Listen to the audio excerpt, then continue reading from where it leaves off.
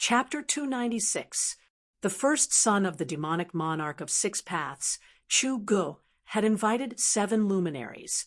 With the help of the void-controlling realm's 7 luminaries, Chu Gu believed that Gu Fei, who was only at the transcending mortality realm, would not be able to escape from 7 luminaries' grasp. 7 luminaries had also arrived at Crimson Moon City. He had battled with the demonic dragon in the Lost Forest for a day and a night. If he hadn't been fighting with the demonic dragon, he would have rushed over to capture Gu Fei when the people from the demonic 6 paths intercepted Gu Fei in a town. However, 7 luminaries, who was also known as the War Demon, did not seem to be satisfied with the demonic dragon. The moment he arrived at Crimson Moon City, he immediately went to find the city lord, Meng Lang. Crimson Moon City and the demonic 6 paths demonic palace in the Monarch City had been fighting for many years. Meng Lang and 7 luminaries had fought dozens of times. However, the city lord's cultivation was clearly higher than 7 luminaries. With his cultivation at the peak of the 9th heaven, Meng Lang was able to defeat 7 luminaries every time they fought. Whenever Meng Lang attacked, 7 luminaries would always find a way to retreat. This made Meng Lang very angry. Of course, 7 luminaries was the 3rd son of the demonic monarch of 6 paths, so Meng Lang did not really want to kill 7 luminaries.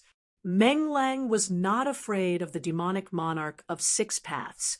Although the demonic monarch of 6 paths was a monarch-level great demon, his cultivation had reached the terrifying half-demon realm.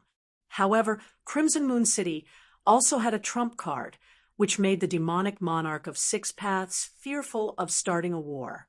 If the 2 superpowers were to start a war, it would only benefit the other 7 superpowers.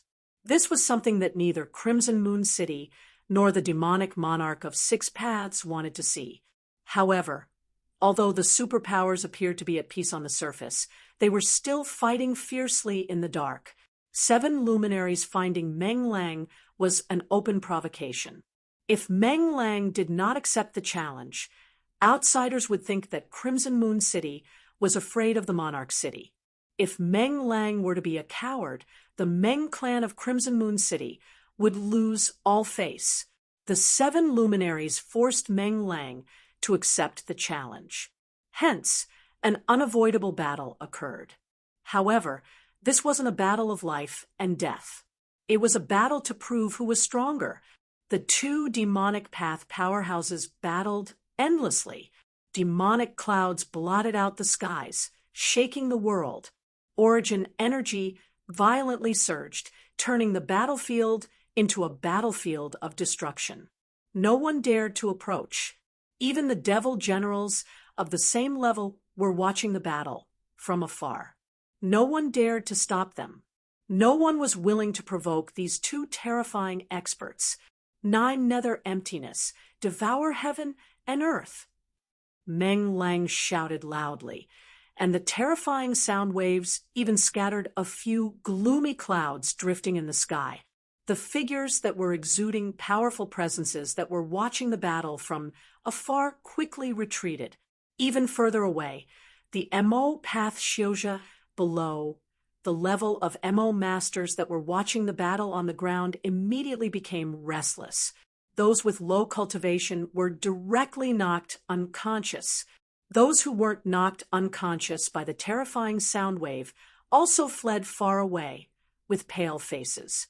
Then, everyone saw that the surging demonic clouds in the sky rapidly gathered, forming 9 huge black vortex black holes that shrouded the tall demonic figure below.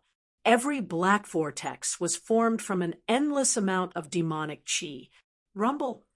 Every vortex emitted a terrifying power that shook the void. It was as if 9 incomparably huge emptiness spaces had appeared between heaven and earth. They swallowed everything between heaven and earth, both tangible and intangible. Even the void seemed to collapse. Behind the 9 large vortexes, There seemed to be a terrifying nine-nether emptiness space that emitted a terrifying aura that caused one's heart to palpitate. This scene was undoubtedly shocking. Up until now, the Lord of Crimson Moon City, Meng Lang, had finally displayed the terrifying strength of a peak ninth heaven demon general. Good. Under the 9 large black vortexes, 7 luminaries stood proudly. His black hair danced wildly in the wind. Facing the 9 large vortexes that shrouded him, not only did he not show any fear, 2 rays of crazed light shot out from his eyes. 7 luminaries' tall figure, under the shroud of the 9 nether emptiness, seemed so tiny. However, it was this tiny demonic figure that erupted with a monstrous energy wave. Then 7 luminaries roared madly. 7 rays of blood-red light shot into the sky, instantly breaking through the demonic clouds that shrouded heaven and earth, and shot into the dark gray sky. In the dark gray sky, 7 large holes appeared.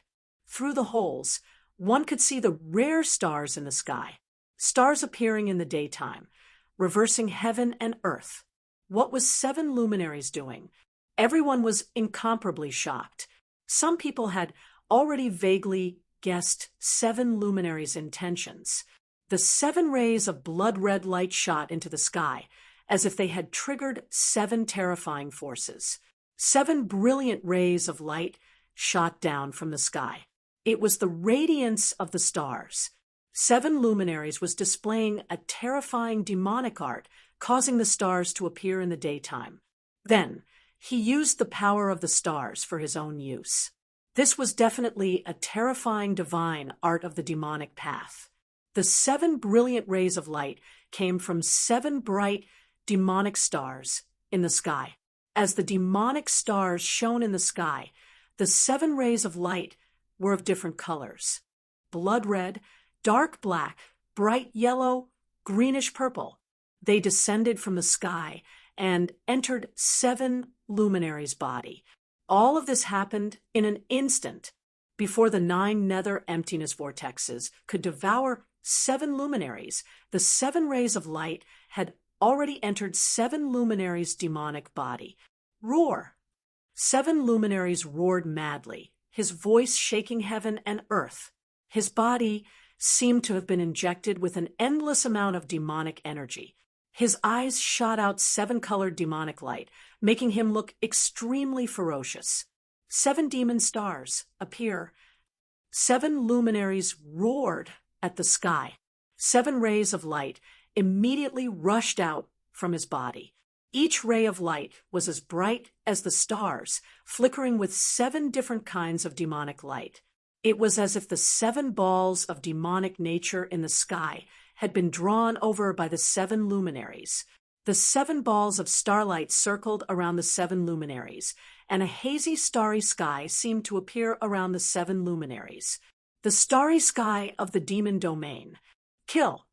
7 luminaries' battle intent was like a rainbow, like a crazy demon. The 7 rays of light circling around his body rushed towards the 9 nether emptiness vortexes that shrouded the area. Rumble.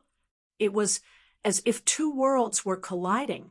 It was as if doomsday had arrived. Heaven and earth were collapsing. The vast and terrifying fluctuations made even the void-controlling realm demon generals who were watching the battle from afar feel shocked and had no choice but to retreat to a place further away. 2 terrifying forces collided violently. The 9 nether emptiness vortexes were blocked and stopped in the void. However, the devil starry sky, formed by communicating with the 7 devil stars in the sky and drawing down the power of the 7 devil stars, did not gain the upper hand. The 2 powerhouses were in a deadlock. The shock waves that swept down from the sky caused the dark brown earth to tremble. The hard dark brown earth constantly cracked, revealing hideous cracks.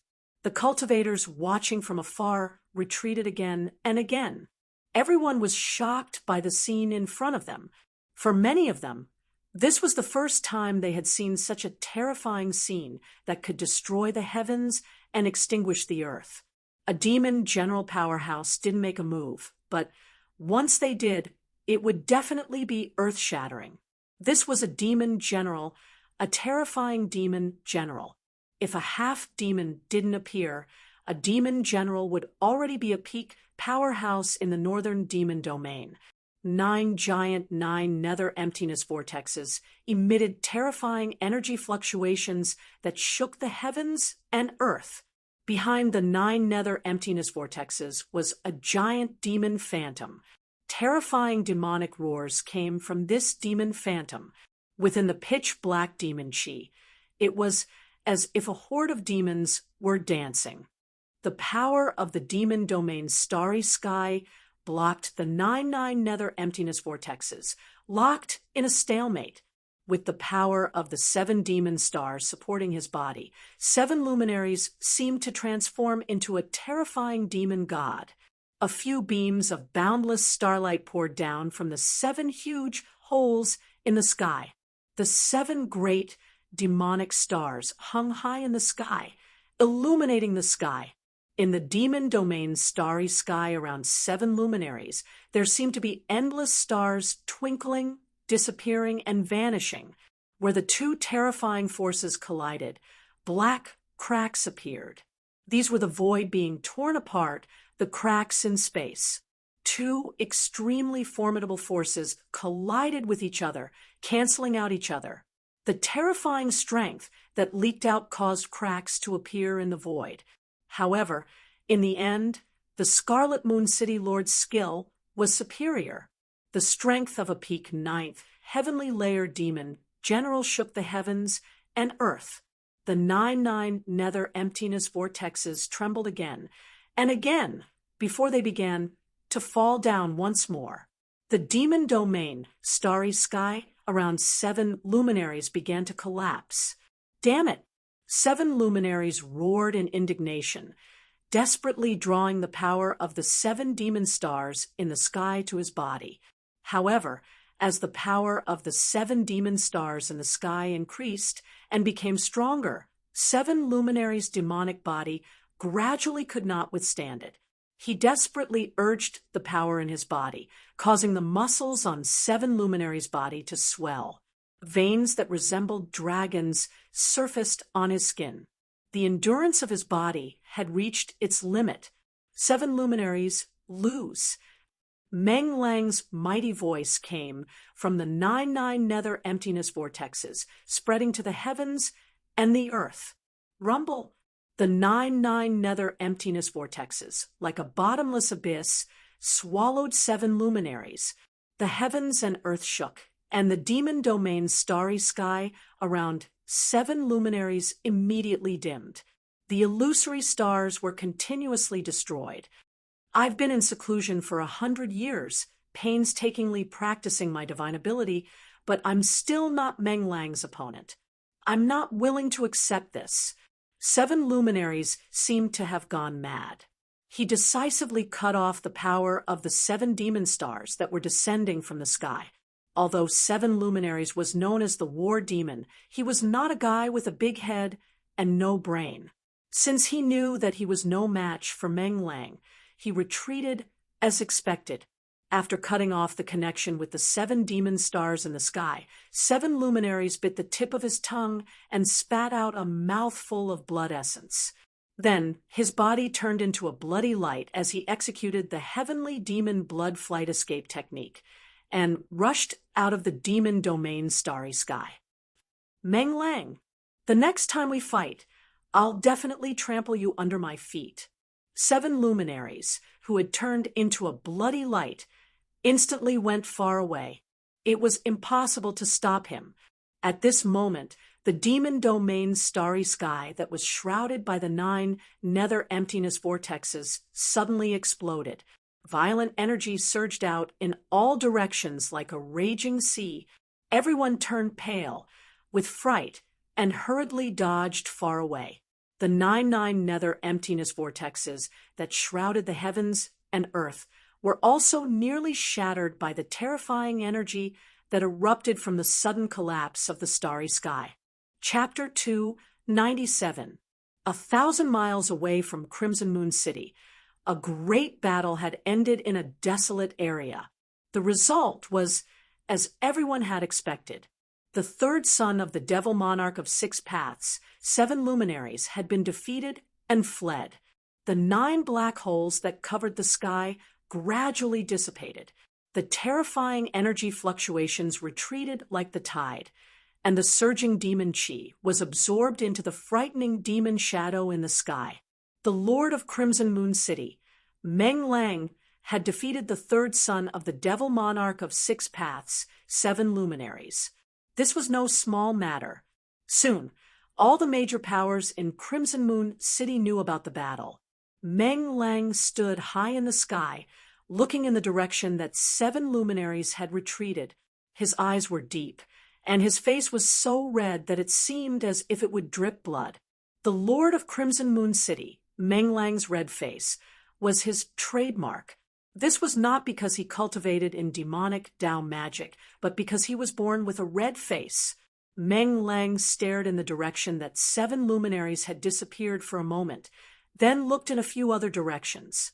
With a cold snort, he turned into a jet, black demon chi, and flew back to Crimson Moon City. Obviously, Meng Lang had already noticed the experts who were hiding in the sky and watching the battle. However, Meng Lang did not say anything, and instead returned to Crimson Moon City. The demonic Dao experts who were hiding in the sky also retreated. They were not afraid of Meng Lang. Those who dared to hide in the sky to watch the battle were not weaklings. 1,000 miles away from Crimson Moon City, the battle between the demon generals had ended with 7 luminaries' defeat. In a private room on the 8th floor of the Crimson Moon House, Gu Fei and the black-clothed young man, Meng Hao, were sitting opposite each other.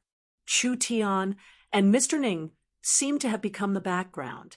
"Brotherly, do you want to reconsider my proposal?" Meng Hao asked, after Gu Fei had changed his appearance. He had casually given himself a name. This name was Li Xiao. Meng Hao thought that Gu Fei was a disciple of the Beitang clan of the Central Plains, so he wanted to recruit Gu Fei. Meng Hao's offer was very tempting. After all, he was the son of the city lord of Red Moon City, and the offer from the son of a city lord couldn't possibly be bad. As for Chu Tian, the more he listened, the more excited he became. However, Gu Fei was not Chu Tian. Even if Meng Hao offered better conditions, Gu Fei wouldn't be interested. "There's no need to think about it," Gu Fei said expressionlessly. "What a pity," said Meng Hao, a look of disappointment on his face. "Although you don't want to stay and help me, to be able to make a friend like you is a great thing." It went without saying that Meng Hao was no ordinary person. He had the ability to win over people's hearts, and if it were anyone else, they would most likely have been recruited. However, his opponent was Gu Fei. Suddenly, the sound of hurried footsteps could be heard outside the private room. Soon, someone had arrived. Meng Hao frowned and was about to say something when the person outside spoke first. "Young master, master requests that you return to the mansion immediately." Meng Hao stared blankly for a moment, then seemed to think of something. His face grew serious, and he said to Gu Fei, "Brotherly, I'll take my leave first." With that, Meng Hao stood up. "Brother Chu," Meng Hao said to Chu Tian, "how about we talk about that another day?" Of course. "Brother Meng, whenever you have time, we can talk about it," Chu Tian said quickly. Meng Hao was the son of the city lord of Red Moon City, so he was flattered. Then Meng Hao clasped his hands to Gu Fei and Chu Tian, then opened the door and walked out. Standing outside was a middle-aged man in green robes with white hair. He looked like a servant. When the white-haired man saw Meng Hao walk out of the private room, he quickly moved to the side. Meng Hao and the white-haired man walked down the stairs. As they walked, the middle-aged man whispered something into Meng Hao's ear. After closing the door, Gu Fei, Chu Tian, and Mr. Ning, who rarely spoke, sat down again. Chu Tian laughed and said, "Why didn't you agree to Meng Hao's offer? Even I would be tempted by his offer." "Ha, ha. Then why didn't you join Meng Hao?" Gu Fei asked. "Me? Don't joke around. Even if I was willing, he wouldn't need me." Chu Tian shook his head. "All right, let's go," Gu Fei said. "Where to?" Chu Tian asked, a bit surprised. "Wherever you're staying, that's where we'll go." Gu Fei smiled. For the time being, he planned to stay with Chu Tian. That way, no one would be able to discover his true identity. Gu Fei planned to stir up some trouble in the Crimson Moon City, then leave after patting his butt. "Don't joke around. You must be in trouble. If people find out that you're with me, I'll be in trouble too." Chu Tian heard this and quickly shook his head. As the young master of the Rising Sun Commercial Group, Chu Tian had traveled extensively and was very experienced. Up until now, how could he not see Gu Fei's current situation? Otherwise, Gu Fei wouldn't have changed his appearance. You have no choice. Of course, if you want to be in trouble now. Gu Fei looked at Chu Tian with a teasing look. He clearly wanted to eat Chu Tian up. "This, Mr. Ning, you see." Chu Tian saw that Gu Fei didn't seem to be joking. He couldn't help but feel a bit uneasy and said to Mr. Ning, "Just do as he says." Mr. Ning said. Mr. Ning's words not only stunned Chu Tian, but also surprised Gu Fei. This Mr. Ning didn't reveal anything and gave people a feeling of detachment. This Mr. Ning made Gu Fei unable to see through him. Chu Tian had no choice but to agree. Thus, the three of them paid the bill, left Red Moon Restaurant, and went to the inn where Chu Tian and the others were staying. In Hongyu City, there was the best restaurant and the largest inn. Chu Tian was rich and overbearing, so he booked the best and largest courtyard in the back of the inn.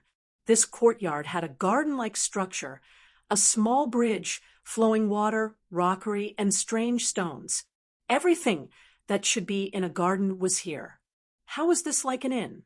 It was simply a courtyard with beautiful scenery. The courtyard occupied a large area. After Chu Tian booked it, it became a bit deserted. There were more than 10 people escorting Chu Tian into the northern demon region. Each of them was skilled and not weak. Only in this way could Chu Tian's life be protected in the northern demon region. However, these people usually stayed in the house and didn't go out of their rooms. After returning to where Chu Tian and the others were staying, Chu Tian ran away from Gu Fei like he was hiding from the plague. Mr. Ning, who never left Chu Tian's side, of course followed Chu Tian. It was unknown where he ran off to. Gu Fei didn't care. He was too lazy to care about Chu Tian.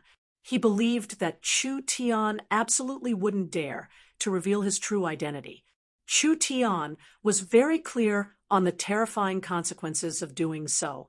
After walking around the courtyard, Gu Fei discovered that there were energy fluctuations coming from the pavilions hidden in the flowers and plants.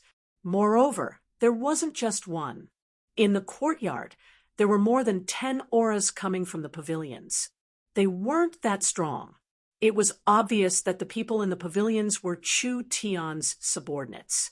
When Gu Fei walked into a pavilion beside a pond in the courtyard, shwa, shwa, 2 figures leaped into the courtyard and blocked Gu Fei in the pavilion one after the other. Gu Fei couldn't help but be stunned. He felt a strong energy fluctuation from these 2 people. These 2 people were experts. Moreover, they were experts in the transcending mortality realm. "You're the one who injured Zhao Mu?" The middle-aged man in front asked coldly. "You're from the Zhao clan?" Gu Fei already knew about Zhao Mu's background from Chu Tian. Gu Fei also knew that Zhao Mu, who was defeated by him, wouldn't let this matter rest. However, Gu Fei didn't expect that the Zhao clan would actually come knocking on his door so quickly. The two people didn't speak anymore. However, two cold, murderous auras surged from their bodies. The middle-aged man in front emitted a gray, mist-like demonic light. Two cold rays of light shot out from his eyes, piercing through the demonic light and staring coldly at Gu Fei. A strong energy fluctuation came from behind. That person's body was covered in black demonic energy. These two experts had the intention to kill Gu Fei. They trapped Gu Fei in the pavilion. What is the meaning of this? Gu Fei said coldly. An obscure energy fluctuation emitted from his body. On his bronze-colored skin, rays of golden light flowed.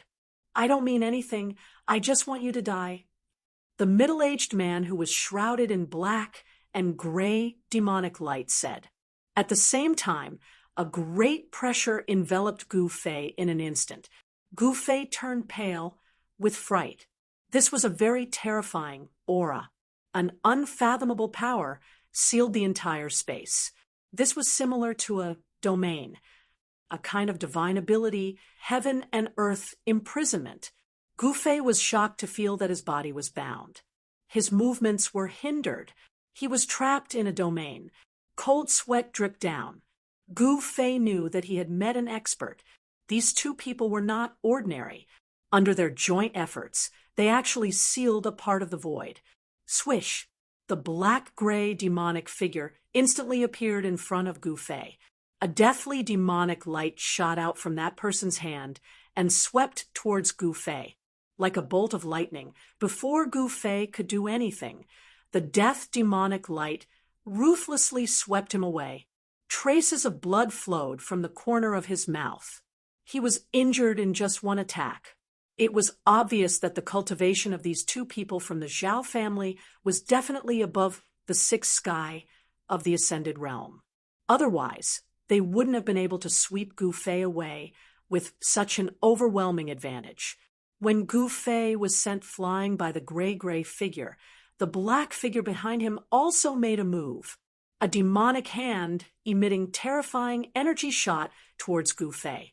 Both of Gu Fei's hands moved, and a golden light shield appeared in front of him. Bang! The black demonic hand slammed against the golden light shield in front of Gu Fei. Without any suspense, the golden shield shattered and Gu Fei was sent flying 20 zhang away like a meteor. With a boom, he smashed a fake mountain into pieces. Chapter 298. Swoosh! A figure shrouded in a dark, gray, deathly aura instantly appeared before Gu Fei. Chi! A dark, gray, deathly light shot towards Gu Fei, who was rolling among the rubble. From the moment Gu Fei was sent flying to crashing into a rockery, it happened in an instant.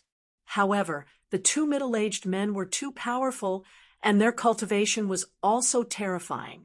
They seemed to have completely suppressed Gu Fei, causing him to fall into a dangerous situation in an instant. The unknown domain power enveloped Gu Fei the moment the dark gray figure approached. Gu Fei only felt that there was an unfathomable power surging from all directions in the void around him, trying to completely imprison him. Roar! Gu Fei let out an enraged roar as his eyes instantly turned bloodshot. A powerful force burst out from his body, which forcibly broke the seal on his body. In the nick of time, he rolled to the side, allowing the deathly ray to brush past his body and land on the ground. A pitch-black hole immediately appeared on the ground. Gu Fei was almost pierced by that dark, gray, deathly light. You're just struggling on your deathbed.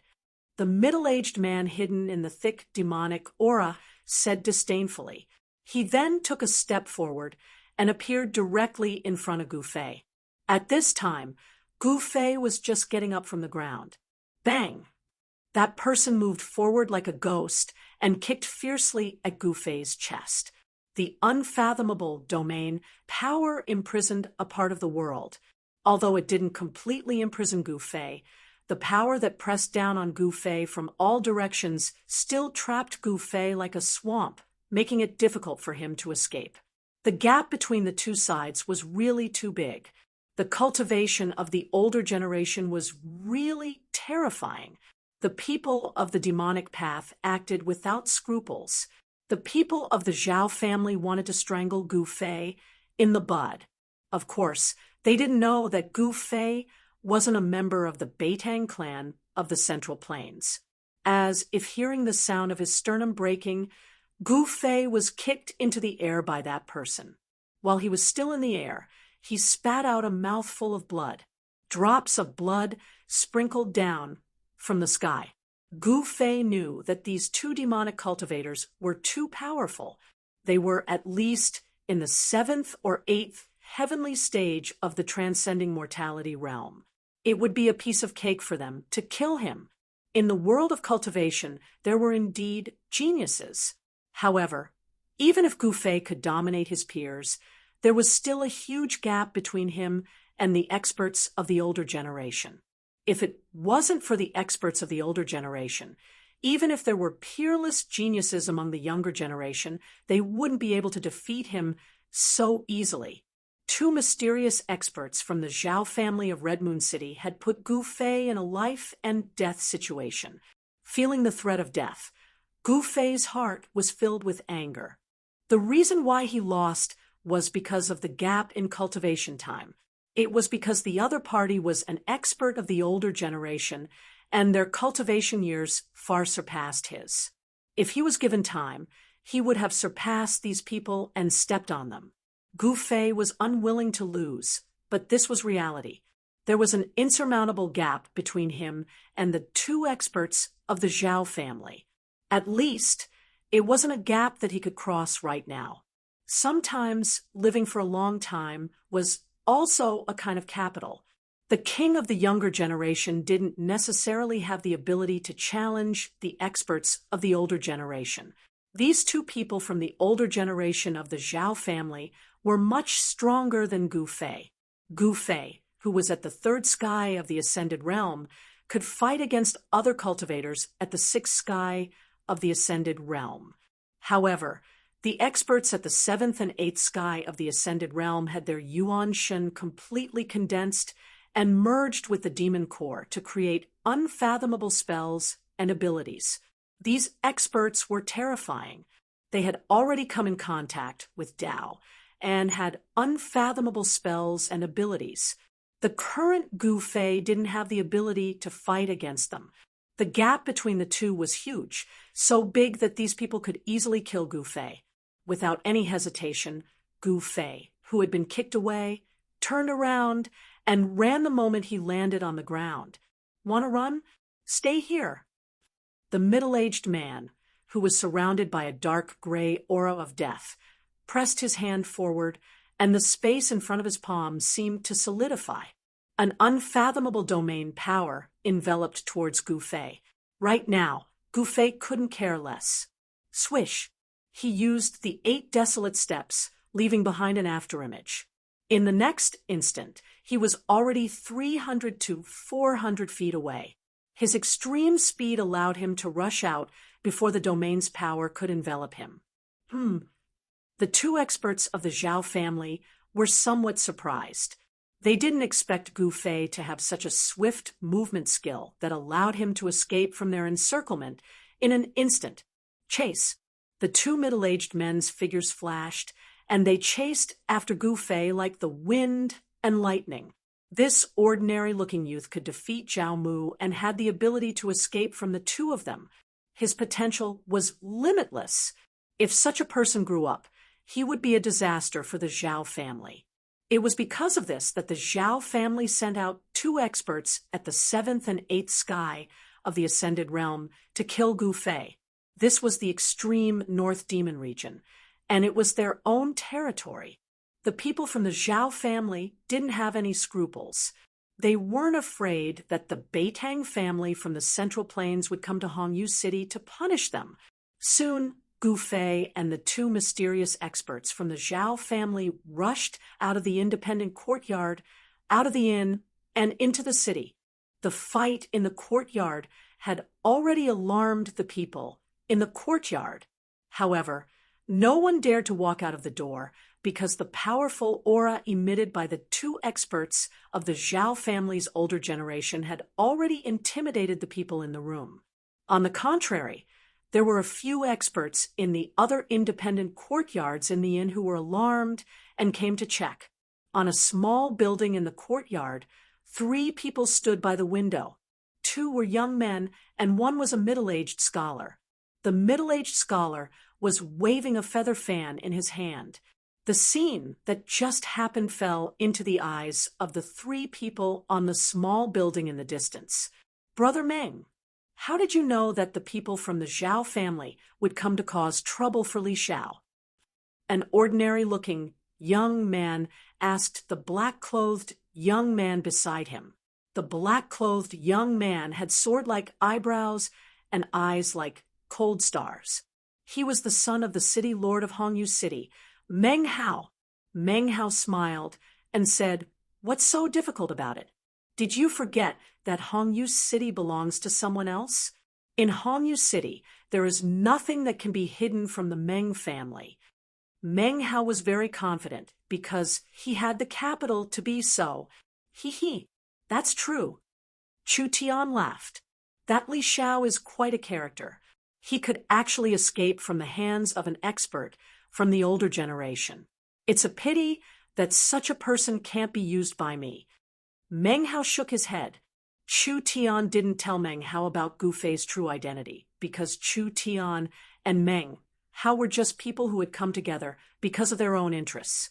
Chu Tian was a businessman, so he could cooperate with Meng Hao for his own interests. However, he could also cooperate with other demonic cultivators for his own interests. However, this kind of cooperation was limited to the northern demon region. Chu Tian and Meng Hao both knew that once they left the northern demon region, it would be impossible for them to cooperate again. The two of them used each other, but on the surface, they were not. Chu Tian thought for a moment and asked, "Brother Meng, do you think that Li Xiao will be able to escape from the pursuit of those 2 experts?" Meng Hao looked in the direction that Gu Fei had disappeared, and his eyes became deep. After a while, he said, "I can't see through this Li Xiao, but I'm sure that even if he can't escape from those 2 guys from the Zhao family, it will be very difficult for them to kill him." "Don't tell me, Brother Meng, you don't plan on doing anything?" Chu Tian looked at Meng Hao meaningfully.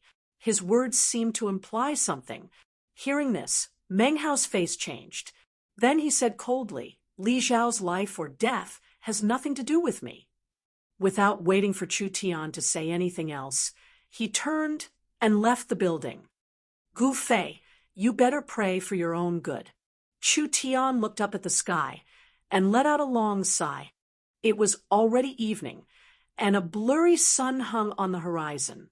The sky of the northern demon region was the same as usual, as if it was covered by a thin veil, making it impossible to see the true sky. How could Meng Hao not hear Chu Tian's hidden meaning? However, he didn't want to do anything, because Gu Fei wasn't one of his people. To offend the Zhao family for someone who had nothing to do with him was a stupid thing to do. Although Meng Hao was the son of the city lord, he didn't want to cause trouble for himself. The 2 older experts of the Zhao family thought that they could easily kill Gu Fei, but it seemed they were wrong. Gu Fei's movements were too fast, and they couldn't catch up to Gu Fei. The houses in the city were arranged in a row, and the streets and alleys crisscrossed. If they hadn't already locked onto Gu Fei's aura, he would have escaped long ago. "Zhao family!" Gu Fei stopped in an alleyway and spat out these 2 words. "If that's the case, then I'll make Red Moon City a bit livelier." Gu Fei's eyes shone with a cold light. At this time, the sound of clothes flapping could be heard. Someone was rapidly approaching. "They're catching up so quickly." Without hesitation, Gu Fei used the desolate steps and rushed out of the alleyway. Like a phantom, he rushed into a house on the opposite side of the alleyway. Shwa! Shwa! 2 demonic shadows, like ghosts, silently chased after Gu Fei. As the chase continued, Gu Fei and the two older experts of the Zhao family played hide and seek in the city. 2 hours passed, 4 hours passed. When night fell, the two experts of the Zhao family still hadn't caught up to Gu Fei. Moreover, when Gu Fei's figure once again disappeared into the shadows between the houses, the two experts of the Zhao family, who had been chasing Gu Fei like dog skin plasters, suddenly realized that Gu Fei's aura had suddenly disappeared. How is this possible? The two experts of the Zhao family stopped on a roof, and their eyes swept around like lightning. They faintly felt a trace of unease. Gu Fei's aura had already been locked onto by them. It was absolutely impossible for him to suddenly disappear from their senses. Chapter 299. Demonic cultivators at the 7th and 8th heavens of the ascended mortality realm had extremely powerful primordial spirits. As long as they locked onto a person's aura, as long as that person was still within their sensing range, it was impossible for that person to disappear just like that. If this person's aura was truly gone, then there were only two possibilities. One was that this person had suddenly died. The second was that this person had used a magic treasure that could isolate aura, or an extremely powerful concealment technique to block the aura that was leaking out of his body. However, in the eyes of the two mysterious experts of the Zhao clan, Gu Fei was a disciple of the Beitang clan of the Central Plains. Since he was able to defeat Zhao Mu, the most outstanding descendant of the Zhao clan, even if he was injured during the fight, he would not die suddenly. Could it be that the Beitang family of the Central Plains had an extremely powerful concealment technique other than the 5 elements' divine ability? In the dark night, most of the houses in front of them were emitting light. Even in the Crimson Moon City, there were very few people walking around after nightfall. After nightfall, most of the people who walked around in the Crimson Moon City were demonic cultivators with cultivation. Ordinary people would usually stay in their houses. The streets were very deserted. Occasionally, there would be some figures in black rushing past. It was completely different from the lively atmosphere during the day. There was no other way. Even in the Crimson Moon City, there was still danger after nightfall. Ordinary people were too weak for demonic cultivators. Of course, the demonic cultivators in the city would not go too far. After all, those demonic cultivators still needed to recruit disciples from the ordinary people in the city. The people in the city were the resources of the major forces in the city. It was also the biggest capital for these families to pass on their inheritance. No one would start a massacre in the city. Where the hell is that guy hiding? A figure shrouded in a dark gray death chi said in a low voice as he stood on the tallest building in the building. Beside him stood a hazy figure shrouded in demonic chi. He must still be in this area. He must be hiding in a corner. The hazy figure shrouded in demonic chi said coldly, "Search again." The figure with a heart-palpitating, deathly aura said. Then the two figures separated and rushed into the houses and pavilions below. The two figures quickly moved through the streets and alleys. The aura of death and the terrifying demonic chi caused the residents of this region to tremble in fear. The two experts of the Zhao clan didn't even bother to conceal their powerful auras. In the distance, someone was secretly spying on what was happening here. The Zhao family had sent out two great experts to hunt down Gu Fei, which had already been noticed by several major forces in the city. Outrageous! Where the hell is that guy hiding? The figure shrouded in death chi walked out of an alley. Another figure, surging with ink-like demon chi, rushed out of the houses and returned to the highest pavilion. Two terrifying divine lights shot out from the demonic aura, sweeping in all directions. However, he still didn't find anything.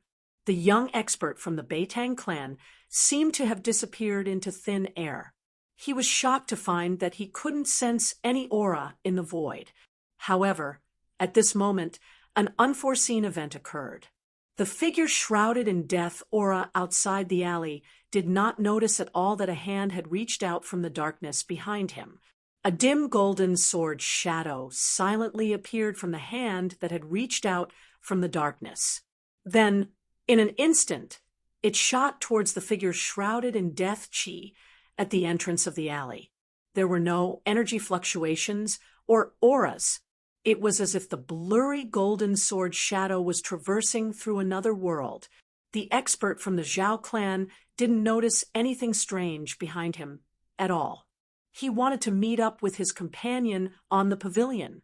However, at this moment, the golden sword shadow silently pierced through the layer of death chi outside his body.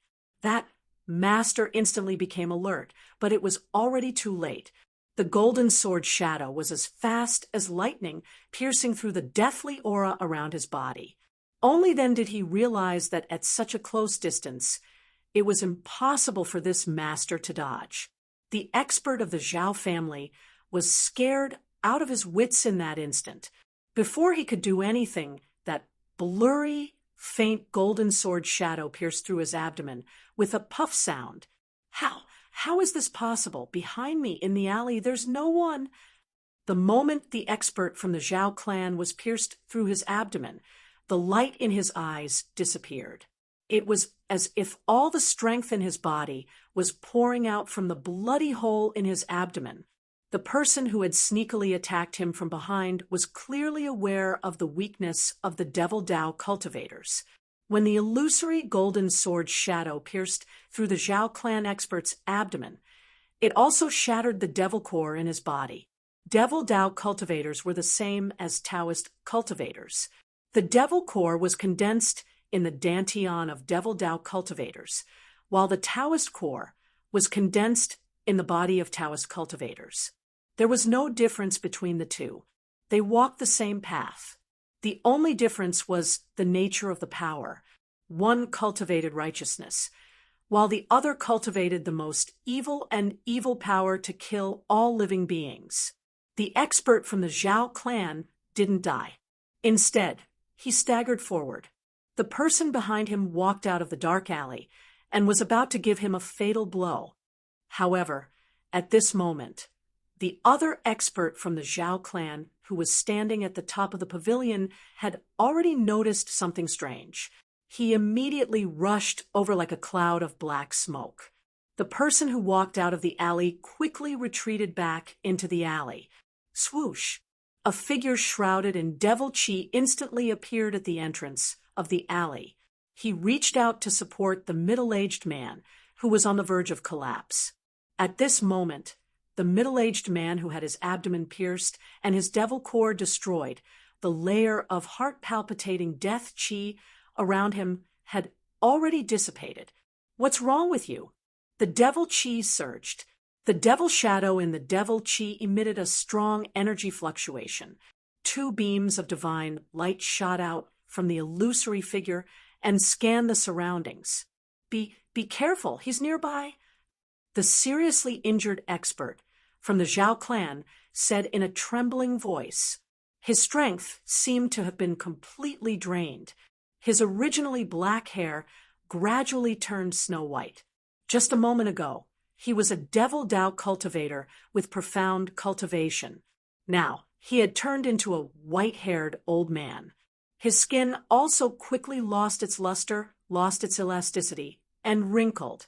After the Devil Dao expert from the Zhao clan had his devil core destroyed, he rapidly aged as if he had been deprived of endless vitality. He became a weak old man. "He's nearby? Did he hurt you? How is this possible?" The expert from the Zhao clan, who was supporting the old man, was shocked. At the same time, he couldn't believe it. His sharp gaze swept around, but he couldn't find any trace of Gu Fei's aura. In the void, there were no residual fluctuations of the power of metal. I didn't see wrong. That's a golden sword shadow." The old man said in a trembling voice. He was weak. The current him no longer had the prestige he had when he was chasing after Gu Fei. The devil core had been destroyed by Gu Fei's sword. He had already changed from a high and mighty expert to a white-haired old man who was inferior to ordinary people. He was already crippled. Roar! The black shadow, shrouded in devil chi, roared towards the sky. His voice shook the sky. He was angry. This time, they had miscalculated. They thought that killing Gu Fei would be an incomparably easy matter. Who would have thought that not only did they not kill Gu Fei, but Gu Fei had also crippled the cultivation of an older expert. The residents of this area, under the roar of the devil shadow, were terrified. Let's go back first. The devil shadow roared fiercely on the deserted street. Then he grabbed the arm of his companion, who had already turned into an old man, soared into the sky, and quickly left the area.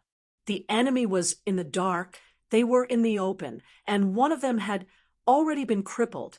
The current situation was very disadvantageous for the two older experts of the Zhao clan.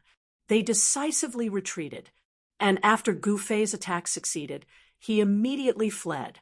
A silhouette silently traversed through the layers of houses. An unfathomable power isolated this person's aura, as if he had jumped out of this part of the world. It had to be said that the Red Moon City was an incomparably huge city. From the west of the city, Gu Fei passed through countless streets and alleys. With his speed, it took him an hour to arrive at the east of the city. He leaped into an abandoned house. The location of this house was very remote, and there were very few people around. The abandoned courtyard was overgrown with weeds. The broken doors and windows swayed in the wind, making creaking sounds. Creak. The surroundings were very quiet, so quiet that it made people feel a sense of oppression. Gu Fei did not enter the house. Instead, he sat down under a withered tree in the courtyard in front of the house. The brief exchange with the two experts of the Zhao clan made him feel the threat of death.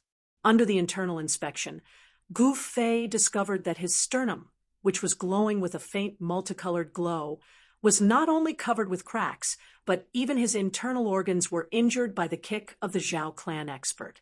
Withdrawing his divine sense from his body, Gu Fei opened his eyes. Then he took out a vermilion spirit herb from his storage bag and chewed it and swallowed it. Gu Fei only felt a warm current flowing down from his throat. Between his chest and abdomen, he suddenly felt warm, as if he was soaked in warmth, and the pain was greatly reduced. Gu Fei immediately operated his mysterious technique, guiding the medicinal power to the injured parts of his body. At the same time, the huge life force contained in his body was also released in the vibration of his muscles, bones, and flesh. The cracks on his sternum were healing at a speed visible to the naked eye. The clotted blood in his internal organs was also forced out of his pores by the cleansing of life force. From the beginning to the end, the purple mark between Gu Fei's eyebrows had been gently vibrating, releasing a vast amount of inner space energy that enveloped Gu Fei's body, isolating him from all the strange fluctuations that were produced when he circulated his energy to heal his injuries. Chapter 300.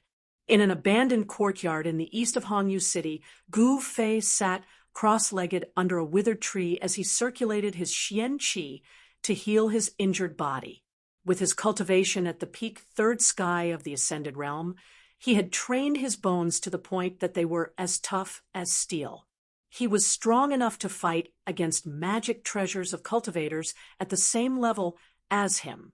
However, demonic cultivators at the seventh and eighth sky of the ascended realm were extremely powerful. They were at least 4 or 5 heavens higher than him. The current Gu Fei still couldn't fight against such a powerful opponent. The kick from the Zhao clan's older generation expert was so powerful that not only did it shatter his sternum, but it also penetrated his internal organs, causing his internal organs to be shaken violently. Under the tree, rays of spiritual light flowed on the surface of Gu Fei's body. This was the origin energy of a cultivator. It originated from the flesh and flowed out. The 5 elements resonated with each other. Gu Fei seemed to have escaped into the world around him. He didn't dare to connect with the world and use the power of the 5 elements to heal his injured body. This was because if he did, it would be easy for the experts in the city to sense the ripples of energy between heaven and earth. There was no lack of experts in Hongyu City. Those true experts could even sense the slightest ripple of energy in the air and find the source by following the ripple. This was also the reason why Gu Fei had to consume a spiritual herb. The purple mark between his eyebrows appeared, and the space energy within the inner space spread out like ripples of water from the vertical mark between his eyebrows. Under the cover of the power of the inner space, Gu Fei seemed to have jumped out of the 3 realms. Although he didn't enter the inner space, it was as if he was inside it. His aura and energy fluctuations were completely isolated, sealed in the void around him, unable to benefit in the slightest. Just now, he had used this ability to successfully ambush the elder from the Zhao family. Under the cover of the inner space, not to mention cultivators at the Ascended Realm, even those at the void-controlling realm who had a basic understanding of Tao wouldn't be able to sense Gu Fei's existence.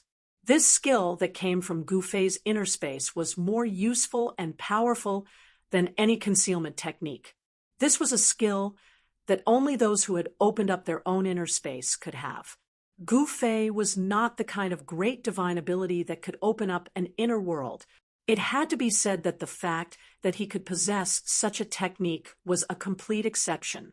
Perhaps he was unique, an exception that had never been seen before or since. One had to say that Gu Fei's physique had reached an unbelievable level. For hours later, Gu Fei's cracked ribs had already healed. His internal injuries were all healed as well.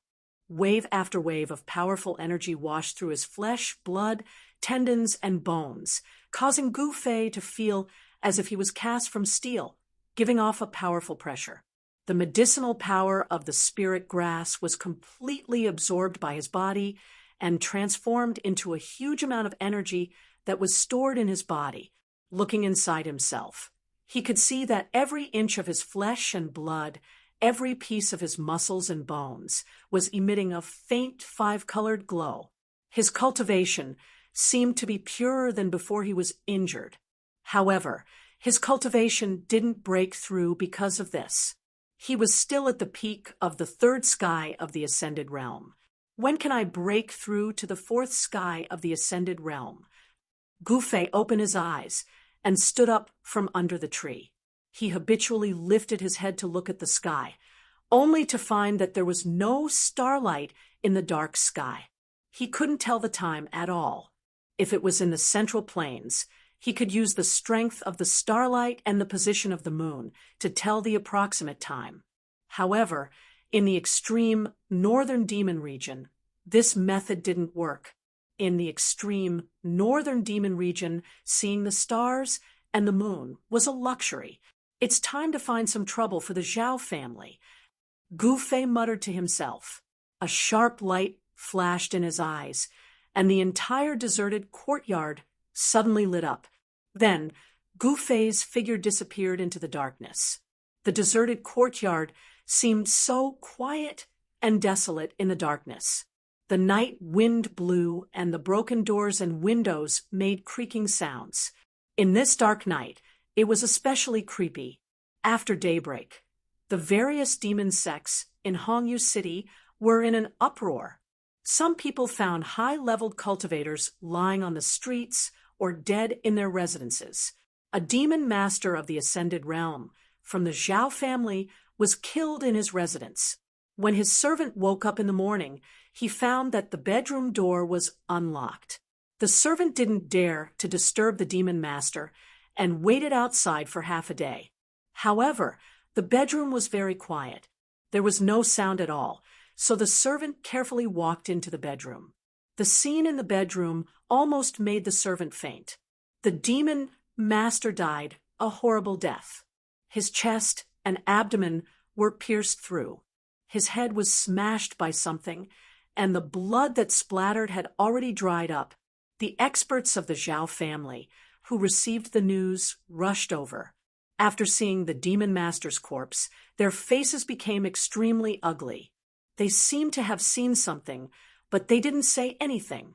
In the Meng family of Hongyu City, a demon master's corpse was lying on the street. There were only 2 wounds on his body, and they seemed to be caused by the finger force. One was on his forehead. His brain was shattered, and his head was pierced.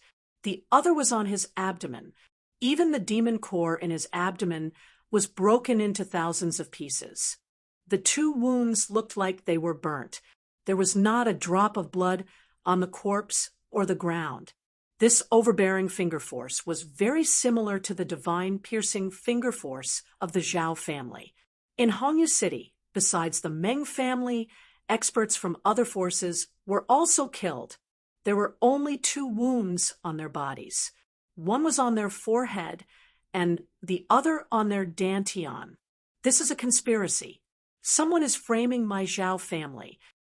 Zhao Shintong, the head of the Zhao family, roared in front of the higher-ups of the major forces who came to question him, because even someone from the Meng family was suspected to have died under the divine piercing finger of the Zhao family, and the city lord of Hongyu City, Meng Lang, had personally come to the Zhao family to denounce them. In an instant, all the spearheads were pointed at the Zhao family. In Hongyu City, the Zhao family was a major demonic force second only to the Meng family.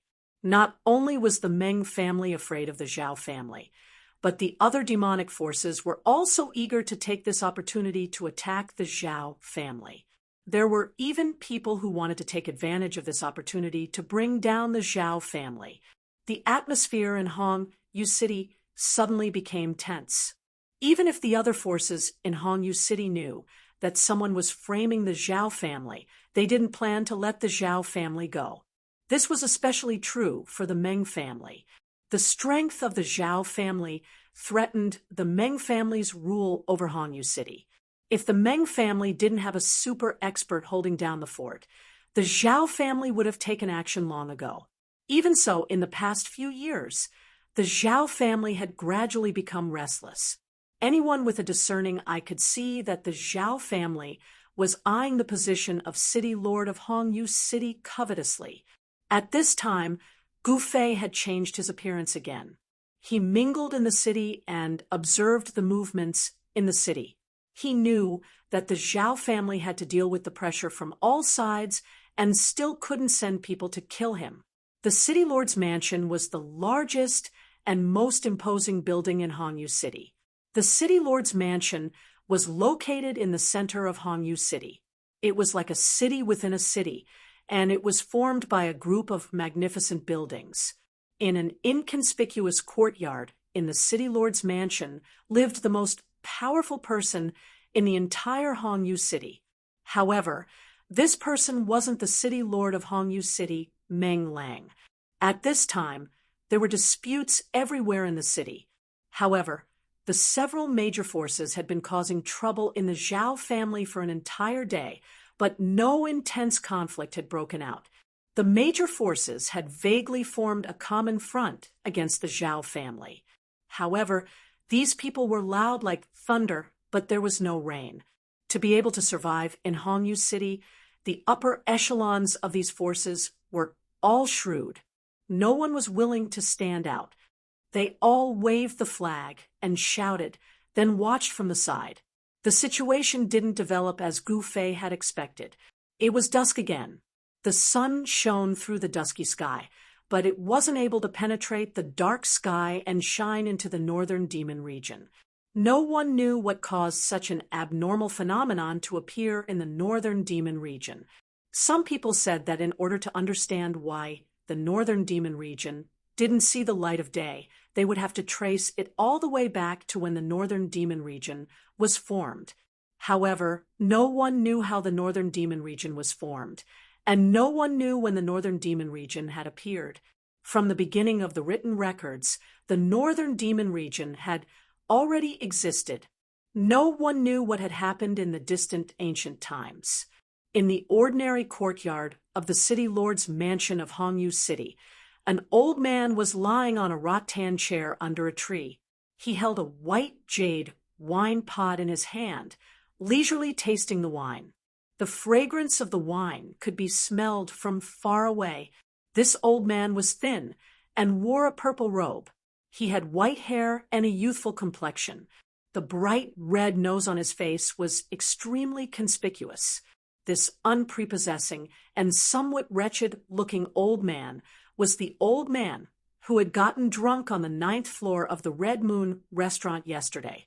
Just as the old man's eyes were slightly closed, and he was gently rocking the rattan chair, enjoying the leisurely time, a red-faced man wearing a black robe and a purple crown on his head hurriedly walked in from outside. "What matter has made you so impatient?" The red-faced man walked closer. The old man's eyes were still slightly closed, but he had already opened his mouth to speak. There seemed to be a hint of reproach in his tone.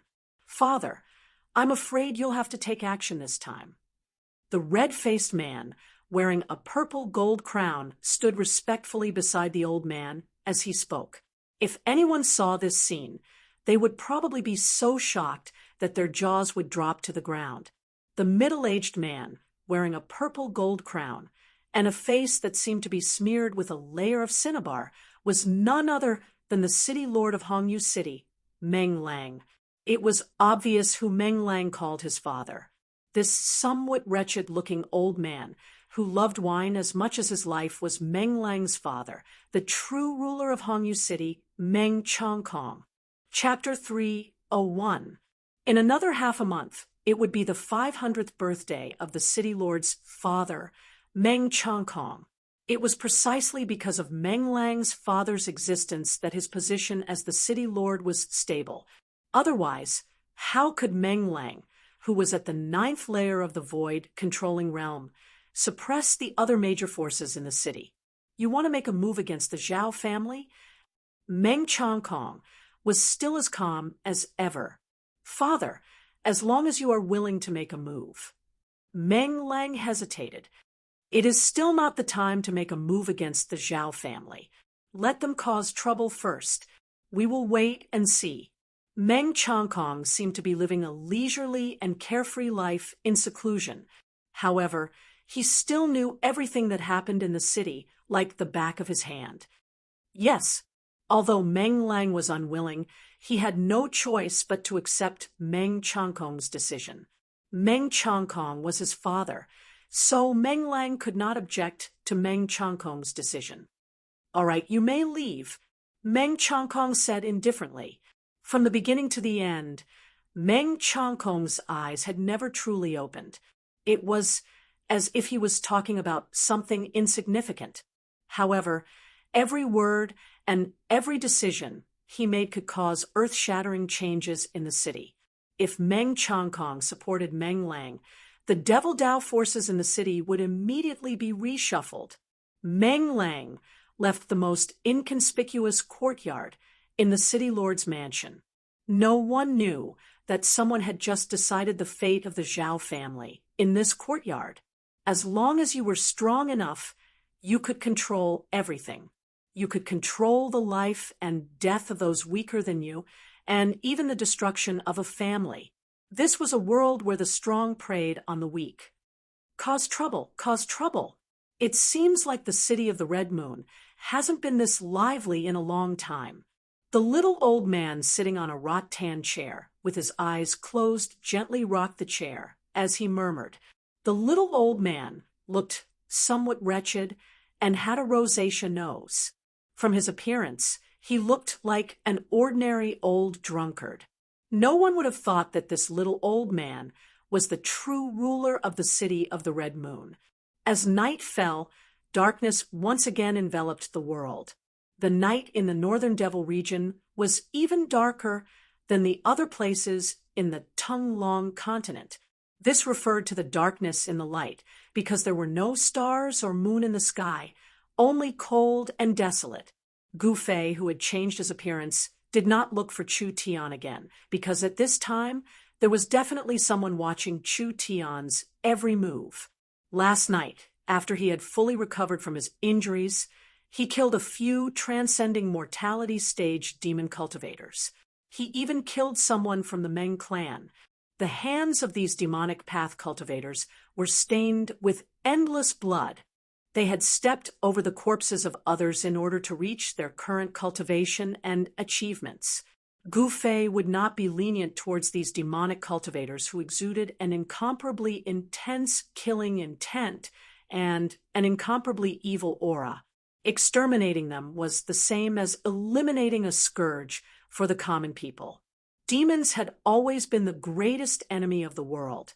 After nightfall, Gu Fei went to an ordinary restaurant in the east of the city.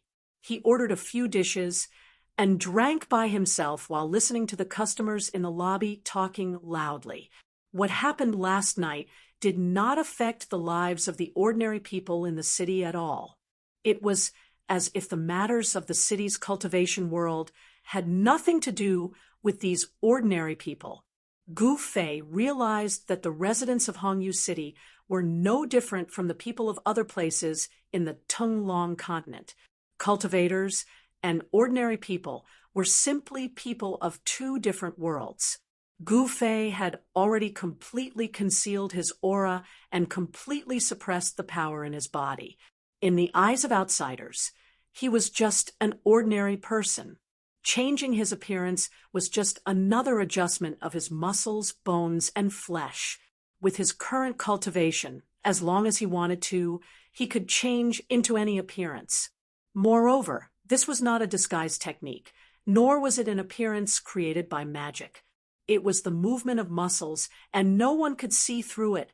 In this kind of small restaurant, it was impossible to find out anything about the cultivation world, because this was the circle of ordinary people. Even though there were cultivators around, the world of cultivators was too foreign to ordinary people. In front of powerful cultivators, ordinary people were too weak. They were not much stronger than ants. Cultivators did not need to pay attention to these ants. There was an insurmountable distance between them. However, compared to the cruelty of the cultivation world, the world of ordinary people made Gu Fei feel peaceful. It made him temporarily forget the bloodshed in the cultivation world. Gu Fei realized that he seemed to enjoy this temporary peace. This peace was rare, and it made Gu Fei's state of mind calm. The peaceful time was very short. As time passed, the lively small restaurant began to quiet down. When it was late at night, there was basically no one drinking or chatting in the restaurant. When the last few men, who were swaying from drinking and could barely walk, walked out of the restaurant holding each other's arms, Gu Fei knew that it was time to make a move. On the counter of the restaurant, a young waiter was lying on the counter looking at Gu Fei, who was still pouring and drinking by himself. The shopkeeper was tapping on the abacus, calculating the day's income. When the young waiter took a nap and raised his head, the last customer had disappeared. Are my eyes playing tricks on me? Where did that guy go? The young waiter was taken aback. He had been staring at that customer for a long time, but when he was not paying attention, he did not know where that person had gone. That guy did not pay for the food and drinks. The young waiter wailed. That guy actually dared to eat and dash. My salary for this month is gone. That bastard, I'm so screwed over by you. Sure enough, the shopkeeper next to him stopped and scolded the young waiter. Kid, what are your eyes doing? You can't even look at a living person. That guy ate all night. I was afraid that he dared to eat and dash. Look, deduct the money for that guy's food and drinks from your salary. Boss, please don't. If you deduct it, I won't have money to eat next month. I have parents and a wife at home. A lot of people are waiting for my salary to eat. The waiter begged with tears and snot on his face. Go to hell. Don't cry here. The shopkeeper kicked the young waiter out of the counter. Hurry up and clean up the dishes. Do you believe that I won't even deduct your salary for next month? The young waiter dejectedly walked towards the table where Gu Fei had just sat. When he approached, the young waiter suddenly noticed that other than the leftover food and drinks, there was also a piece of yellow paper on the table. He walked forward and took a look. How was this yellow paper? It was a gold note. Moreover, it was a gold note with a face value of 100 yuan. The young waiter's heart suddenly beat wildly. Gold note. The young waiter carefully turned his head to look at the shopkeeper behind the counter. Stinking brat, do you have nothing to do with this? Hurry up and clean up that table. What are you still dilly-dallying for? The shopkeeper yelled at him again. After yelling, the shopkeeper went back to calculating his accounts. This guy was simply Zhou Peipi. The young waiter cursed in his heart. Then, taking advantage of the fact that the shopkeeper surnamed Zhou wasn't paying attention, he grabbed the 100 gold note on the table with lightning speed and put it into his sleeve. Deduct it, not to mention a month. Even if you deduct my salary for a year, it doesn't matter. The young waiter was ecstatic. He was so nervous that his whole body trembled. A 100 gold note was definitely a windfall for him. Damn, you're like a woman. Just a few words, and you're pissing your pants. At this time, shopkeeper Zhou raised his head and saw the young waiters slightly twitching back. He thought that the young waiter was crying because of his scolding. There weren't many people on the street. Occasionally, he would see someone, but those people would just pass by in a hurry. Lanterns hung on both sides of the street. The dim yellow light illuminated the street. As Gu Fei walked on the street, he only felt the cool and cold wind constantly brushing against his face, making him feel refreshed. Since the fire isn't strong enough, then let it burn a bit more, Gu Fei murmured. Then, with a schwa sound, he took a step forward and instantly disappeared from the deserted street. He wanted to fan the flames and cause complete chaos in Crimson Moon City. Crimson Moon City's Zhao family, in a manor in the east of the city, was still brightly lit. From time to time, one could see that in the dark corners of the flowers and trees in the manor, there were figures silently passing by. This place was heavily guarded, as if facing a great enemy. Although Zhao was a direct descendant of the Zhao family because he had been unable to break through to the Demon Master realm, he had never been valued by the family. It wasn't until his cultivation had recently broken through to the Demon Master realm that he once again entered the eyes of the family's upper echelons. He was sent to the east of the city to be in charge of the family's business. The east of the city wasn't the Zhao family's sphere of influence. Because of the assassination that shocked the entire cultivation world of Crimson Moon City last night, all the major forces in the city were pointing their spears at the Zhao family. This made Zhao, who was on the periphery of the Zhao family's power, very uneasy. Zhao transferred all the manpower that could be mobilized to the manor to protect himself. He also invited his uncle, a demon master of the sixth heaven, to sit in the manor. He arranged for his uncle to stay next to him. Zhao was undoubtedly very afraid of death. It wasn't easy for him to have the day to make a name for himself. He hadn't had the chance to show off his skills and realize his ambitions. Of course, he didn't want to die. With a demon master of the sixth heaven, Zhao was relieved. However, he never thought that even though his manor was heavily guarded, and there was a demon master of the sixth heaven next door, someone would still silently appear outside his door. The intruder was like a ghost, suddenly appearing outside his door. Without a sound, he directly broke open his door and strode in. Who is so bold as to dare break into the Zhao family's place? At the moment when the person smashed the door, an angry shout came from the next room. Then, with a bang, someone directly smashed the door and rushed out of the next room. Chapter 302. A hazy demonic shadow silently broke into a manor of the Zhao family in the east of the city. All the sentries in the manor were useless. No one noticed the figure shrouded in thick demonic qi. That person appeared directly outside the door of the manor's owner, Zhao Hai's room. Suddenly, he smashed the door and strode in. Just as that person broke into Zhao Hai's room, the room next to Zhao Hai's room suddenly erupted with a terrifying and evil aura. A person rushed out with a roar. Die!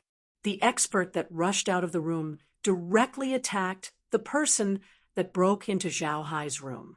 The expert raised his hand as a demon dragon rushed out. Then the demon dragon charged towards Zhao Hai, bearing its fangs and brandishing its claws.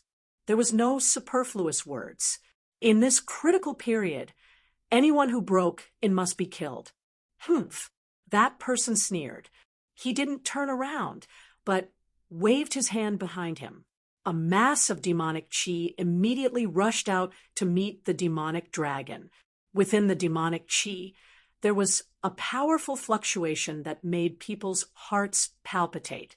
Vaguely, one could see a fist-sized demonic stone smashing into the dragon's ferocious head. Pung! The demonic stone directly smashed the dragon's head, turning it into a mass of demonic chi and dissipating into the void. Moreover, the demonic stone didn't stop. The dragon's head exploded, and the dragon's body was smashed into a mass of turbulent demonic chi. This, the expert of the Zhao clan, who was at the 6th layer of the Devil Master, was shocked. The fist-sized Devil Stone seemed to possess an unstoppable power. After destroying the demonic dragon, it was still like an ancient demonic mountain emitting endless demonic energy as it flew towards him. He felt danger. Without any hesitation, he turned into a demonic shadow and quickly retreated. At this time, in Zhao Hai's room, there was a scream of despair and unwillingness. Then, with a bang, the whole room suddenly exploded. The terrifying power shook the heavens and the earth. Dust flew high into the sky. The incomparably hard bricks melted like ice and snow, turning into dust and floating in the void. The mighty energy directly destroyed everything within a radius of 20 feet. It was as terrifying as the end of the world. The Zhao family members in the manor cried out in alarm and scattered to avoid the flying bricks and tiles. Those unlucky Zhao family members couldn't dodge in time and were directly pierced by the flying bricks and tiles, dying on the spot. Those who hadn't broken into the demon master realm didn't have a demonic core condensed from demonic energy. Although they were stronger than ordinary people, if they were fatally injured, they would still die. Zhao Hai, the 6th heavenly layer demon master, roared. Even with his cultivation, he was sent flying dozens of feet away by this sudden burst of violent energy. His clothes were torn and tattered, and he looked like a beggar. He was in a sorry state. If he guessed correctly, Zhao Hai's demonic core had been broken by someone. Moreover, that person not only broke Zhao Hai's demonic core, but also drew out the power of the demonic core, causing it to explode. An expert, definitely an expert. While Zhao Hai's uncle was pained by Zhao Hai's death, he was also secretly shocked. The opponent's cultivation seemed to be higher than his own. However, after killing Zhao Hai, that person took back the magic stone and disappeared into the night. That person seemed to have come to kill Zhao Hai. That magic stone. Could it be him? After Zhao Hai's uncle calmed down, he seemed to think of something. His face immediately turned gloomy. Among the demon masters, there was only one person who used a magic stone as a weapon. It was the stone demon of the Hexagon Demon Palace. All of this, could it be a plot by the Hexagon Demon Palace? Thinking of this, Zhao Hai's uncle couldn't help but break out in a cold sweat. Then he hurriedly left. He had to immediately report this important discovery to the upper echelons of the family. From all the signs, it seemed that the Hexagon Demon Palace really was behind this, sowing dissension and causing conflict between the major powers of Crimson Moon City. This was a method to weaken Crimson Moon City's strength.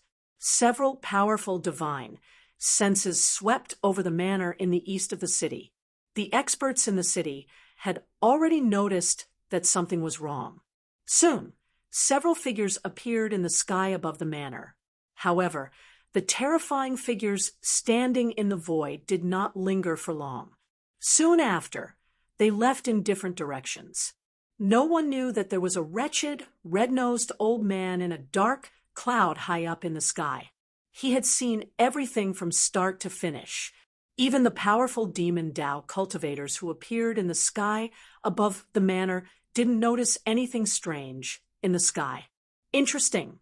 Why did that kid want to kill a demon master from the Zhao family who had just entered the demon master realm? The wretched, red-nosed old man muttered to himself. Then, as if he had teleported, he suddenly disappeared in the sky. After killing Zhao Hai, Gu Fei had wanted to kill the demon master at the sixth heaven as well. However, after killing Zhao Hai, he felt an inexplicable sense of trepidation. Therefore, he didn't hesitate and immediately retreated. What he didn't know was that no matter how well he hid it, even if he only used the demon Tao treasures he had obtained from the demon Tao cultivators he had killed, he was still being watched. Gu Fei didn't stop. He wanted to burn this fire in Crimson Moon City. Therefore, he decisively moved on to his next target. During the day, he had already locked on to the people he wanted to deal with. Zhao Hai, who was in the east of the city, was one. His next target was in the west of Crimson Moon City. Crimson Moon City, Heaven Desire Palace, was a place like the palace of an emperor. There were many palaces, and it was brightly lit 24 hours a day. This was a gentle place with the most beautiful women in Crimson Moon City. This was a money-squandering den. In order to get intimate with a woman, one would spend 1,000 gold. This place had the most fragrant wine and the most delicious delicacies. As long as you have a large amount of money, you can do whatever you want in this free and unfettered land, happy and unfettered. Gu Fei quietly stood on top of a magnificent palace, coldly scanning the richly ornamented pavilion in front of him. Inside the pavilion, the lights were brightly lit. There was light singing and dancing inside, and the melodious sound of bamboo and string instruments could be heard. Above was the dark night sky that made one's heart palpitate, and below was the mortal world of material desires. Gu Fei's heart was calm. His body was in the mortal world, but his heart was incomparably empty. On the path of martial arts, one not only had to train the body, but also the mind. Great power needed to be controlled by the corresponding state of mind. In the mortal world, sometimes one had to do as one pleased, and ignore all obstacles and restraints. Sometimes one had to coldly look at all things in the world and observe the various states of life.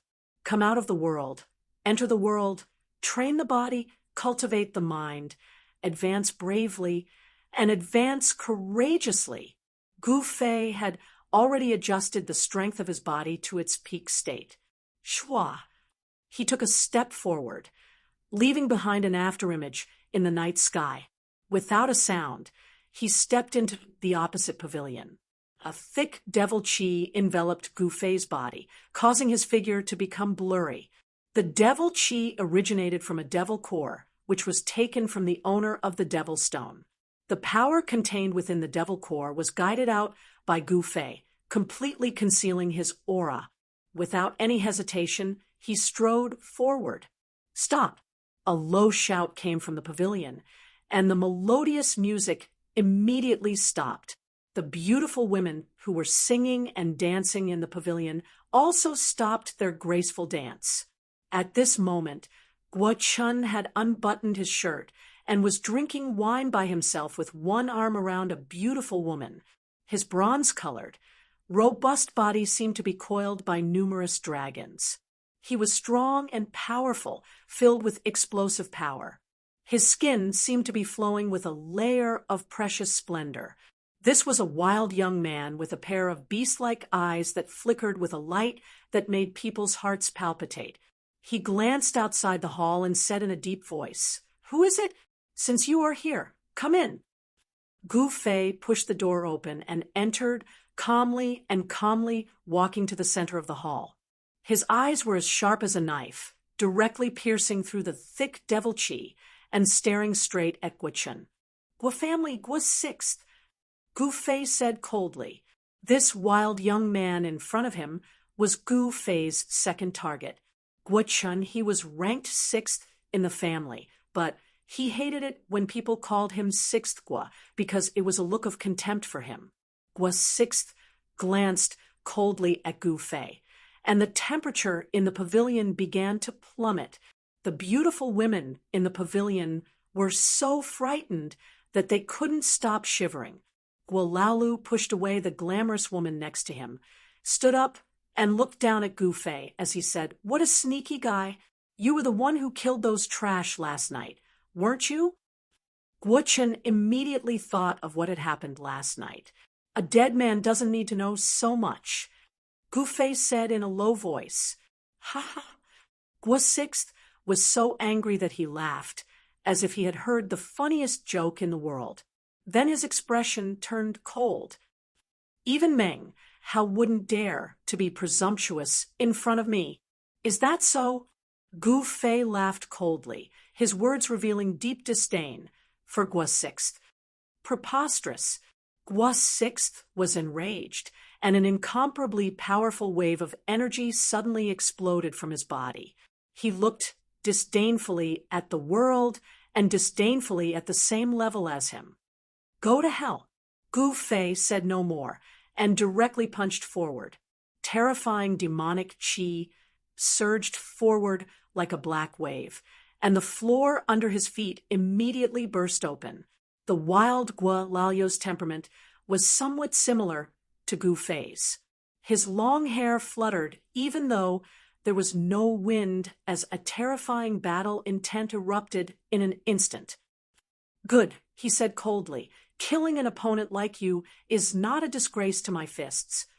Having said that, he kicked away the long table in front of him, took a step forward, and directly punched forward. He spoke with his strength. At this time, the beautiful women in the pavilion had already sensed that something was wrong, and they dodged. In the huge hall, only Gu Fei and Guo Sixth were left. Boom! Two surging demonic chi instantly collided. Two fists surrounded by demonic chi collided violently in the midst of the demonic chi, and the entire pavilion immediately shook violently. The two demonic shadows quickly separated like black lightning, and then instantly collided again. Boom! The entire pavilion suddenly exploded, and the rubble scattered in all directions. Amidst the flying rubble and debris, two figures soared into the sky. Chapter 3:03. Bam! Bang! Boom! Two demonic shadows moved swiftly in the air like two bolts of black lightning, colliding and clashing. The two hadn't even used any magical powers yet. It was a pure clash of brute force. Roar! Roar! Gu Fei, Guo-chun, and Old Sixth of the Guo family roared at the same time. Gu Fei's fist landed on Old Sixth Guo's shoulder, while Old Sixth Guo's palm was aimed at Gu Fei's lower abdomen. However, Gu Fei's fist landed solidly on Old Sixth Guo, while Old Sixth Guo's palm was met by Gu Fei's knee. Bam! Bang! The sound of fist colliding with flesh and the explosive sound of the knee and palm colliding rang out at almost the same time. The two figures were sent flying backward in the air. Gu Fei landed on top of a pavilion. His cold gaze pierced through the thick, pitch-black demonic aura and swept over Guo-chun, who was sent flying backward. He saw that Old Sixth Guo was sent flying 300 feet away by Gu Fei's punch. He crashed into a pavilion before he could stop himself from flying backward. Both of them were equally powerful and could exchange blows in the air for a short period of time. However, it was obvious that Old Sixth Guo was no match for Gu Fei in a physical confrontation with Gu Fei. Damn it, I misjudged. At this moment, Gu Fei felt that something was amiss. Guo Lao's cultivation was not weak, and his physique was also extremely tough. Ending the battle quickly, Gu Fei pushed off with both feet, and the pavilion beneath his feet immediately exploded. Then, Gu Fei took a step forward in the air. With just one step, he appeared above Old Sixth Gua's head as if he had teleported. Amidst the roiling demonic aura, a pitch-black foot stomped down on Old Sixth Gua. A terrifying force field sealed off the space beneath its feet. As the foot landed, the space beneath it immediately trembled. Damn it! Endless pressure descended from the sky, acting on Old Sixth Gua's body. With a crack, the ground beneath his feet exploded. The foot above his head was like a primordial demonic mountain crushing down on him. At this moment, Old Sixth Gua could no longer remain calm. Roar! Old Sixth Gua roared at the sky. His eldest son was incomparably ferocious. In an instant, his eyes turned pitch black, emitting two frightening rays of black light. A monstrous evil aura erupted from Old Sixth Gua's body, as if a terrible demon had awakened within him. Then, a huge, illusory figure emerged from Guo Lao's body. The demonic figure was indomitable. Although it wasn't a real person made of flesh and blood, the aura of a powerhouse that looked down on the world was not fake. Old Sixth was right fist blasted toward the foot that was descending. The giant's demonic figure moved in unison and spun off its fist upward. Boom! The illusory giant fist collided with the mighty force of the unparalleled leg. A terrifying force erupted, shaking the heavens and the earth. The giant demonic figure that emerged from Old Sixth Gua's body seemed to be howling and roaring, but it didn't make any sound. The demonic figure collapsed, and Old Sixth Gua was half buried in the ground.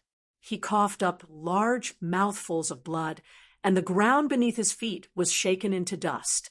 Gu Fei didn't fare well either.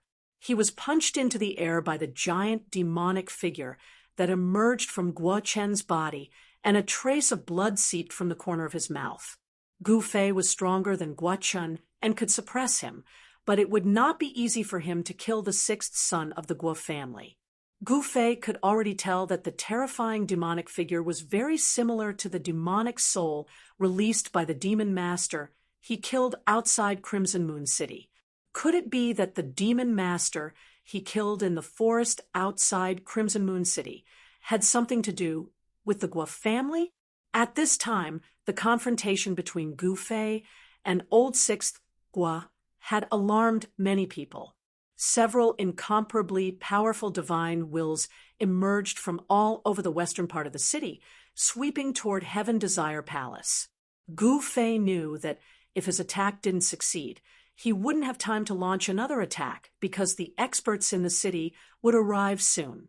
Gu Fei had no choice but to stride in the void, leaving behind a series of afterimages in the void as he pounced towards the densely packed houses below.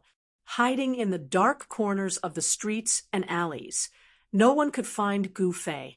Just as Gu Fei left, a person shrouded in demonic aura appeared in the sky above Heaven Desire Palace. His powerful divine wills spread out, covering a radius of more than 10 kilometers in an instant. This was a demonic cultivator of the void, controlling realm at the level of a demon general. How is this possible? A shocked voice came from within the demonic aura.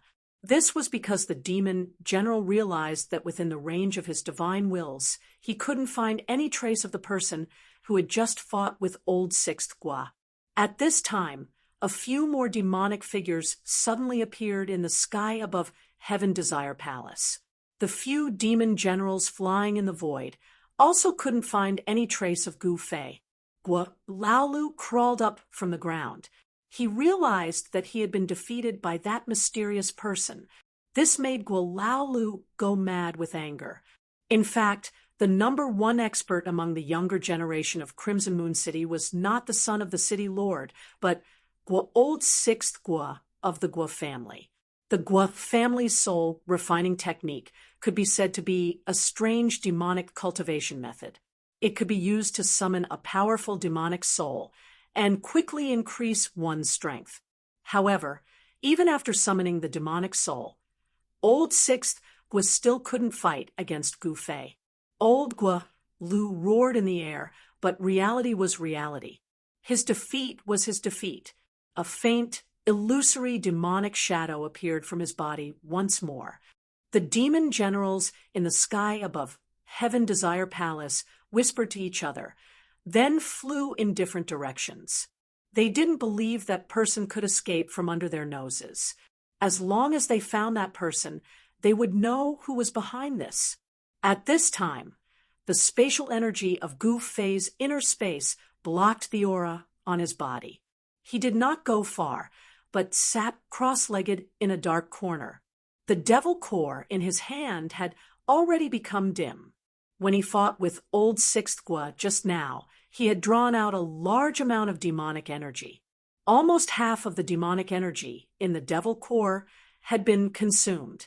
Because the owner of the devil core had been killed by Gu Fei, the demonic energy in the devil core could not be replenished after it was used up. If this went on, after using it a few more times, the magic energy contained in this devil core would be exhausted. After putting away the devil core, Gu Fei channeled the power of space with all his might. He wanted to enter the inner space to lie low until the wind blew over.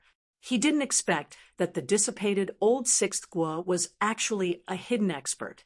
He had miscalculated. No matter when or under any circumstances, he couldn't underestimate his opponent. Gu Fei couldn't kill Old Sixth Gua with overwhelming strength and almost put himself in danger. The power of the inner space continued to flow out from the vertical purple mark on Gu Fei's forehead. Soon, Gu Fei's figure completely disappeared in the void. He had entered the inner space that he had opened up. As his cultivation continued to increase, Gu Fei's inner space continued to expand. The diameter of the inner space was now about 1 or 2 meters. Moreover, the yellow sand under his feet was gradually turning into soil, becoming suitable for the growth of plants. If Gu Fei was able to find a spiritual spring and move it into the inner space, this place would definitely be filled with greenery and be suitable for the growth of plants and animals. It would become a rare abode.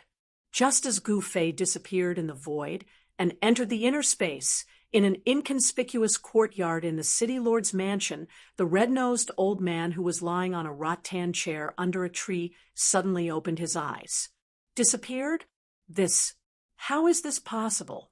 Could it be that those old farts secretly made a move? Otherwise, why would he suddenly disappear? The wretched red-nosed old man was also a little nervous at this moment. He had planted a trace of a spiritual mark on Gu Fei's body. As long as Gu Fei was still in the Red Moon City, or even in this world, he wouldn't be able to escape from his grasp. However, Gu Fei had disappeared. His disappearance was so abrupt and without any warning. The wretched red-nosed old man was the father of the Red Moon City's city lord, Meng Chongkong. When Gu Fei killed Zhao Hai, Meng Chongkong had secretly left a spiritual mark on Gu Fei's body. Then, this Meng Chongkong had returned to the city lord's mansion. A spiritual mark was a peculiar existence, whether it was thousands of miles away or within an aura-isolating formation. As long as the person was still in this world, the person who left the spiritual mark would be able to sense it. However, Gu Fei had entered his own inner space, which was equivalent to entering another world. No matter how high Meng Chongkong's cultivation was, he couldn't sense the fluctuations of the spiritual mark that he had left on Gu Fei's body. If those old farts really come to the Red Moon City, then it will be troublesome. Meng Chongkong's expression became incomparably solemn. Then he suddenly soared into the sky and arrived above the Red Moon City in an instant. His powerful divine sense spread out in all directions. Soon, the entire Red Moon City was enveloped by Meng Changkong's divine sense. At this moment, all the demonic cultivators in the city, who were above the void controlling realm, felt an extremely powerful pressure from the void. It was as if there was a pair of terrifying eyes staring at them from the void. All the demonic cultivators in the Red Moon City, who had the cultivation of a demonic general, felt a dangerous aura at this moment, causing them to tremble with fear. They knew that there was a peerless demonic figure using his divine sense to scan the entire Red Moon City. Such a peerless expert was in existence that they could only look up to. Could it be that I guessed wrong? Meng Changkong muttered to himself as he retracted his terrifying divine sense. He didn't sense the aura of an expert at the same level as him in the Red Moon City. This made Meng Changkong secretly heave a sigh of relief. In the next moment, Meng Changkong's petite figure disappeared high up in the sky. What Gu Fei didn't know was that his sudden disappearance had startled the true ruler of the Red Moon City, causing him to think that a peerless expert was going against him. Let me recommend my friend's books, Indestructible Golden Body and Legend Equal to the Heavens. Those who like fantasy should go and take a look. Chapter 304. Gu Fei sat cross-legged in the inner space and used his heart to feel the pulse of this space. He had a strange feeling, as if he had melted into this space and become a part of it. His mind spread throughout the entire space. He did not need to see with his naked eyes to clearly sense everything in this space. A grain of sand, a speck of dust, and even the air in the void that could not be seen with the naked eye could be clearly seen by him. It was as if he had become a part of this space. He could control everything in this space, and the power of heaven and earth was at his command. In this place, it seemed that as long as he wanted to, he could tear the void and collapse the world with a single thought. He was the ruler of this space, and the absolute ruler at that. If he fought in this space, and someone was swallowed into this space, the result could be imagined. However, Gu Fei did not have the ability to swallow a living person into the space for the time being. Even if he wanted to enter this space, he would have to prepare and spend some time. If it was an enemy, they would definitely not stand still and let Gu Fei swallow them into the space. Gu Fei's mind withdrew from the spiritual realm and opened his eyes. The first thing he had to do was to take inventory of the items in his storage bag and then organize them. In this short period of time, he had killed many practitioners of the same level and obtained a lot of spoils of war. In addition to the 3 9-colored longevity grass, there was also a 9-leaf ginseng. The 9-colored longevity grass and the 9-leaf ginseng were the 2 best spirit materials of heaven and earth among the dozen or so treasures of heaven and earth. They also contained the largest amount of grass and with spiritual energy. With Gu Fei's status in the Taishan sect, it was difficult for him to know the magical uses and effects of the 9-colored longevity grass. Only the higher-ups of the 3 great Taoist sects or some old monsters on the Tonglong continent knew about the existence of this heaven-defying spirit material of heaven and earth. However, Gu Fei knew about the 9-leaf ginseng.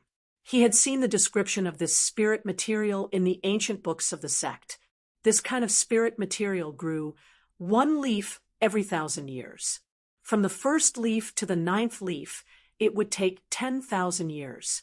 Even if it was an ordinary spirit herb, after growing for more than 10,000 years, even if it didn't develop intelligence and became a plant spirit, it would still be a rare spirit herb of heaven and earth. Gu Fei knew that if he consumed the 9-leaf profound ginseng, he might be able to break through his current cultivation bottleneck with the help of its spiritual effects. However, he would not do that.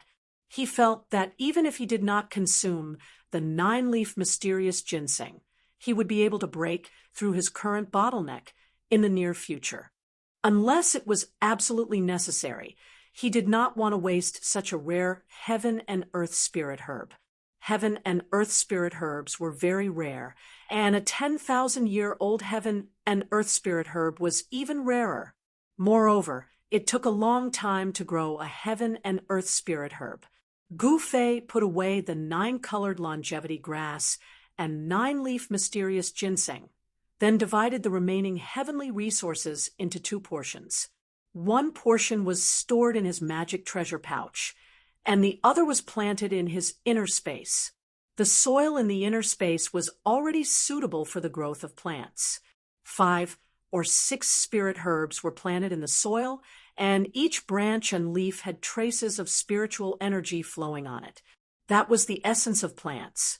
The hazy spiritual energy lingered around each spirit herb, causing the entire inner space to have a trace of vitality out of nowhere. After dealing with the matter of the spirit herbs, Gu Fei sorted out the other things in the magic treasure pouch. A large pile of refining materials was placed in a corner of the magic treasure pouch. He did not know how to refine weapons, and he did not want to waste time to do so. This was because his body was the best magic treasure. The ready-made magic treasures were a small sword surrounded by demonic energy, a demonic stone, and a demonic pill. These 3 items could be said to be incomparably precious to a demonic cultivator. Even a transcending mortality, realm demonic master would be envious of them. However, for Gu Fei, these things were of little value. It would be a pity to throw them away, but it was tasteless. If he had not broken into the transcending mortality realm and could sense the heaven and earth and guide the demonic energy contained in these demonic magic treasures and demonic pills, these 3 items would be 3 useless pieces of trash. When he was in the Taishan sect, the Tao talisman that he had obtained from Wang Yuanji was no longer of interest to Gu Fei. That talisman, although it could release a powerful attack of the transcending mortality realm and could sweep away cultivators of the awakening mortality realm, it was useless against cultivators of the transcending mortality realm. However, it was useless against cultivators in the transcending mortality realm. The most it could do was create some trouble for them. It was impossible to injure them. Only then did Gu Fei realize that he was completely poor. There were not many magic treasures that he could use, and they were all consumables. These demonic magic treasures had not reached the stage where they could gather the spiritual energy of heaven and earth, and Gu Fei was not a demonic cultivator, so he could not pour demonic energy into these demonic magic treasures. When the demonic energy contained in these demonic magic treasures was exhausted by Gu Fei, these magic treasures would become useless pieces of trash. Only the nameless sword spirit in his body was Gu Fei's real killing weapon. The mountain river cauldron in the chaotic zone. I wonder if I can communicate with this treasure with my current strength. In the chaotic zone, outside the inner space, there were 2 other treasures. However, Gu Fei was a little helpless towards these 2 treasures. The mountain river cauldron was a complete treasure, and it could nurture a chaotic nascent embryo, which was a heaven-defying item. The other treasure was the yin-yang jade pendant, but it had an owner. There was a mysterious remnant soul in the yin-yang jade pendant, and this remnant soul had its own intelligence. After greeting Gu Fei, it sealed itself in the jade pendant and went to rebuild its body. The mountain river cauldron. Gu Fei stared at the chaotic zone, and he saw a treasure cauldron faintly discernible in the gray chaotic chi. If he looked closely, he could see that there were traces of chaotic chi constantly entering the body of the cauldron. A treasure with a soul could gather the spiritual energy of heaven and earth. It was no longer an inanimate object, and it could rely on its instincts to increase its strength and evolve to a higher level. Gu Fei wanted to communicate with the treasure cauldron in the chaotic zone, and then gradually control it. Therefore, he sat down cross-legged, closed his eyes, and adjusted his chi. When his body and mind reached their peak condition, Gu Fei carefully released his divine sense towards the mountain river cauldron in the chaotic zone. The chaotic qi in the chaotic zone was very unstable, and the moment Gu Fei's divine sense entered the chaotic zone, his body shook, and his face became solemn.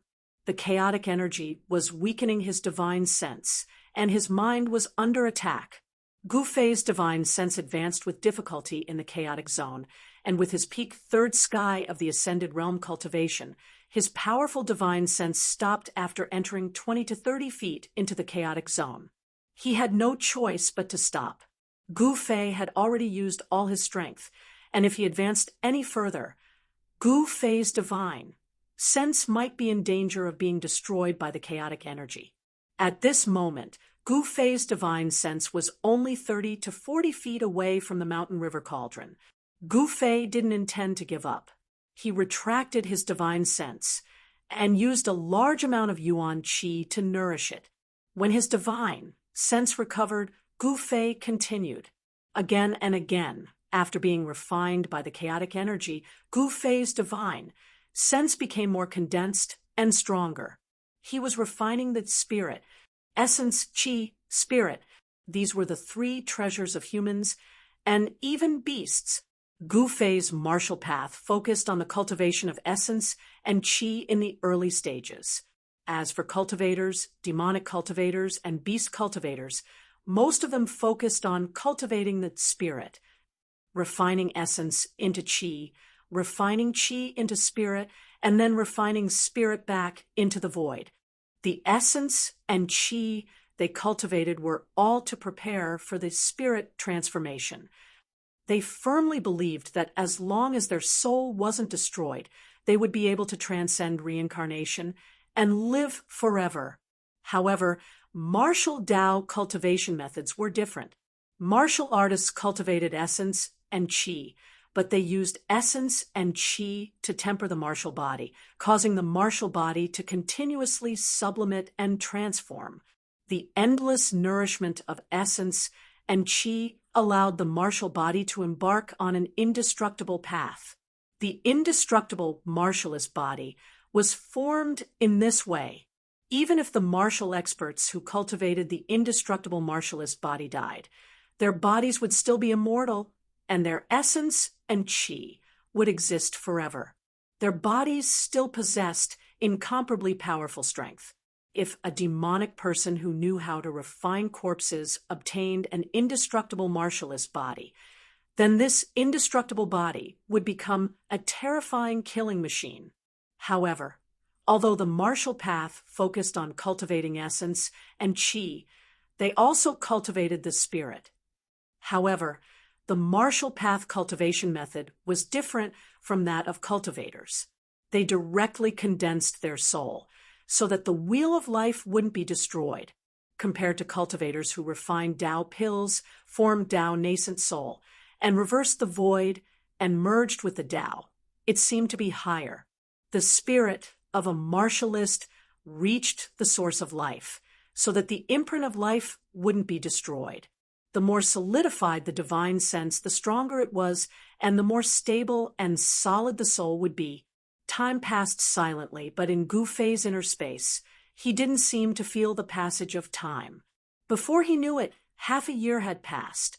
Gu Fei was still sitting cross-legged in the inner space like a stone statue. His body was already covered in a layer of dust. Not far from him, the 5 or 6 spirit extracts on the ground were emitting a fragrant scent of plants. Vaguely, one could see rays of light curling around them. It was unknown whether it was because of the spiritual energy of plants that the spirit extracts emitted, or if Gu Fei's space had really given birth to life, but a small patch of grass had actually grown around the 5 or 6 spirit extracts. Even Gu Fei didn't expect that he would sit there for half a year. His mind was completely immersed in the spirit refinement. He failed again and again, and continued again and again. The primal chaos energy had refined his divine sense to an incomparably pure level, and his soul had also gradually become stronger. Only a strong soul could make the fire of life even more vigorous. He didn't know how many times he had failed. 100,000 times? 200,000 times? Gu Fei couldn't remember, but he persevered. Every time he failed, he would immediately nourish his soul, recover his consumed divine sense, and attack again. On this day, a rumbling sound came from the primal chaos zone. A sound that sounded like muffled thunder rang out. A huge cauldron began to shake, releasing a vast and mighty aura that caused the already chaotic primal chaos energy to surge. Gu Fei's inner space was also affected. It shook violently, and the edge of the space seemed to show signs of returning to the primal chaos. Chapter 305. In the chaotic zone, a treasure cauldron was emitting powerful energy waves. On the ancient cauldron, the countless ancient beasts seemed to be coming to life, emitting a misty glow. And those were the beast souls of the mountain and river cauldron. The countless beast souls seemed to be awakening, and the mountain and river cauldron was emitting a terrifying, murderous aura. The chaotic void around the mountain and river cauldron was boiling, and within the chaotic void, the chaotic chi was surging violently. Success! At this moment, the entire inner space shook violently. Gu Fei's body shook violently, and the layer of dust on his body was instantly blown away by the dazzling radiance. The reason why the mountain and river cauldron reacted was because Gu Fei had finally used his divine sense to envelop the mountain and river cauldron. However, the mountain and river cauldron was as heavy as an ancient sacred mountain. Even though it was enveloped by Gu Fei's divine sense, it was difficult to guide it into the inner space. What Gu Fei needed to do now was to use his divine sense to communicate with the mountain and river cauldron, and use his divine sense to probe into the mountain and river cauldron to merge with it. With Gu Fei's current cultivation, it was definitely difficult to truly refine the mountain and river cauldron. However, he did not want to refine the mountain and river cauldron into his own magical weapon, because Gu Fei was very clear that with his current cultivation, it would be difficult to do so. He only wanted to move the mountain and river cauldron into the inner space. The mountain and river cauldron could suppress the mountains and rivers, so with the mountain and river cauldron to suppress the inner space, Gu Fei would not need to worry about the inner space collapsing. Although Gu Fei's divine sense enveloped the mountain and river cauldron and caused it to shake, the mountain and river cauldron was as heavy as an ancient sacred mountain, and it was difficult to move it. In the blink of an eye, 2 months had passed. Gu Fei only did one thing every day, and that was to concentrate on refining the mountain and river cauldron. The mountain river cauldron was indeed a rare sacred weapon. Gu Fei refined it continuously for 2 months before his spiritual will broke through the seal of the beast soul and came into contact with the mountain river cauldron. In the blink of an eye, another 4 months had passed. The mountain and river cauldron finally moved, but it was very slow. Even so, Gu Fei was so happy that he almost jumped up from the ground. Network E, the mountain and river cauldron, was successfully activated. Rumble! The unadorned yet huge cauldron slowly moved towards the inner space. Primal chaos energy surged around the cauldron. Wisps of chaotic energy continued to seep into the mountain and river cauldron. Inside the inner space, there was no heaven or earth, no sun or moon. Before he knew it, Gu Fei had already been in the inner space for more than a year. Cultivation knows no time. This phrase described how hard cultivators cultivated, to the point that they forgot about time. Gu Fei was still sitting cross-legged on the ground, as if he did not feel the passage of time. He was still guiding the mountain and river cauldron into the inner space bit by bit. Crimson Moon City was the same as before. Ordinary people lived peaceful lives, but those who truly controlled the fate of Crimson Moon City were still scheming against each other. It was dusk again. Dusk in the extreme northern demon territory was always so cold. A cold wind blew through the streets. Besides a few wisps of dust, there seemed to be nothing else. When night fell, in a remote alley in the western part of Crimson Moon City. In a dark corner, transparent ripples spread out. It was as if the void had turned into ripples of water. Then, the void shattered, and a figure walked out from the shattered void. The Crimson Moon House was still as lively as ever. The young nobles of the city, as well as some famous demonic cultivators, all gathered in the Crimson Moon House, talking loudly. There were no longer many people on the streets. A young noble in brocade robes was walking straight towards the Crimson Moon House with a servant. This young noble had delicate features and was a handsome young master. However, his slightly pale face and lifeless eyes showed that this dignified young noble had been hollowed out by wine and women. "Lu Quan, hurry up and follow me. I want to have a good time tonight. Let's go to the Crimson Moon House first, then to the Heaven Desire Palace," the young noble urged. The young noble's servant was a 17 or 18-year-old young man dressed in a green gown. "Network, yes, yes," the young man in the green gown replied repeatedly and followed closely behind the young noble. However, just as they passed by a street corner, a figure suddenly walked out from a dark corner and blocked their way. "Where are you in a hurry to go?" the person asked. "Who are you, and where we are going has nothing to do with you." The young noble looked disdainfully at the person who suddenly walked out from the side with an arrogant expression. "How is it none of your business? Because I also want to go to the Crimson Moon House," the person said again. With the light from the lanterns hanging high on both sides of the street, one could see that this person was short and had an ordinary appearance. "You go to hell, I'll go to hell. A good dog doesn't block the way. Get out of the way." Seeing that the person actually stood in front of him and blocked his path, the noble young master was immediately displeased. "If I go, you won't be able to go." Gu Fei grinned and looked at the young noble with interest. "What?"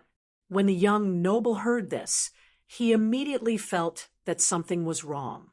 At this moment, Gu Fei directly grabbed the young noble with one hand. Without any suspense, Gu Fei easily knocked out the master and servant. Then he dragged them into a small alley with each hand. After searching the young noble's jade identification card, Gu Fei stuffed the master and servant's mouths with clothes, tied them up, and threw them into a dark corner of the alley. This was to prevent them from escaping when they woke up. After doing all this, Gu Fei tidied up his clothes, walked out of the alley, and went straight to the Crimson Moon House. In a private room on the 8th floor, Gu Fei ordered a few side dishes and drank by himself. The reason he had come here was to find out the situation in the Crimson Moon City. The Crimson Moon House could be said to be the place with the most information in the entire Crimson Moon City. He had already successfully moved the mountain and river cauldron from the chaotic zone into the inner space. Furthermore, before he came out of the inner space, his extremely powerful mind sensed a strange fluctuation in his body. It was a trace of mind fluctuation. Although it was very weak and indistinct, he still managed to catch it. When Gu Fei caught this trace of mind fluctuation, his clothes were instantly drenched in cold sweat. It turned out that someone had tampered with his body at some point in time. As soon as he left the inner space, he was afraid that the person who had tampered with his body would immediately find him. However, just as Gu Fei refined the indistinct mind fluctuation on his body, in an inconspicuous courtyard in the Crimson Moon City's City Lord Mansion, the red-nosed old man, who was leisurely lying on a rattan chair and enjoying fine wine, suddenly jumped up from the chair as if someone had stepped on his tail.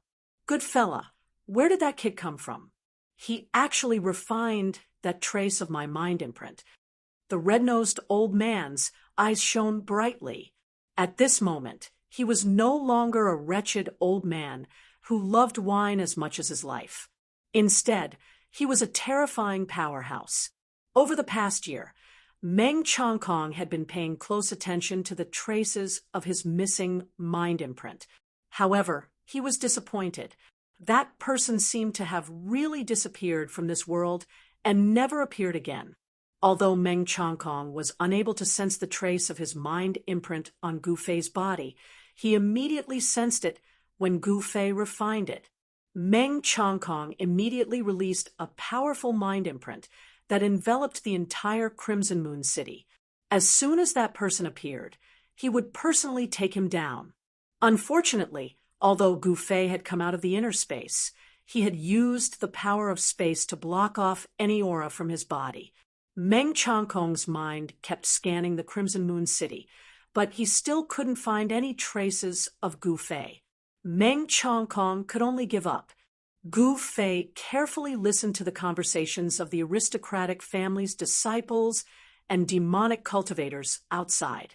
Gradually, Gu Fei found out that something important had happened in the Crimson Moon City over the past year. It turned out that after he had entered the inner space, the various powers in the Crimson Moon City had almost erupted into a huge conflict due to the incitement of some people. However, after Meng Chongkong's appearance, the various powers had all quieted down.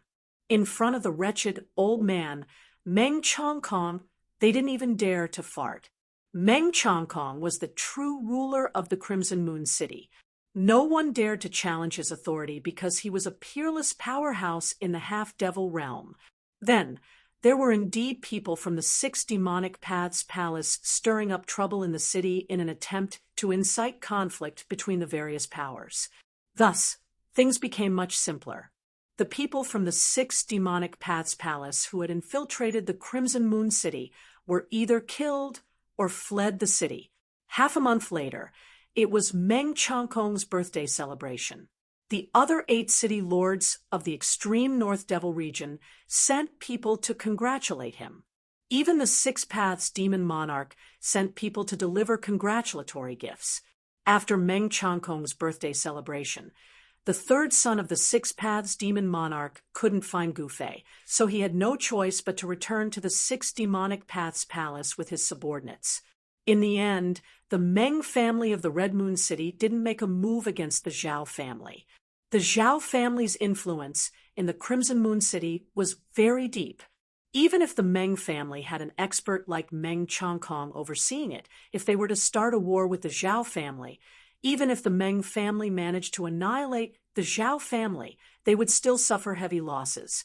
After weighing the pros and cons, Meng Chongkong and his son gave up on the idea of making a move against the Zhao family.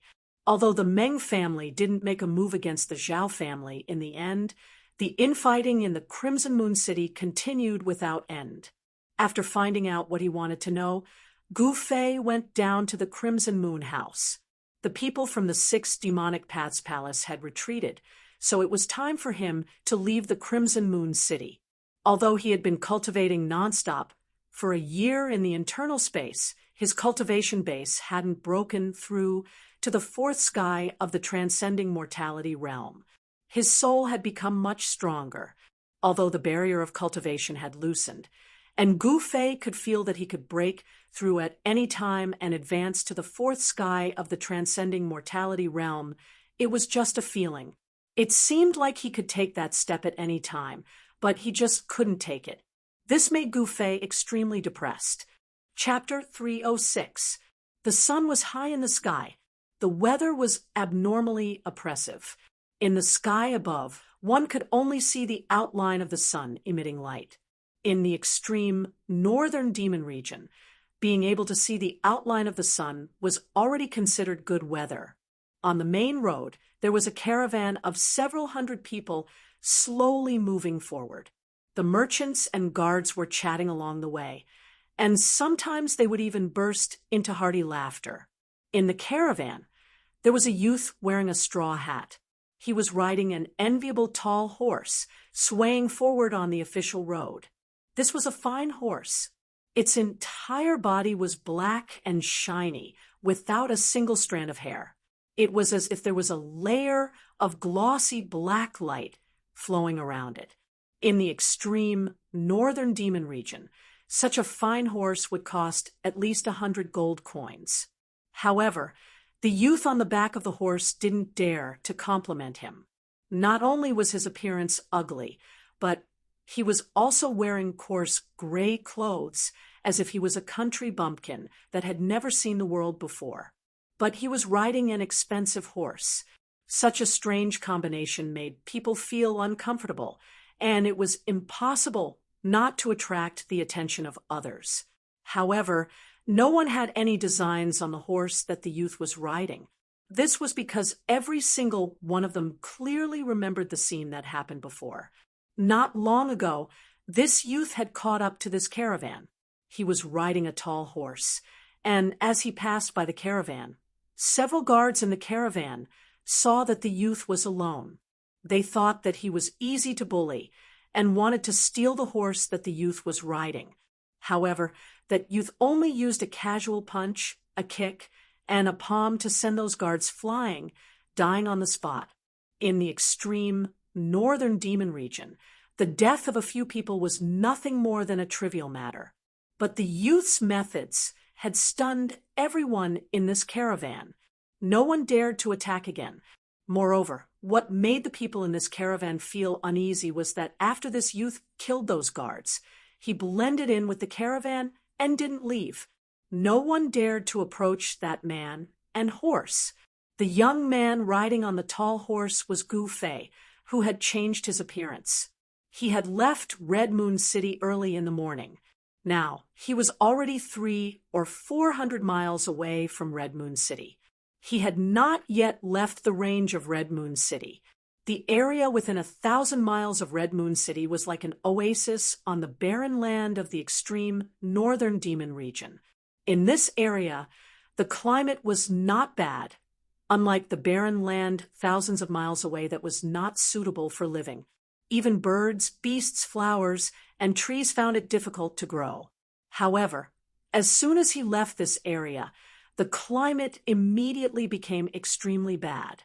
It seemed that there was an unpredictable force, with Red Moon City as the center, covering thousands of miles of land. No one knew why a place with a giant city was suitable for living creatures to grow.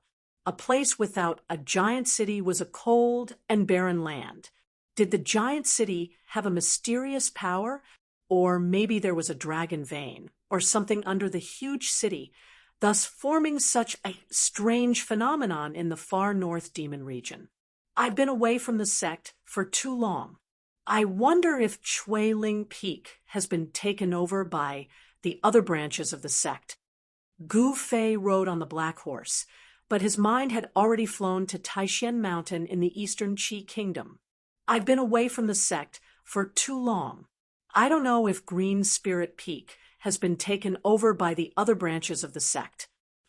Gu Fei rode on the black horse, but his mind had already flown to Taishan Mountain in eastern Qi. When the other 8 branches saw that he was lost in the virtual sky world, they might think that he was dead and divide up Green Spirit Peak. If that was the case, he would not even have a place to stay in Taishan sect. Gu Fei couldn't help but worry a little, but soon he got over it.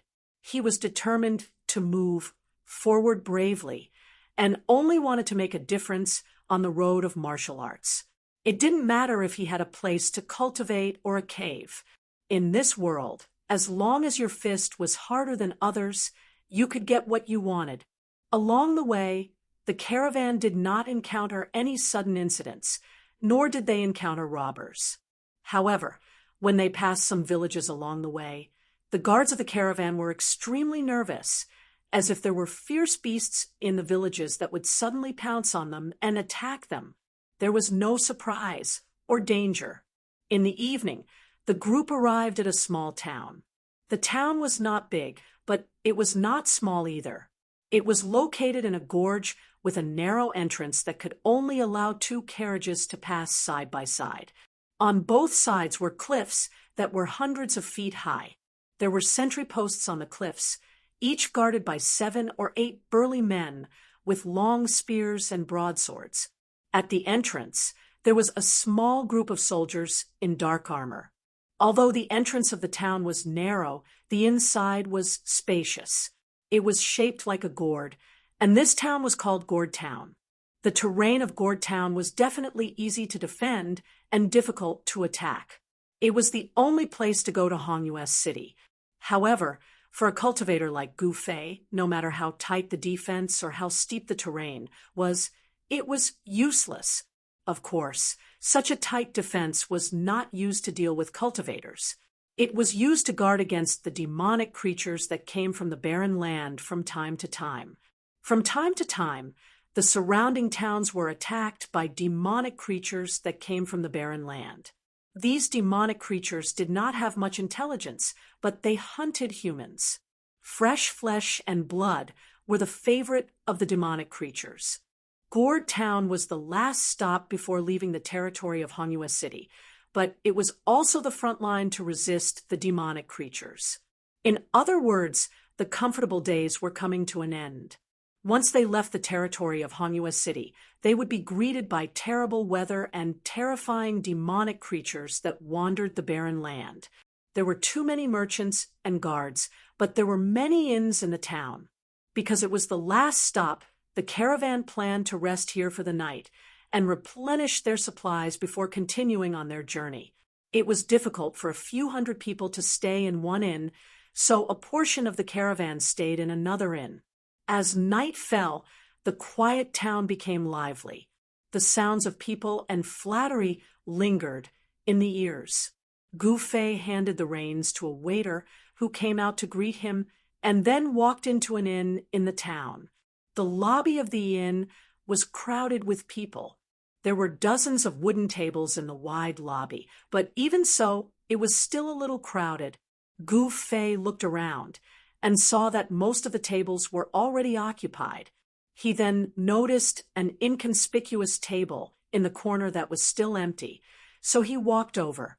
Just as he sat down, the waiter came to his side, so Gu Fei ordered a few dishes and a pot of wine and quietly drank by himself in the corner. Suddenly, a loud noise came from outside the door. Then, a group of people walked in from outside.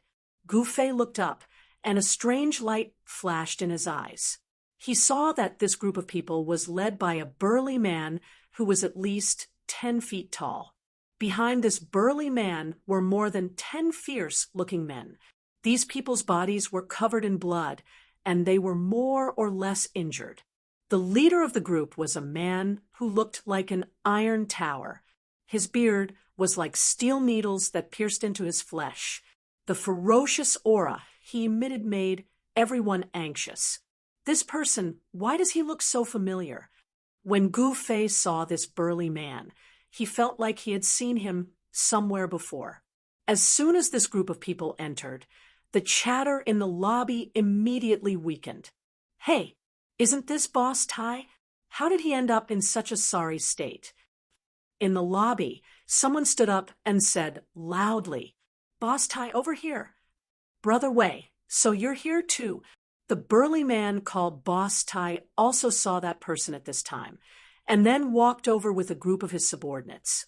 When Gu Fei's gaze came into contact with the giant black axe in the hand of the bearded man, he suddenly had a flash of inspiration. He knew why this burly man's appearance was a little familiar.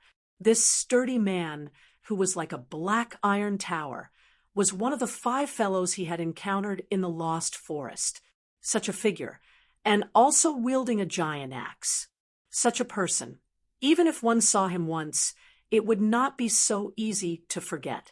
After Boss Tai and the others sat down, the middle-aged man surnamed Wei asked with a face full of surprise, Boss Tai, looking at you, it seems like you fought with someone. Wrong. Boss Tai's voice was like a great bell, and everyone in the lobby could hear him clearly. If you didn't encounter a formidable enemy, could it be? The middle-aged man, surnamed Wei's face changed from surprise to shock. He stared at Boss Tai, without blinking. Yes, Boss Tai's words were very concise. He paused for a moment, and then said, We encountered a monster. Damn it, today is really unlucky. We didn't go far from the town, and we already encountered a monster. I don't know what day it is today, but Even the monster that usually comes out at night also ran out. No way. The lobby suddenly quieted down. The news of Boss Tai surprised everyone. They all knew what the monster in Boss Tai's mouth was.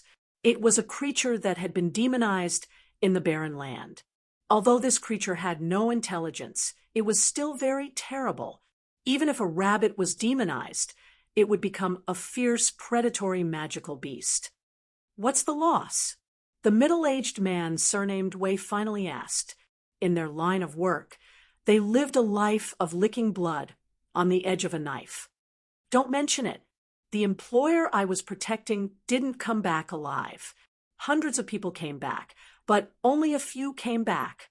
Boss Tai grabbed the wine pot on the table and drank it in big mouthfuls.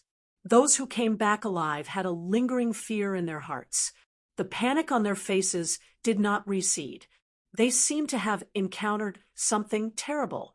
Some people's hands were still trembling while holding their weapons. The middle-aged man, surnamed Wei, sucked in a breath of cold air when he heard this and said in surprise, "With your cultivation, you—" At this time, everyone realized that they couldn't see the cultivation of this brawny man who was covered in blood. The people in the lobby were shocked. This brawny man turned out to be an expert. Even such a character had fled back to the town. It could be imagined how terrible the monsters outside were. The situation seemed to be extremely bad. The demonic creatures outside seemed to be a bit abnormal, which made everyone deeply worried. Only Gu Fei was still calm as usual, drinking by himself in the corner. Chapter 307. First Sky of the Ascended Mortality Realm. This big guy is not bad. It seems like the Devil Core worked, allowing his cultivation to break through to the Ascended Mortality Realm. In front of Gu Fei, Boss Tai's cultivation was clear. Gu Fei had once used a Devil Core to make Boss Tai and his 3 companions kill each other.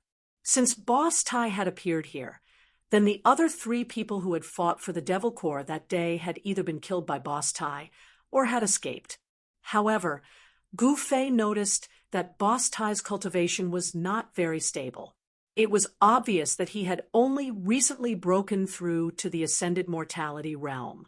And if I were you, I wouldn't be in a hurry, Boss Tai said, then slammed the table and yelled, "Waiter, serve the wine and food. I'm hungry." Everyone was startled by his actions, and they began to whisper to each other.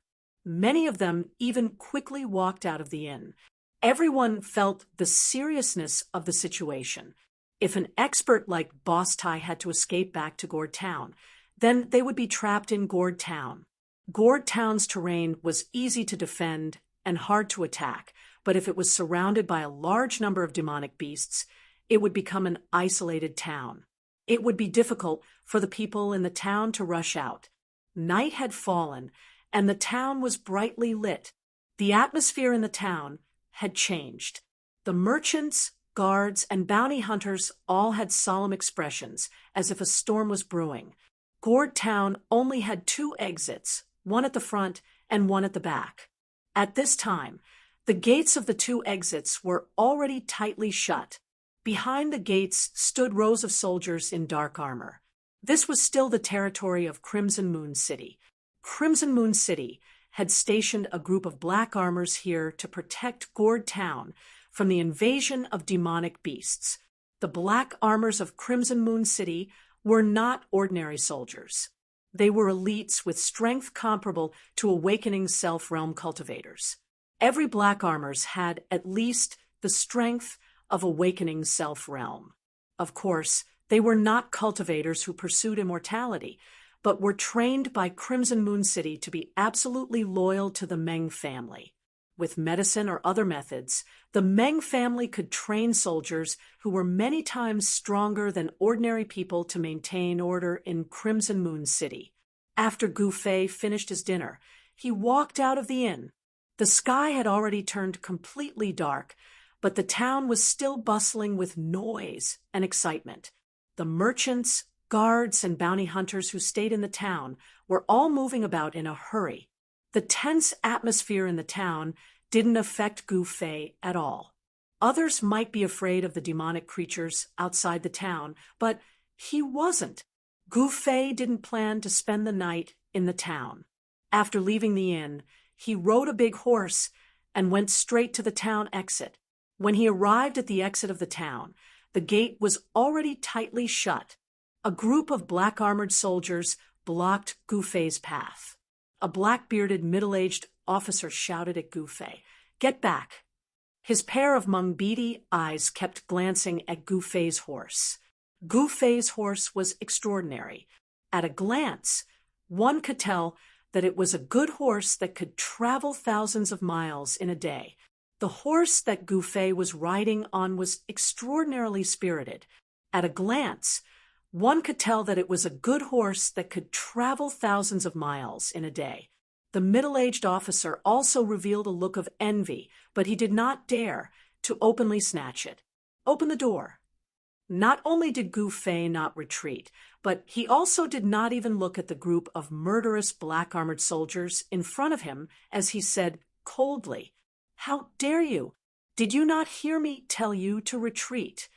The officer shouted, "Humph! Did you not hear me tell you to open the door?" Gu Fei said, "Rebellious, rebellious. Men, arrest this madman." The officer was furious. He pointed at Gu Fei and gave the order. Swish! The dozen black armors behind the officer immediately rushed forward and surrounded Gu Fei. They pointed their spears at Gu Fei, and a murderous aura immediately filled the air. These black armors had a strong killing intent. They were obviously people who had been on the battlefield and seen blood. "You overestimate yourself.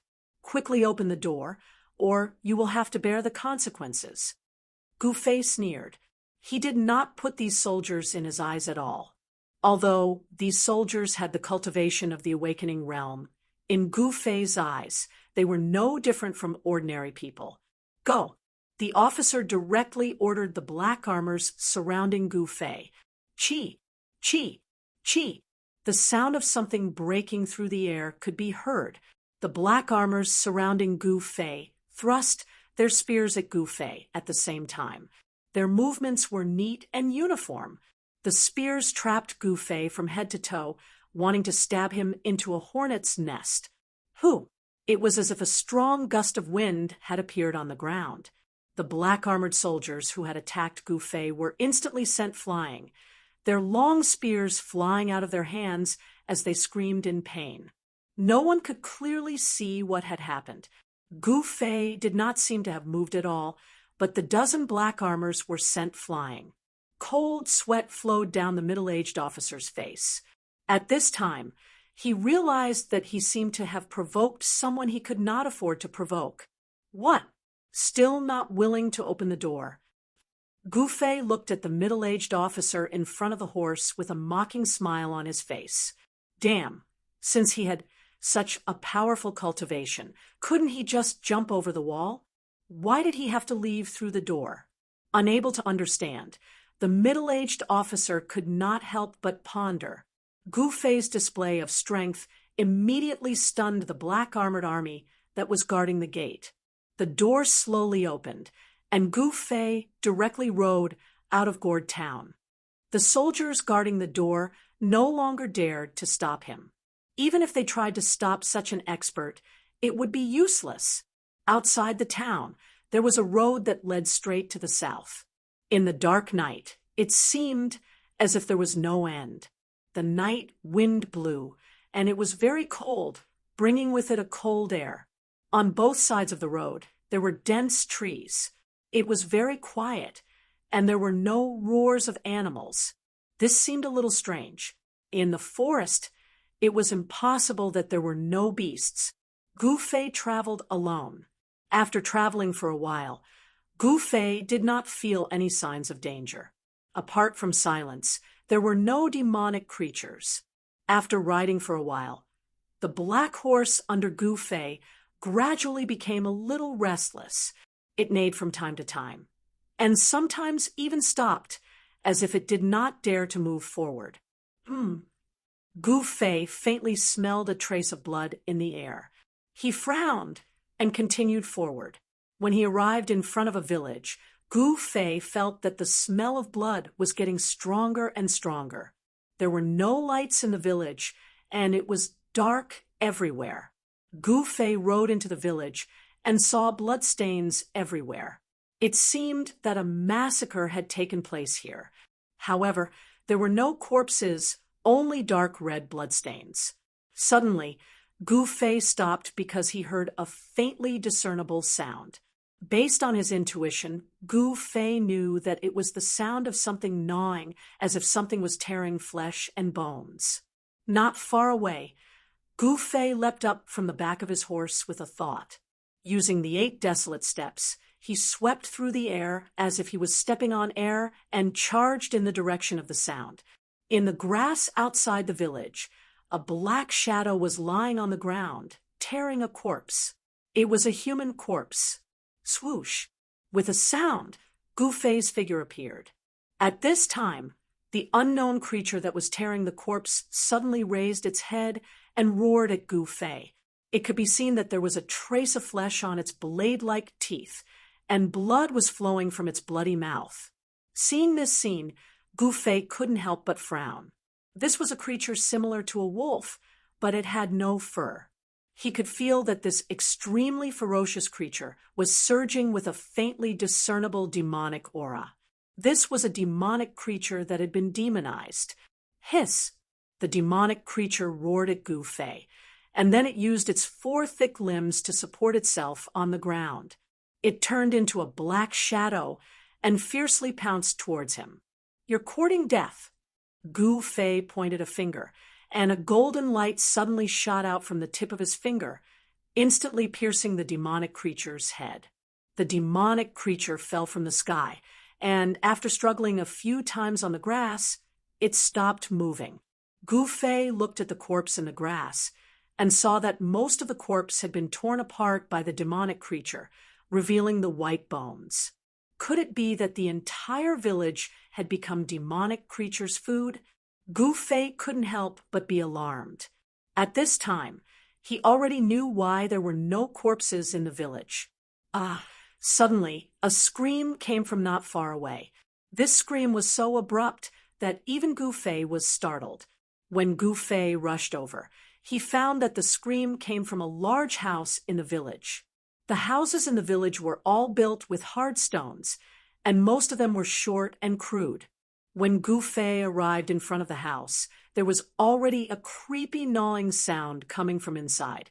Obviously, a survivor hiding in the house was found by the demonic creature and was eaten alive.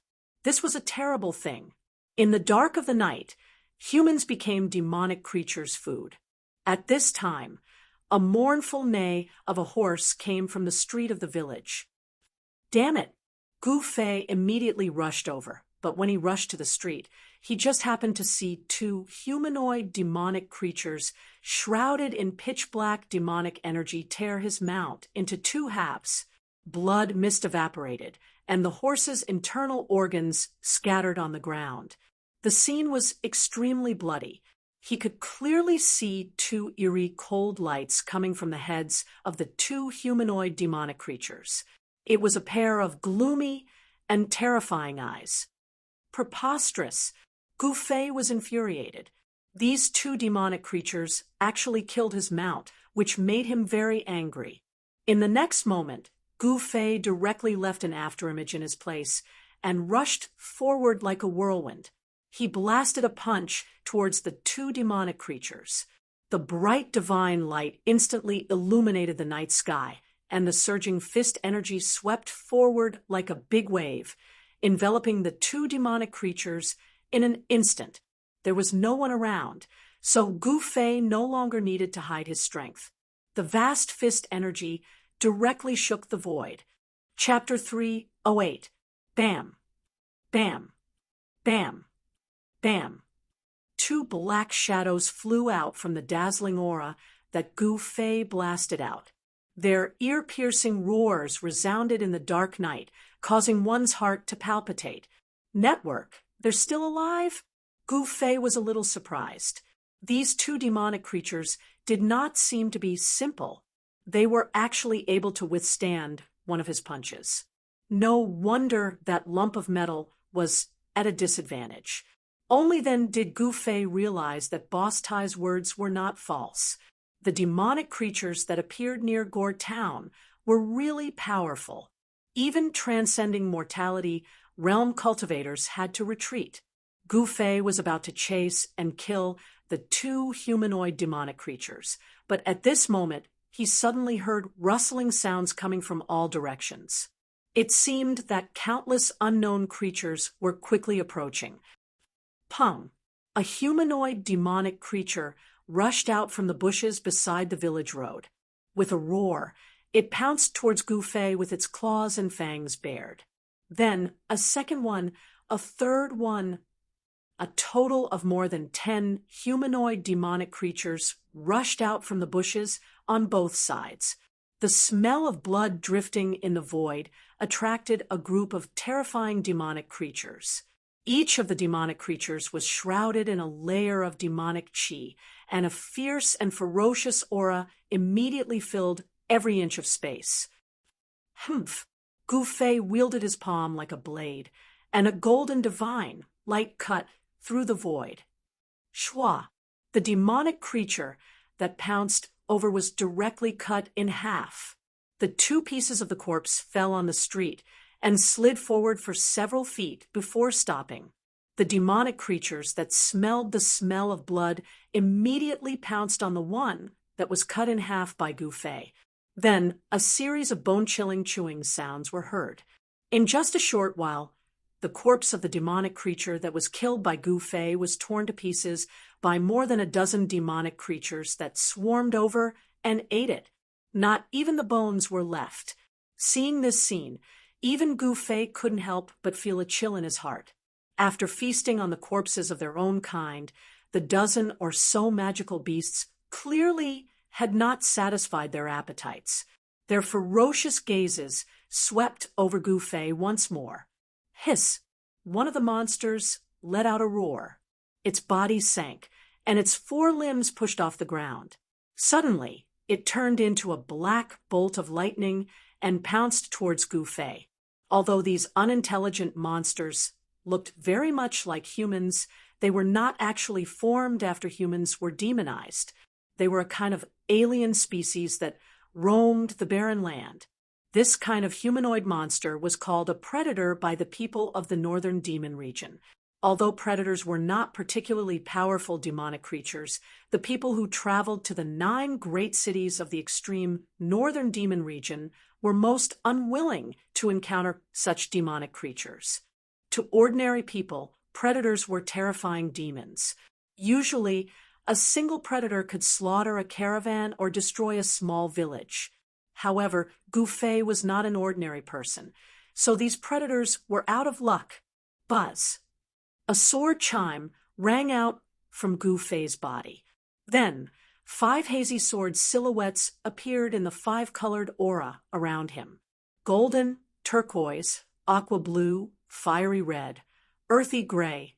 Each sword shadow revealed a kind of color, representing the 5 elements sword essence. The 5 elements sword chi surged out from the 5 sword shadows. Die! Gu Fei's hands separated, and the 5 hazy sword shadows immediately shot out. An amazing scene appeared. The 5 sword shadows that shot out suddenly shook, and suddenly turned into endless 5-colored sword chi. Like a circle of countless sword shadows formed a huge wave, sweeping out in all directions. Without any suspense, the dozen or so predators were instantly annihilated in the storm-like sword rain, cut into thousands of pieces. Although the 5 elements sword essence was still in its embryonic form, it was not something these monsters could contend with. Within a radius of 20 feet, the sword chi pierced through the void, and the houses next to it were also affected, instantly turning into dust around Gu Fei's body. There seemed to be a world of swords, a terrible world of swords that destroyed everything, tore everything, and pierced through everything. After killing the dozen or so predators, the five elements sword shadows re-entered Gu Fei's body. He was about to leave, but the two predators that were previously blown away by his punch pounced on him from a distance. Don't these monsters know what fear is? Gu Fei frowned. With a wave of his hand, two strands of sword chi shot out and instantly killed the reckless demonic creature. In fact, as Gu Fei thought, these monsters really did not have this kind of instinct to fear. They seemed to not feel the existence of danger at all, and only knew to prey. After killing the last two predators, Gu Fei suddenly seemed to sense something, and the next moment he disappeared from the place as if he had teleported. At this time, a figure came from the direction of the gored town, and in the blink of an eye, he arrived near the village and landed on the village road from the sky. What a strong sword chi, righteous and not evil. Could it be a sword expert of the righteous path? A demonic shadow was shrouded in a pitch-black demonic aura. To be able to fly in the air, this person must be a void-controlling realm devil general. Impossible! How could a person of the righteous path appear here? A cold voice came from the demonic aura, and two black lights shot out from the demonic aura, scanning in all directions. He did not leave any aura. This person is definitely an expert. A powerful divine sense swept across the radius of a few miles in an instant, but apart from those ugly monsters, there was no human aura. The figure shrouded in demonic aura stayed on the village road for a while, as if he was checking the surrounding situation, and then soared into the sky, heading towards the south. After waiting for the devil expert to leave, Gu Fei walked out from a house not far away. He felt that things seemed to be a little unusual. Even a void-controlling realm devil general was dispatched. Gu Fei did not go far. With the power of the inner space, it was as if he was in a world independent of the big heaven and earth. Although the void-controlling realm devil general was powerful, he could not sense his existence. The devil general shrouded in demonic aura was heading towards the south, which made Gu Fei to be careful because the south was the direction he wanted to go. This village that was attacked by monsters was not too far away from the gored town, and a terrifying predator had already appeared. In the end, what dangers lay ahead, Gu Fei had no idea in his heart. Gu Fei continued on his way. In the extreme northern devil territory, walking in the dark was undoubtedly a very dangerous thing. Even Gu Fei did not dare to be careless. Gradually, the surrounding plants began to become sparse.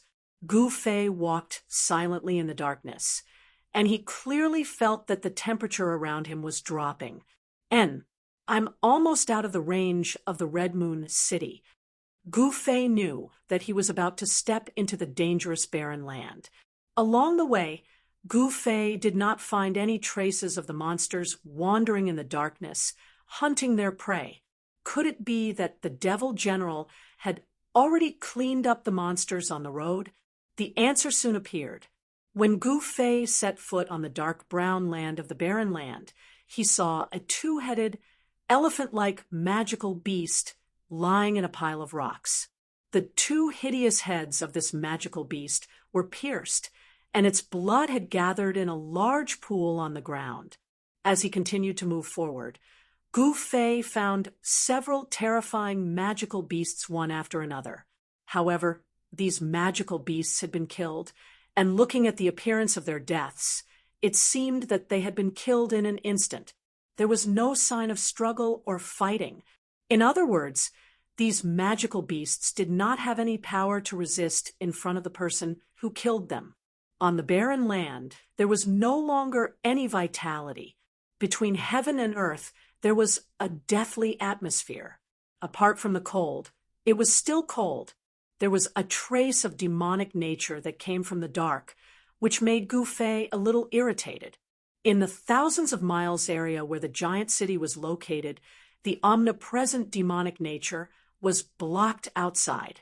Gu Fei knew that ordinary people could not walk in the barren land. unless they wore a kind of talisman called the mysterious Yang Jade Talisman and protected their body with pure Yang energy. Only then could they walk in the barren land of the extreme Northern Devil territory. The mysterious Yang Jade Talisman could resist the trace of demonic nature that came from the dark, and it could also block the cold outside the body. This kind of jade talisman could be bought in some shops in Hongyu City that sold magic weapons and elixirs. However, Gu Fei did not buy this kind of jade talisman. He was very confident in his own cultivation. Even if he did not wear the jade talisman, he could still walk freely in the barren land. There was no road on the ground, so Gu Fei just went south. After walking for about 200 miles in the barren land, Gu Fei suddenly felt a faint energy fluctuation in front of him. He immediately used the 8 desolate steps and rushed in the direction of the energy fluctuation. In front of him, there was a valley dozens of miles away. At this time, the valley had been shrouded in a thick devil energy, and a terrible aura came out of the valley. When Gu Fei came nearby, he was immediately shocked by the scene in front of him. He saw that at the entrance of the valley, there were countless demonic creatures gathered. These demonic creatures were strange. Some were as big as a hill, and some were as small as a cat and a dog. Among them, there were thousands of predators that had been killed by him before. They quietly gathered outside the valley, without making any sound. The silence was heart-palpitating. Gu Fei did not dare to approach. He hid behind a boulder and watched the scene nervously. He felt a strong sense of uneasiness. There was a strange fluctuation in the valley ahead, which made people feel a tremor from the depths of their soul. A chill rose from the bottom of Gu Fei's heart. After coming here, he clearly felt a strong sense of oppression, a great pressure that made his heart palpitate. It seemed that there was a powerful demon entrenched in the valley ahead. The devil energy in the valley was surging. It was dark, and the billowing devil energy shrouded the sky and the earth. Even Gu Fei could barely see the devil energy at the entrance of the valley. There seemed to be many vague figures standing there. Chapter 309. A demonic cultivator suddenly appeared outside the valley, causing Gu Fei to jump in fright. It also broke the silence of the surroundings. The countless demonic creatures gathered outside the valley immediately rushed towards the figures shrouded in demonic chi in the sky and roared. Their roars were like the howls of tens of thousands of demons, shaking the heavens and earth. Countless demonic creatures gathered together and erupted with an extremely tragic aura, causing Gu Fei to tremble with fear. If he was discovered by these demonic creatures, even if he had an extremely powerful mortal body and wasn't afraid of being bitten by these demonic creatures, he would still have to flee. Among the countless demonic creatures, there was a demonic creature with black wings on its back. It immediately soared into the sky and rushed towards the figure shrouded in demonic chi.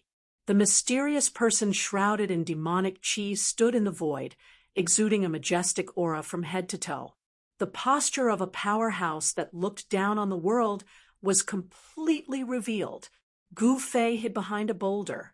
He knew that the demonic cultivator in the void above the valley entrance was a terrifying powerhouse. The terrifying fluctuations that he emitted were enough to make one's heart palpitate. A demonic light shrouded the area, and all the flying demonic creatures that rushed towards the demonic path powerhouse collapsed into a mist of blood drifting down from the sky. After the demonic light destroyed the demonic creatures, it didn't disappear. It continued to envelop the area below. The terrifying demonic light expanded outwards, enveloping the entire world. Countless demonic creatures, under the shroud of the demonic light, silently collapsed. It was like snow and ice meeting the sun. This was a terrifying light of slaughter, a light of destruction. In just a moment, the countless demonic creatures gathered outside the valley entrance were completely annihilated. Only a few powerful demonic creatures didn't collapse under the terrifying demonic light, but their bodies were torn apart, their flesh and blood were mangled, and they were on the verge of death. Outside the valley entrance, blood flowed everywhere, but not a single piece of flesh or blood could be seen. This was because the bodies of all the demonic creatures had been destroyed. Not even their bones were left behind. This was a bloody slaughterhouse. Blood soaked every inch of the dark brown soil. The pungent smell of blood wafted over, causing Gu Fei to feel nauseous. Roar! Just at that moment, a deep roar rang out from within the valley.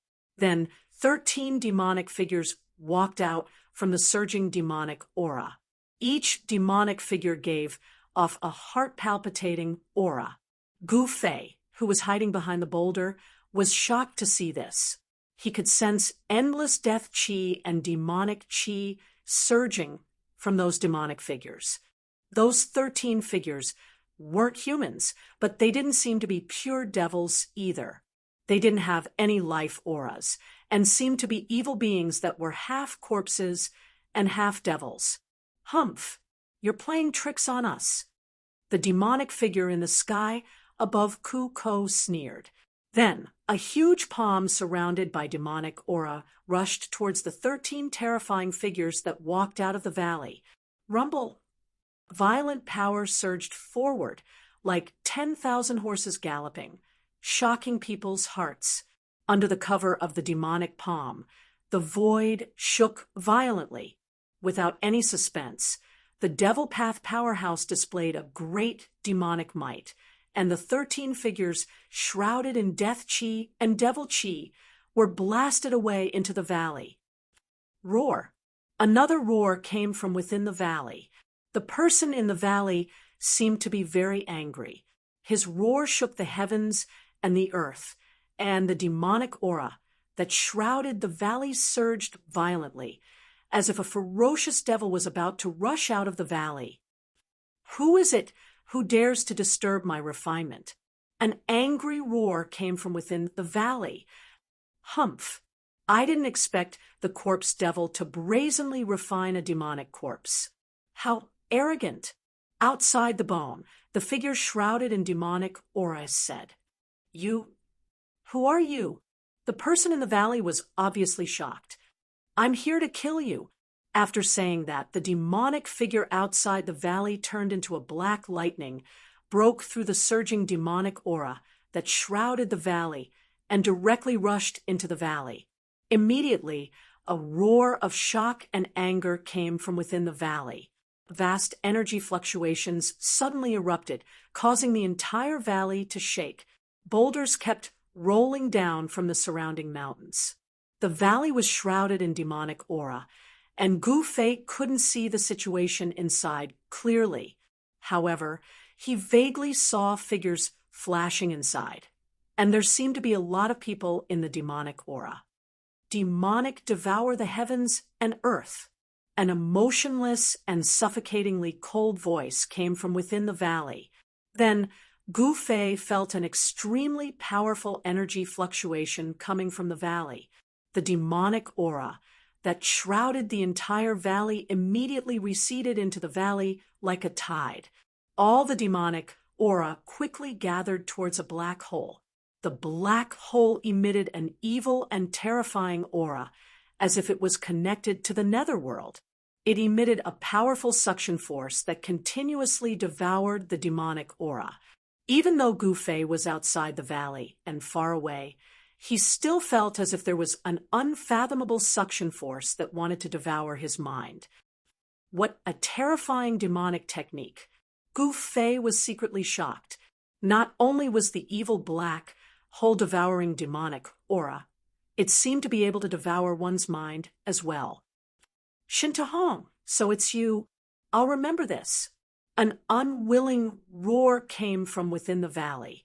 Then a mass of demonic aura wrapped around a dozen black figures soared into the sky and instantly rushed out of the valley.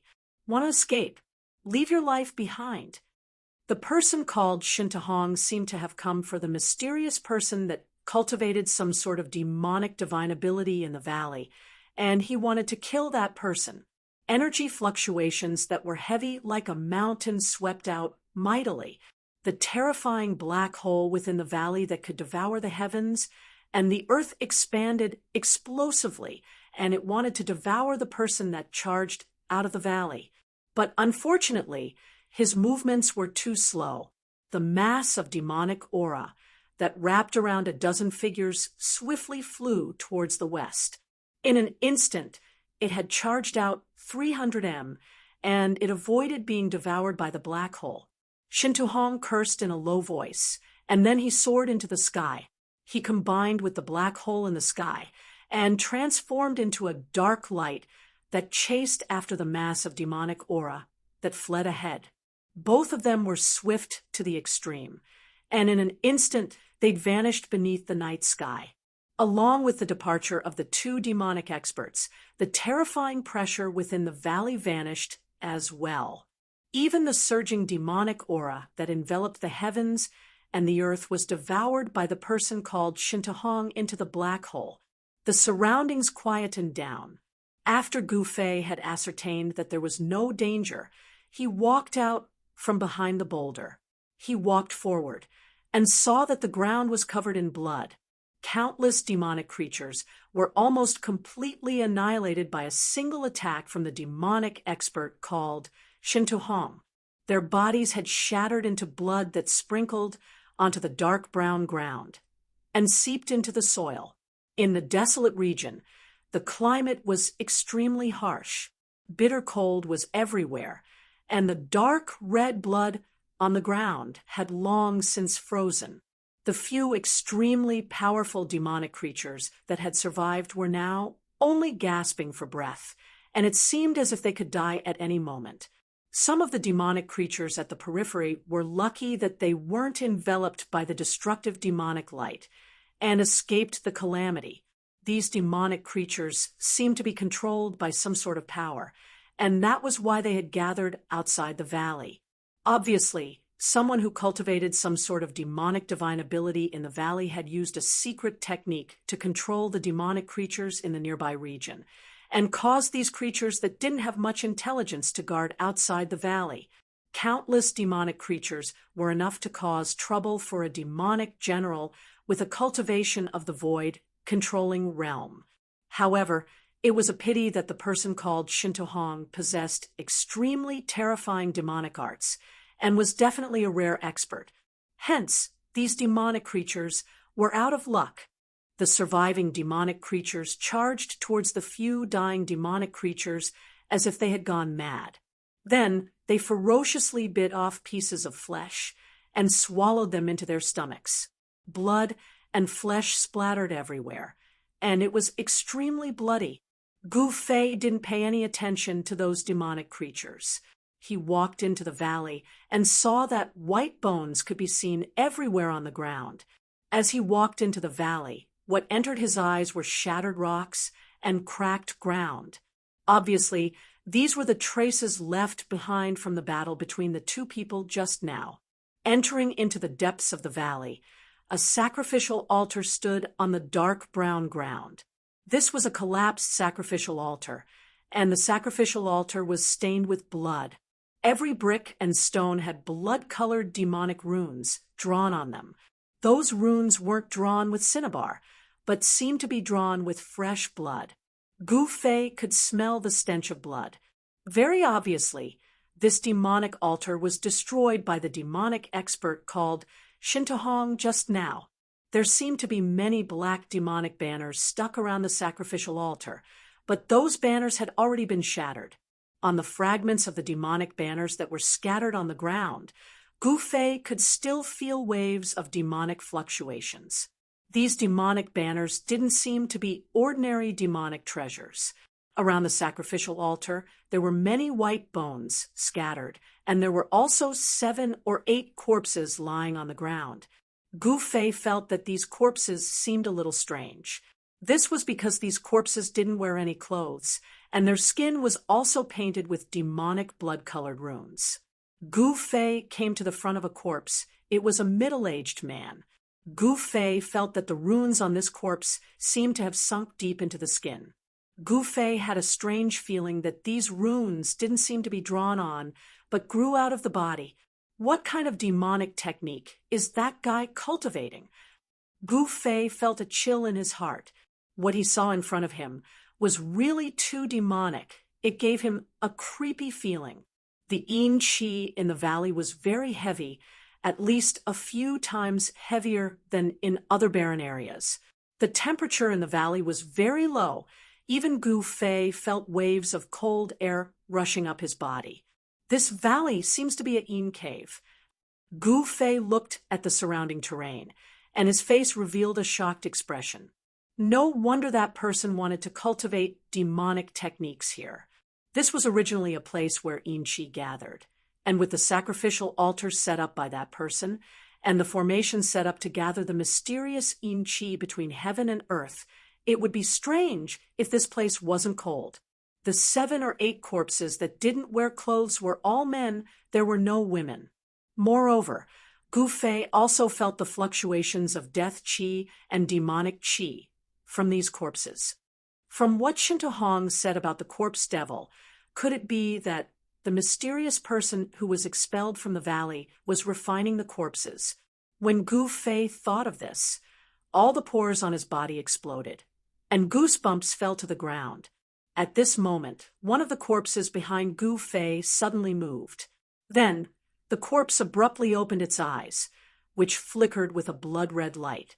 The pupils and sclera of the eyes disappeared in an instant, and 2 terrifying rays of red light shot out from the eyes, appearing exceptionally evil and terrifying in the night sky.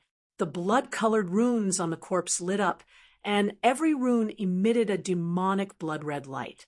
The blood-colored runes seemed to come alive and seemed to surge under the skin. It was indescribably demonic. Chapter 310.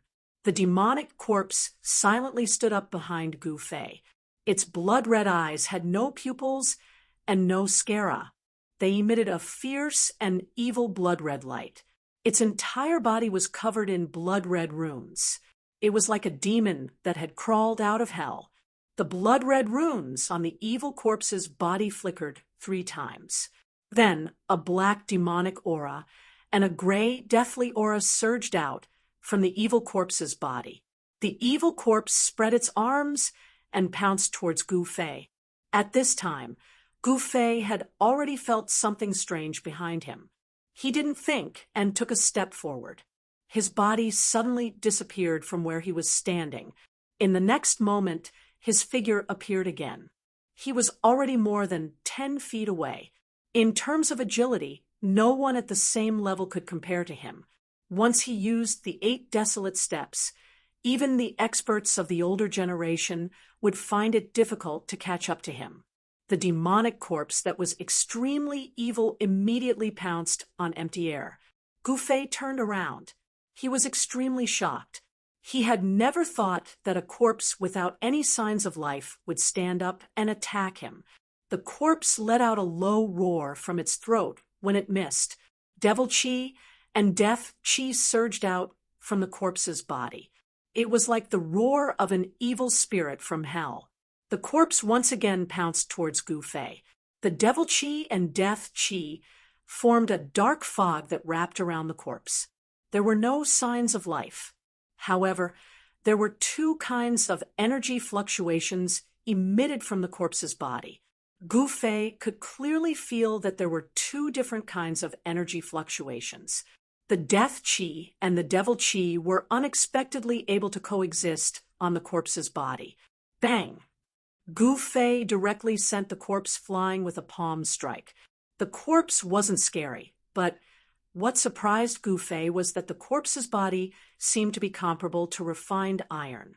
It unexpectedly didn't collapse under the power of his palm strike. At this time, the valley was filled with a layer of gray fog. This was the dark fog that was a mixture of death qi and devil qi. In the darkness, Gu Fei found that the corpses scattered around the altar began to move. Then, the naked corpses covered with evil blood-red runes staggered up from the ground one by one. They weren't resurrected, but they were being controlled by an evil force. Even the dead aren't spared. Gu Fei couldn't help but suck in a breath of cold air when he saw this scene. He had already vaguely guessed that the mysterious person in the valley was practicing some kind of devil path divine ability. This devil path divine ability was too evil. It unexpectedly refined the corpses of dead experts into terrifying devil corpses that only knew how to kill. Within the hazy underworld mist, a blood-colored light was emitted. Those lifeless demonic corpses stood up from the ground and coldly stared at Gu Fei. There was not a trace of human emotion in them, only an aura of destruction and deathly stillness. It was like a pair of eyes of death that came from hell. In the valley, the death chi and devil chi lingered. The bodies of the devil corpses began to emit powerful energy waves. Then, they roared and charged at Gu Fei. Chi! Gu Fei casually pointed with a finger. A dazzling golden light tore through the void like a golden rainbow. It instantly hit the forehead of the devil corpse that had already pounced in front of him. The devil corpse flipped and rolled on the ground. However, Gu Fei frowned. He realized that the sharp power of his finger that could pierce through stone and gold was actually unable to penetrate the head of the devil corpse. The devil corpse that had been knocked down crawled up from the ground again. This really surprised him. It should be known that even if it was a piece of iron with his current skill, he could still make a hole in it with a point of his finger. It could be seen that the bodies of the devil corpses were as hard as iron. It was as if they were no longer made of flesh and blood. It was hard to imagine what kind of secret technique the mysterious person who refined the devil corpses had used to refine the bodies of the corpses to become so strong. After sending the devil corpse that had pounced at the front flying, the other devil corpses had already pounced in front of him. Gu Fei immediately retreated. At the same time, a golden sword shadow appeared in his hand. With a wave of his hand, the sword light was like a rainbow. It drew upon the power of metal in the void and swept towards the devil corpses that were pouncing at him. Chi! Chi! Chi! The faint and illusory sword shadow swept across the bodies of the devil corpses. It was like cutting through tofu, easily cutting through their skin and flesh. Their heads were either cut off or their waists were cut into two. The metal element sword, intent, seemed indestructible. However, Gu Fei knew that this was due to the remnant soul of the divine weapon that had been refined into the blood and chi in his body. That was why his 5 elements sword intent was so powerful. However, Gu Fei noticed that there wasn't a single drop of blood on the devil masters that had been slashed by the sword. It was as if the sword had slashed at dead flesh that had already coagulated with blood. This scene was very strange. Gu Fei could already confirm that these devil corpses were corpses that didn't have any signs of life. However, he couldn't understand. Hadn't the devil Dao expert called Shintahong already destroyed the sacrificial altar and chased away the mysterious person who was refining the devil corpses in the valley? Why were these devil corpses still able to move without anyone controlling them? In the instant that the devil corpses were slashed by the sword shadow, the energy within their bodies rapidly dissipated. Their flesh and blood also shriveled up, turning them into dried corpses that were only skin and bones.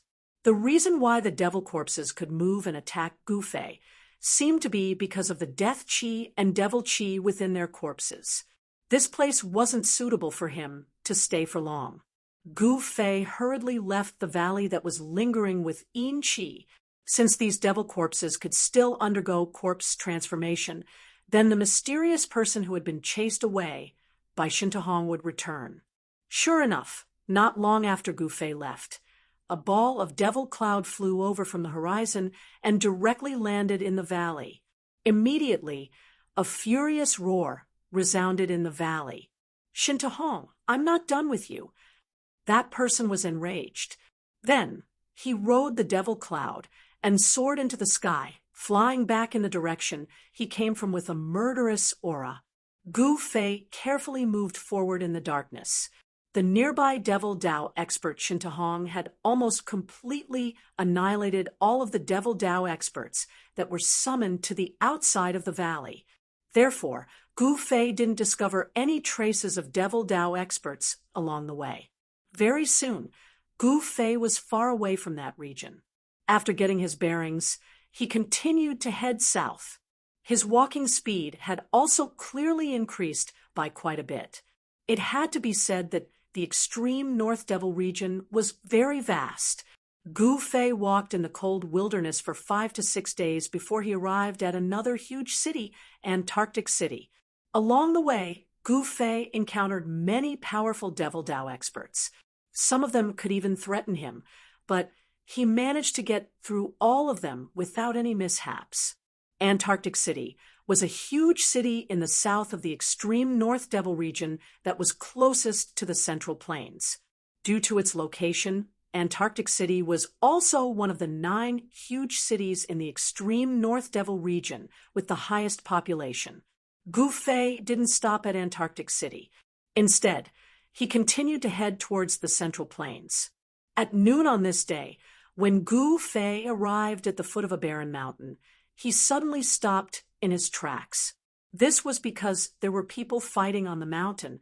2 figures were moving quickly on the mountain, and loud noises could be heard from time to time. Dong Li Pa Tian, hand over the fire dragon's inner core, and I can let you off the hook and spare your life. Someone shouted on the barren mountain. I said before, I don't have the fire dragon's inner core. Dong Li Pa Tian, don't refuse a toast only to be forced to drink a forfeit. That person's words became incomparably cold, so cold that it was suffocating, and the surrounding temperature seemed to have dropped. I don't have it means I don't have it.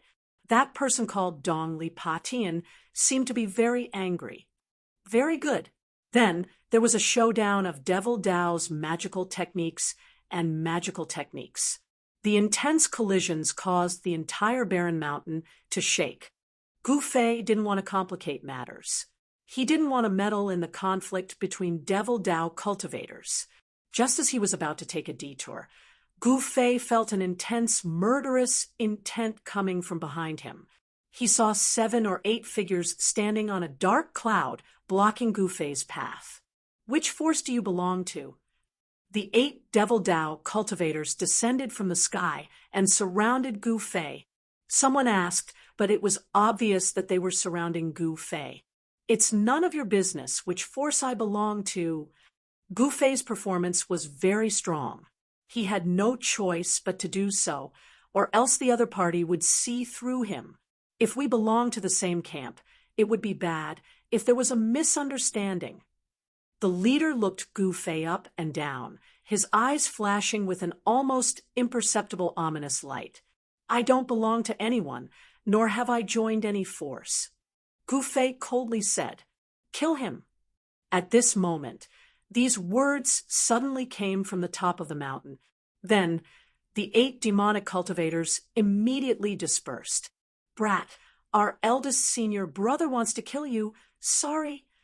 A short young man said. He then raised his hand, and a dozen black lights flew out from his hand, shooting towards Gu Fei. Within each black light was a black nail shrouded in demonic chi. This was a magic treasure of the Devil Dao, the soul-chasing nail. It was said that once it was released, it would not return until it was stained with blood. Gu Fei's 10 fingers moved as he unleashed sword chi, which instantly collided with the soul-chasing spike. A sound similar to air leaking erupted, and then the soul-chasing spike dissipated. The soul-chasing spike also fell to the ground. Why do you want to kill me? Gu Fei was very calm. He could already see that although these people came on clouds, their cultivation was lower than his. The strongest one was only at the 3rd heavenly layer of the ascended mortality realm. These people were riding on dark clouds just now. It seemed that they had used flying magic weapons. Because you are Gu Fei. At this moment, another voice came from the barren mountain. Gu Fei couldn't help but be shocked. Could these people be the minions of the Six Paths Devil Palace? After leaving Hongyu City, Gu Fei had already returned to his original appearance. "You are from the Six Paths Devil Palace?" Gu Fei's expression changed. "That's right. Obediently surrender, and we might leave your corpse intact." Ha! Among the people surrounding Gu Fei, a youth said disdainfully. "Humph." Gu Fei sneered. It was still unknown who would leave whose corpse intact. Chapter 3:11. When the 8 demonic cultivators saw that Gu Fei was able to defeat the soul-chasing nail with just a finger, they knew that the person in front of them was not easy to deal with. Although the soul-chasing nail was not a powerful magic weapon, the fact that the other party had destroyed it so easily made everyone's expression turn serious. "Attack!" The short, slouching man with a gloomy expression waved his hand, and a small flag that was shrouded in black chi appeared in front of him. At this time, the other 7 young cultivators also made their move. 8 small flags appeared, and each small flag was shrouded in a layer of hazy demonic light. Moreover, they quickly expanded, and a vast amount of demonic chi surged out, trapping Gu Fei. In an instant, the sky turned dark, and the sun and moon lost their light. The 8 demonic flags suddenly grew 10 feet long, and endless demonic chi surged out from them, covering the sky and the earth. "What the hell is this?" Gu Fei crossed his arms in front of his chest and calmly looked at these fellows. He did not immediately make a move. The demonic aura that surged over from all directions was blocked by the 5 elemental aura that came out of his body. "Kaka, kid, accept your fate. No one can come out of our 10,000 demonic formation alive." A gloomy voice came out from the surging demonic chi. The voice was erratic, and no one knew where it came from. The 8 demonic cultivators had already concealed themselves in the inky black demonic chi the moment they summoned their demonic chi. Hearing this, they burst into laughter. 10,000 demonic formation? Gu Fei could not help but want to laugh. Just the name alone was enough to scare a lot of people. However, this demonic formation did not seem to live up to its name. Gu Fei found that although the demonic chi around him was surging violently, emitting an endless demonic aura, and the temperature around him plummeted, it did not seem to hurt him at all. This time, Gu Fei was a little careless. He allowed the 8 Devil Dao cultivators from the Six Paths Devil Palace to trap him in the demonic array. Furthermore, the demonic array had just been activated, and its might had yet to be unleashed. Dance of the Demons. A loud roar rang out from within the demonic chi. Following that, Gu Fei's expression no longer looked as relaxed as before. He could sense that the demonic formation that was trapping him was beginning to change. A great force was being exerted from all directions, pressing down on him. The demonic flags were faintly discernible within the demonic chi. As they swayed, it seemed as if countless demonic shadows rushed out from the flags and pounced into the demonic chi. Demonic howls that caused one's heart to palpitate rang out from all directions. Within the demonic chi, faint and illusory demonic figures began to appear. Each demonic figure emitted an evil and powerful aura. Suddenly, a demonic shadow silently pounced out of the demonic chi around Gu Fei and fiercely collided with the 5 elements stellar chi around him. The powerful impact caused his body to shake as if he had been struck by 1,000 kilograms of heavy hammer. The powerful impact caused his body to shake, as though he had been struck by a heavy hammer. The faint demonic shadow contained powerful demonic energy. Gu Fei was about to disperse the demonic shadow that had collided with his protective stellar energy. However, when the demonic shadow collided with Gu Fei's 5 elements Great Dipper energy, it suddenly exploded. The demonic shadow's self-destruction caused the protective stellar energy around Gu Fei to shake violently.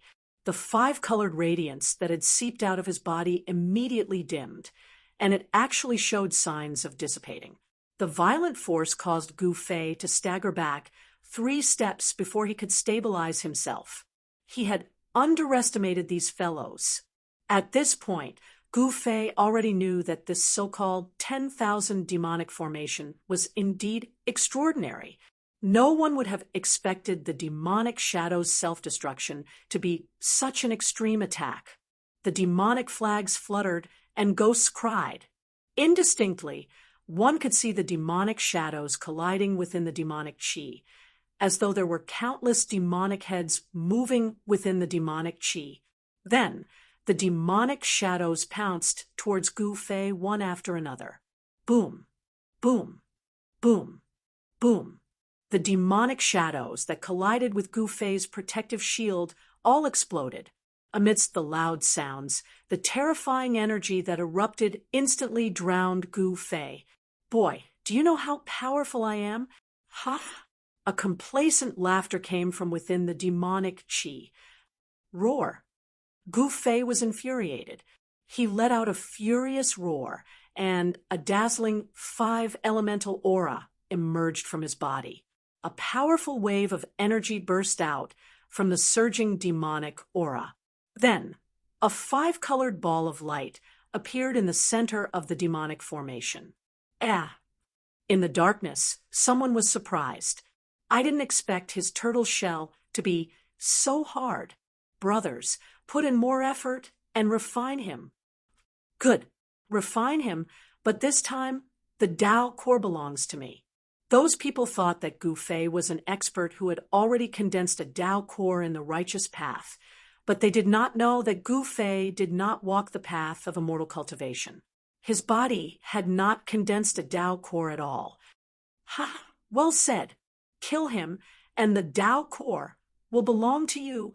Another person said. These people were casually talking about who would get the Tao core in Gu Fei's body after he was killed. It seemed that in their eyes, Gu Fei was already a dead man. It was not easy to refine the heavenly devil flag. In addition to the soul, the Tao core of a cultivator, and the devil core of a devil cultivator were also a great supplement for the heavenly devil flag. After the heavenly devil flag swallowed the Tao core or devil core, its power would greatly increase. As Gu Fei listened to these people's words, his face seemed to be covered with a layer of frost. It was frighteningly cold. You don't know the immensity of heaven and earth. Watch how I break your demonic formation. Gu Fei shouted. His voice was like a great bell, and the rolling sound waves shook the demonic chi around his body, covering up the sound of the explosion. He used all his strength to circulate his Xian Qi, and the light of the 5 elements came out of his body, forming a huge 5-colored ball of light that enveloped him. No matter how the demonic shadows outside attacked, they could not shake Gu Fei's protective gang chi. However, the demonic shadows that self-destructed did not disappear. After they self-destructed, they quickly condensed again in the demonic chi, and then continued to pounce on Gu Fei. This kind of attack seemed endless. You can break our myriad demon formation unless the sun rises from the west. This is the funniest joke I've ever heard. He's crazy. The 8 young cultivators from the 6 demonic palace who were hidden in the myriad demon formation all mocked Gu Fei. It was no wonder that they were so confident. Even someone with a higher cultivation than them, trapped in the myriad demon formation, would have their magic power and true essence whittled away by the endless attacks. However, they could not do anything to Gu Fei at the moment. The sky demon blade.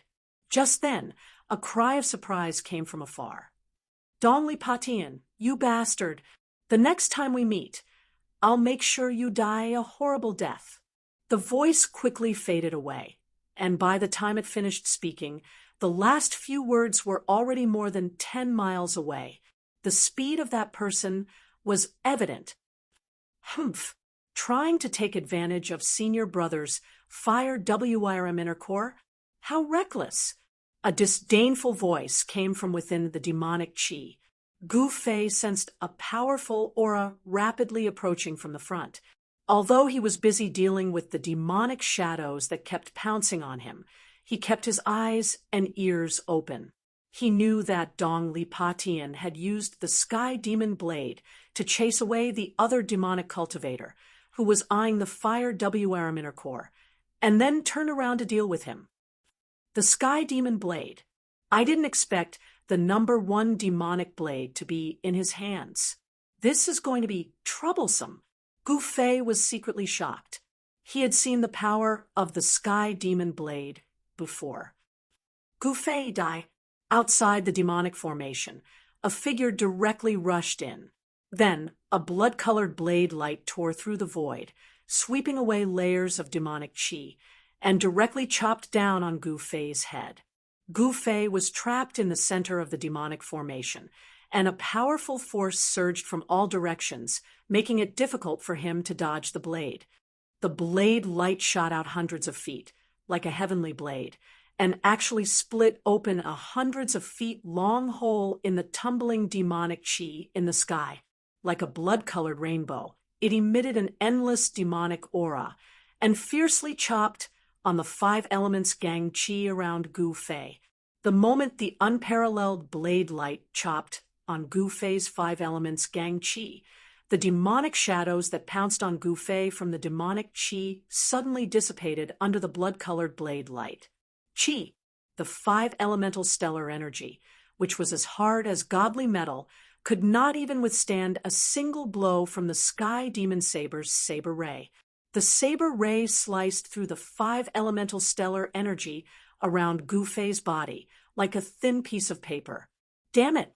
Gu Fei's long hair danced in the wind as he stared at the falling blade light. At this moment, the skin of his whole body suddenly turned purple. His whole body was like an unsheathed, peerless divine weapon, revealing its sharpness and emitting a shocking sword qi. Rumble! The entire 10,000 demonic formation began to shake. Retreat!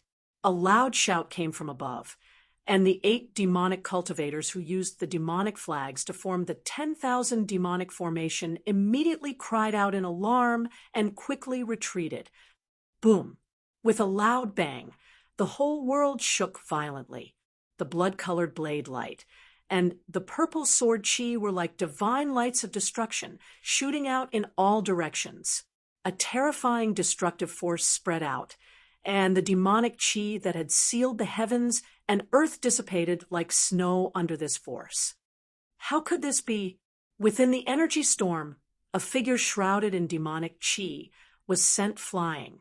The 300-meter long blood-colored blade light shattered in the void. The ground cracked and caved in. Dust flew everywhere as a huge pit appeared on the dark brown ground. Amidst the cries of alarm, the 8 demonic flags that had been sent flying by the terrifying force rapidly shrank, turning into a black light that shot into the bodies of the 8 demonic cultivators who had been sent flying. The destruction of the 10,000 demonic formation immediately dealt a huge blow to the 8 cultivators. As they crashed to the ground, they all spat out a mouthful of blood. Everyone from the 6 demonic palace must die. A cold voice rang out from within the pit. Amidst the billowing dust, a terrifying figure walked out of the pit and stared coldly at the people from the 6 demonic palace. Gu Fei was furious.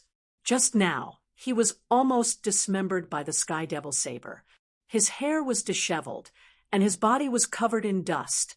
His shirt was torn into rags that hung on his body, and a trace of blood could be seen at the corner of his mouth. He looked extremely miserable. Chapter 3:12. Everyone was shocked beyond belief.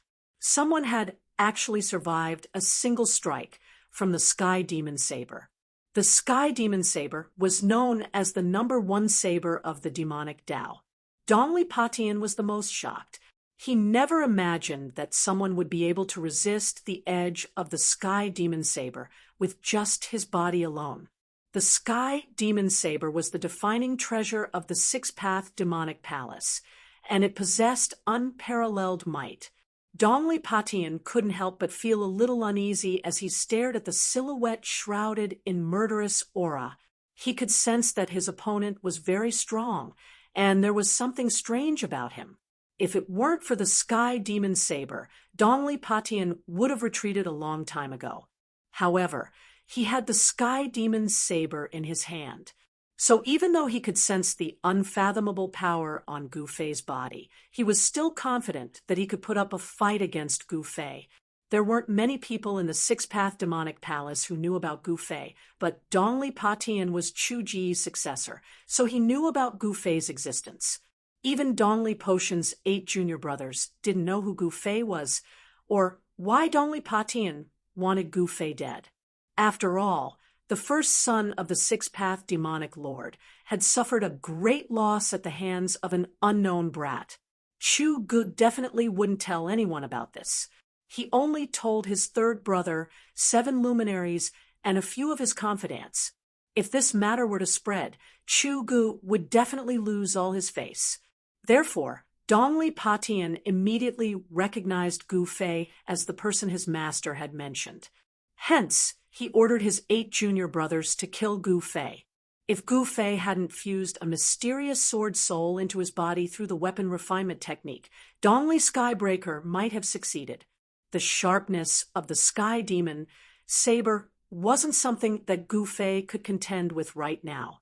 However, with the help of the sword soul, Gu Fei's body gained the characteristics of the mysterious sword. Even the Sky Demon Saber couldn't break through Gu Fei's flesh. In the nick of time, Gu Fei used the power of the divine weapon soul to cover his entire body. It was as if he had transformed into an ancient divine weapon, allowing him to block the Sky Demon Saber's light and escape this calamity. Step by step, Gu Fei approached the Devil Cultivator, who was sent flying. The 5 elements divine light burst out of his body, like a 5-colored divine fire burning outside his body. Buzz! A crisp sword chime rang out. Amidst the 5-colored divine radiance, 5 sword shadows appeared. The 5 elements' sword chi spread out, and the surrounding temperature plummeted. Why, you're a sword cultivator. Dongli Patian couldn't help but be moved at this moment. The sword aura emanating from Gu Fei was simply too powerful. It was as if his entire being had turned into a heavenly sword. Dongli Patian could feel the Sky Demon Saber vibrating in his hand. It was as if the saber had met its match. Dongli Patian knew that the Sky Demon Saber in Gu Fei's body was extraordinary. It was able to make the Sky Demon Saber react. The Sky Demon Saber was known as the #1 demonic weapon of the demonic Tao. It had devoured countless blood essences and souls to condense a weak saber spirit within it. The saber spirit was also known as the saber soul. The Sky Demon Saber was a demonic saber with a spirit of evil. Any cultivator struck by the Sky Demon Saber would have their blood essence devoured by the demonic Tao in an instant. Even their soul would be absorbed into the demonic saber, becoming its nourishment. Buzz! The demonic saber in Dongli Potion's hand vibrated gently. The blood-colored saber light flickered erratically, as if it could fly out of his hand at any time and slash at Gu Fei. At the same time, the remnant soul of the divine weapon in Gu Fei's body sensed the Sky Demon Saber's presence. It rapidly traversed through Gu Fei's blood energy, showing signs of breaking out of his body. Gu Fei was a little surprised. One had to know that only the Azure Dragon Saber could trigger a reaction from the sword's soul back in the Stone Forest formation. Senior brother, kill him. Senior brother, let him know the power of the Sky Demon Saber. At this time, the 8 young cultivators who were sent flying stood up from the ground. Their faces were pale with blood dripping from the corners of their mouths, and their expressions were weary. It was obvious that the destruction of the myriad demon formation had heavily injured them. When they saw Gu Fei walk out of the pit, they immediately retreated far away. The demonic cultivators immediately thought of themselves. Although the 8 young cultivators were from the same sect as Dongli Patian, the competition between them was also very cruel. They couldn't wait for Dongli Patian to be defeated by Gu Fei. Moreover, Dongli Patian hadn't warned Gu Fei when he'd used the Sky Demon's saber just now. Instead, he charged straight into the formation and swung his saber. Dongli Patian didn't care about their lives at all. This made the 8 disciples very angry, but they didn't dare show any dissatisfaction because Dongli Potion's cultivation was higher than theirs. In the extreme northern demon region, whoever's fist was harder was the boss. If the 8 demonic cultivators were stronger than Dongli Patian, they'd just as mercilessly trample him under their feet. Gu Fei's eyes were as cold as the edge of a blade. His long hair fluttered despite the lack of wind, and an invisible aura as heavy as a mountain formed around him. An earth-shattering killing intent locked onto the young man wielding the Sky Demon saber. He was the one who'd made Gu Fei feel the aura of death just now. Bam! Gu Fei covered 10 meters with each step. His footsteps were as heavy as a mountain, causing the ground to tremble as he stepped on the dark brown ground. Bam! Taking another step forward, the earth trembled slightly. Gu Fei was like a huge ancient mountain slowly moving over, his heavy aura pressuring everyone to the point of suffocation. Moreover, the instant he took his second step, Gu Fei's aura suddenly rose by a large margin, pressing towards Dongli Patian like a demonic god. Dongli Potion's expression changed abruptly. To his surprise, he realized that there was an indescribable rhythm to Gu Fei's footsteps, as if they were one with the pulse of heaven and earth. Gu Fei's footsteps drew upon the energy of heaven and earth, and the spiritual energy of heaven and earth gathered towards him. The 8 retreating disciples also noticed this phenomenon, and they were all incomparably shocked. Could it be that this youth's cultivation had already reached the realm of being one with the world? Bam! With another step, Gu Fei appeared in front of Dongli Patian as if he'd teleported. Dongli Patian felt his heart thump violently along with the sound of his opponent's footsteps. Dongli Patian felt a boundless, mountain-like energy ripple radiating from Gu Fei's body. It was as if the entire world was trembling with Gu Fei's footsteps. At this moment, Gu Fei seemed to have truly merged with heaven and earth, and the frequency of his footsteps perfectly harmonized with the pulse of heaven and earth. This was a terrifying rhythm, and he was controlling the initiative of the battle. With his third step, Gu Fei's aura and strength rose to an unimaginable level. The 5 elemental swords around him were no longer faint and illusory. Instead, they glowed with resplendent sword light, as if they were 5 divine swords of different colors. They revolved around him, emitting a towering sword chi. Gu Fei's strength was condensed with every step he took. It was like the waves of a great river, layer after layer, stacking on top of each other. With just 3 steps, Gu Fei's strength had already risen to a horrifying level. The vast energy fluctuations that emanated from his body caused ripples that could be seen with the naked eye to appear in the surrounding space. However, Gu Fei didn't seem to have any intention of stopping. He wanted to take a 4th step. With Gu Fei's current cultivation base, he could only take the 4th step of the 8 steps, 8 kills. However, Dongli Patian wasn't going to let him take the 4th step because he could already sense the danger. Roar! Dongli Patian bellowed. His long hair danced wildly in the wind as rays of black light shot out from his body. He gripped his saber with both hands and raised it up high, channeling all the energy in his body towards the Sky Demon saber.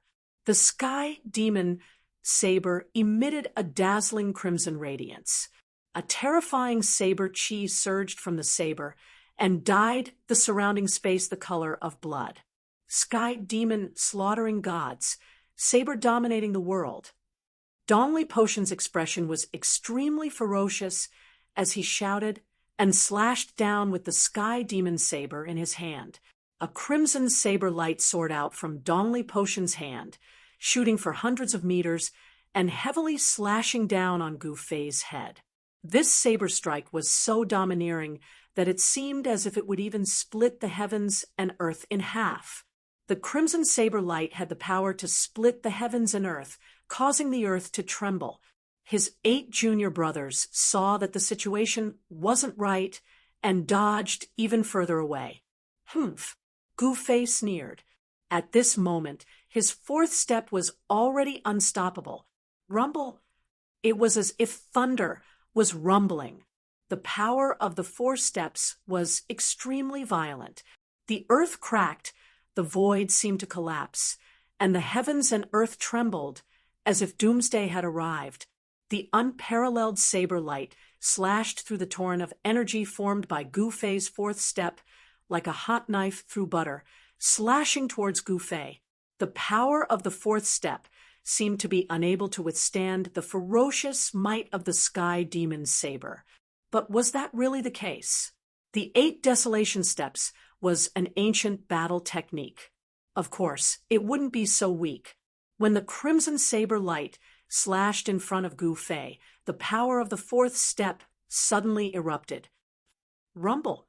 The terrifying power resisted the slash of the saber light. The blood-colored saber light quickly slowed down until it was only a meter away from Gu Fei's head. Kacha-kacha! Cracks appeared on the seemingly solid blood-colored saber light, as if something had split open. Then, with a bing sound, the blood-colored saber light collapsed and turned into specks of blood-colored light that shot out. Boom! With an earth-shattering sound, the earth violently undulated like waves. Hideous fissures appeared on the ground. The Sky Demon Saber Chi and the power of Gu Fei's 4th step completely exploded. 2 terrifying forces spread out in all directions. The dark brown earth beneath Gu Fei's feet turned into a layer of dust that swept out in all directions. Gu Fei flew back like a phantom, using the 5 elemental sword Chi to protect himself as he rushed out of the erupting energy storm. Dongli Patian, on the other hand, was sent flying hundreds of meters away. His face turned red as he spat out a mouthful of blood. Even with the Sky Demon Saber in hand, he was still injured. Chapter 3:13. This was a direct collision of strength. There were no tricks involved. The stronger one would win. However, it seemed that the 2 were evenly matched. After Gu Fei stabilized himself, his face flushed red as if he was drunk. A mouthful of blood rushed up his throat, but he forcefully swallowed it back down. 5 faint and illusory sword shadows were still revolving around him, emitting waves of cold sword chi that blocked the energy storm that was about to erupt. The profound art circulated rapidly within his body. As his flesh and blood surged, streams of pure 5 elemental yuan chi were released, causing Gu Fei's entire body to seem like a piece of 5-colored godly metal, giving off a feeling of being filled with power. The physical body of a cultivator was incomparably tough because it was the source of their power. A body that had been tempered hundreds and thousands of times was something that other cultivators couldn't compare to. A tough body not only had a strong recovery ability, but also the longest endurance. This kind of physical strength undoubtedly gave him a lot of advantages in battle. Again, Gu Fei shouted and took a step forward, displaying his extreme speed of 8 steps. It was as if he was teleporting. With each step, he could travel 100 meters. In just a few steps, he had arrived in front of Dongli Patian. He didn't even need to take a breath. Good. Dongli Potion's fighting spirit was like a rainbow. He didn't believe that he couldn't kill Gu Fei with the demonic saber in hand. Dongli Patian gripped the demonic saber with both hands and slashed at Gu Fei again. A blood-red light illuminated the world. The surrounding spiritual energy quickly gathered towards the demonic saber. The saber light turned into a blood dragon that was hundreds of meters long, pouncing towards Gu Fei with its claws and fangs bared. Gu Fei's face was as calm as still water. He extended his right hand and took in a golden sword shadow beside him. He then slashed out with his sword. With a whistling sound, a golden sword chi rushed out of Gu Fei's hand. It was like an incomparably huge, heavenly sword, strangling the blood dragon that was pouncing towards him. The saber chi turned into a dragon, and the power of heaven and earth was also drawn. Endless spiritual energy gathered towards the blood dragon, raising its power to the limit. The sky demon saber was a spiritual demonic weapon. Not only could it devour a cultivator's blood and soul, it could also devour the spiritual chi between heaven and earth. Wherever the saber light went, it would cut off all life. On the other hand, Gu Fei's metal element sword chi was extremely firm and yang, which was the nemesis of the sky demon blade. Boom! With a loud bang, the sky demon blade's dragon blade chi and Gu Fei's metal sword chi collided in an instant. The terrifying blade chi and sword chi clashed violently, then shot out in all directions. In this second confrontation, the two top young experts still didn't use any techniques. It was a battle of pure strength. They wanted to completely overwhelm each other in terms of strength. Kacha! The golden sword light that resembled a heavenly sword shattered and turned into specks of golden light that scattered in all directions. At the same time, boom! A loud explosion rang out, and the crimson dragon formed by the blood-red Tao light also exploded, sending blood-red light shooting in all directions. Golden and blood-red, the two-colored light exploded into a vast energy storm, sweeping outwards. Rumble! The void trembled, and the earth trembled. The two energy storms wreaked havoc, distorting space and shaking the earth as if this part of the world was about to collapse. Gu Fei and Dongli Patian, who were at the center of the energy storm, fell from the sky along with the shattered ground. Everything in a radius of several dozen meters around them had collapsed. The dark brown earth was incomparably hard, but it was as brittle as tofu under the two's feet. Dust and dirt rose several dozen meters into the air. Rumble! Underground, the two were still locked in battle. The energy fluctuations that erupted from them caused the ground to undulate like waves. Boulders tumbled, and countless pieces of shattered earth shot into the sky. Gravel pierced through the air, as if doomsday had arrived. The blood-red blade chi and golden sword chi that were shooting out in all directions seemed invincible. The dark brown earth was instantly covered in sword and saber marks. The 8 Dongli Patian juniors, watching from afar, were all incomparably shocked. They were well aware of Dongli Potion's strength, not to mention that he had the sky demon blade in hand. Even if they combined their strength in the myriad demon formation, they still wouldn't be Dongli Potion's match. However, they discovered that their senior brother had encountered an unimaginably powerful opponent who could fight endlessly against Dongli Patian with the sky demon blade. After exchanging a blow, Gu Fei and Dongli Patian charged at each other. 5 swords spun in Gu Fei's hand, and Gu Fei only needed to stretch out his hand to draw the swords into his hand and unleash a barrage of unparalleled sword light at Dongli Patian. Gu Fei discovered that Dongli Potion's cultivation had already reached the 4th stage of the Ascended Realm.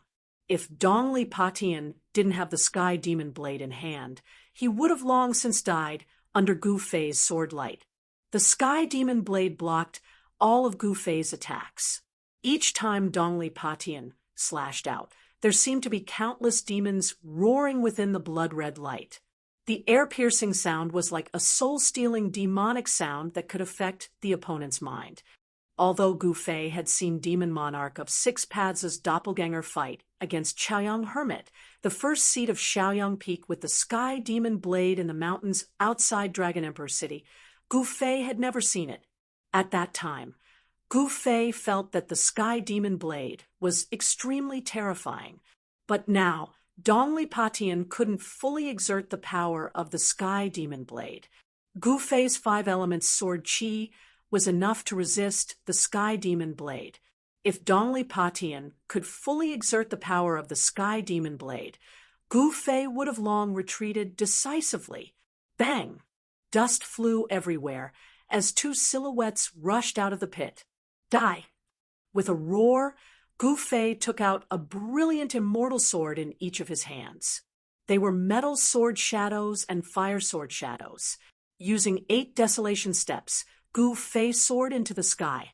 Golden sword qi and flames filled every inch of the space and shrouded towards Dongli Patian. Dongli Patian's long hair fluttered in the wind as he brandished his sky demon blade in all directions. Each slash seemed to be able to break the void and split the world, blocking the brilliant sword lights. The fire sword qi and metal sword qi collided with the evil blood-red saber light. The 2 people constantly clashed with each other from the ground to the ground before soaring into the sky. Gu Fei pushed 8 desolation steps to the extreme, while Dongli Patian seemed to be standing on a demonic cloud, allowing the 2 to soar into the sky. Extremely powerful qi waves surged in all directions like monstrous billows. The dark brown ground shook violently as the dark brown soil spread outwards like waves.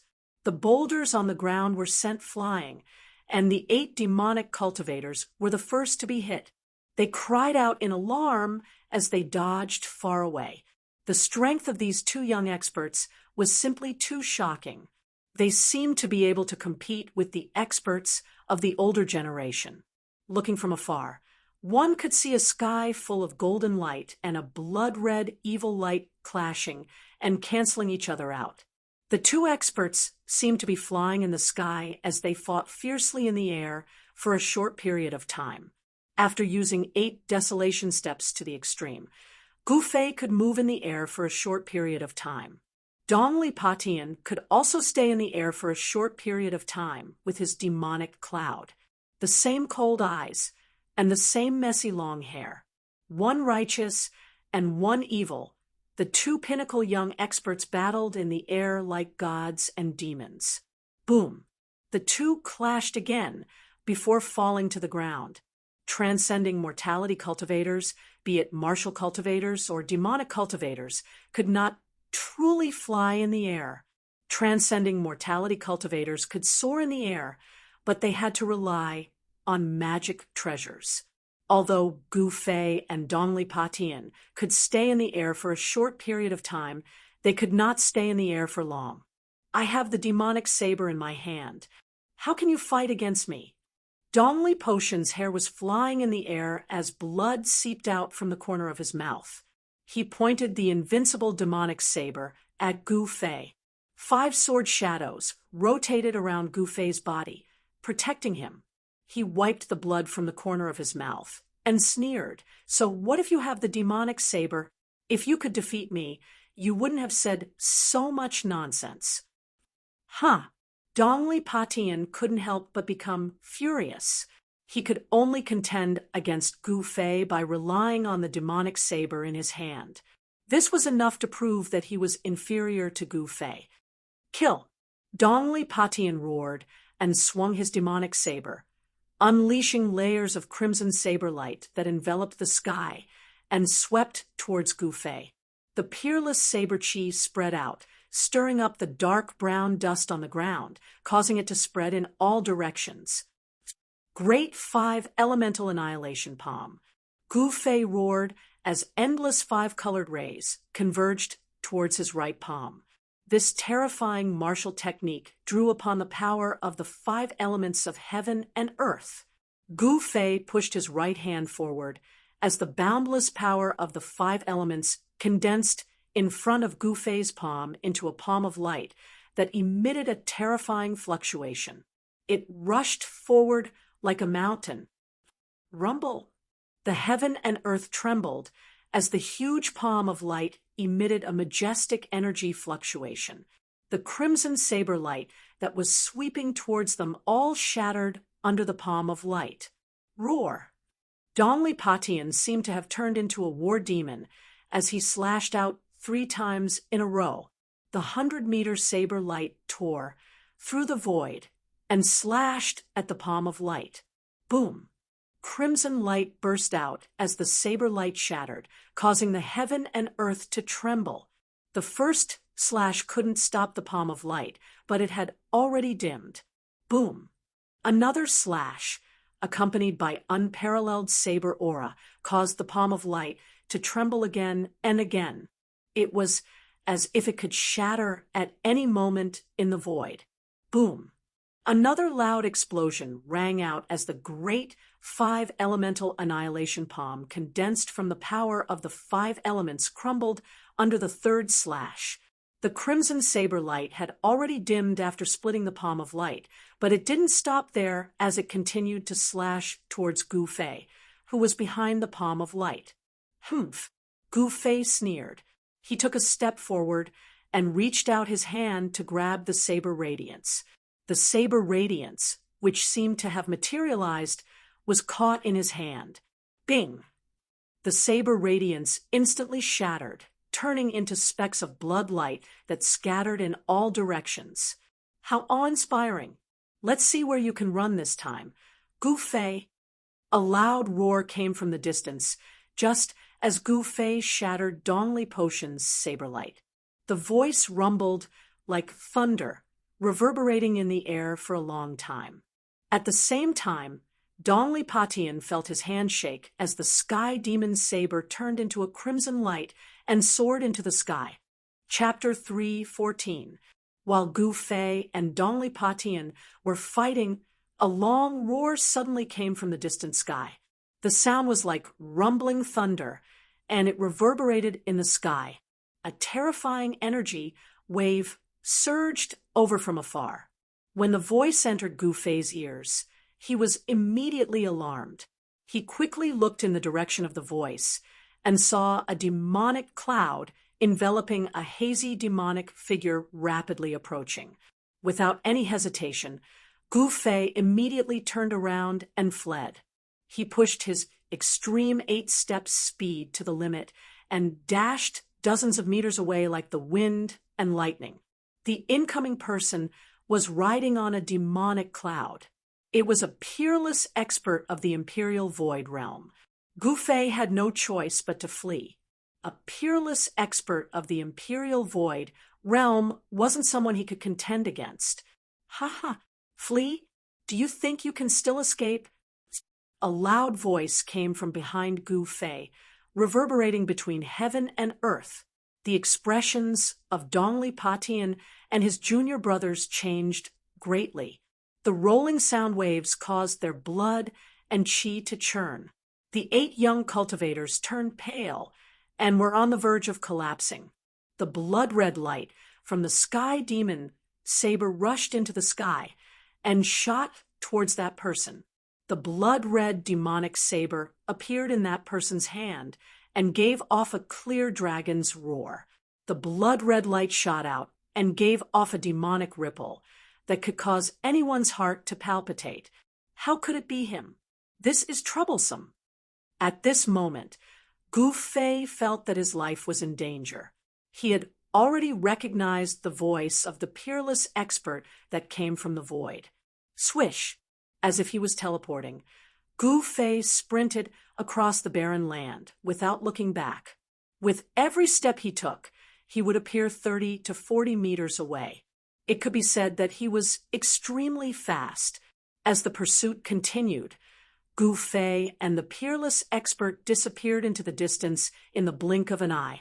The peerless expert who put away the sky demon saber didn't pay any attention to Donglipatian and the 8 young cultivators who were standing on the ground in a daze.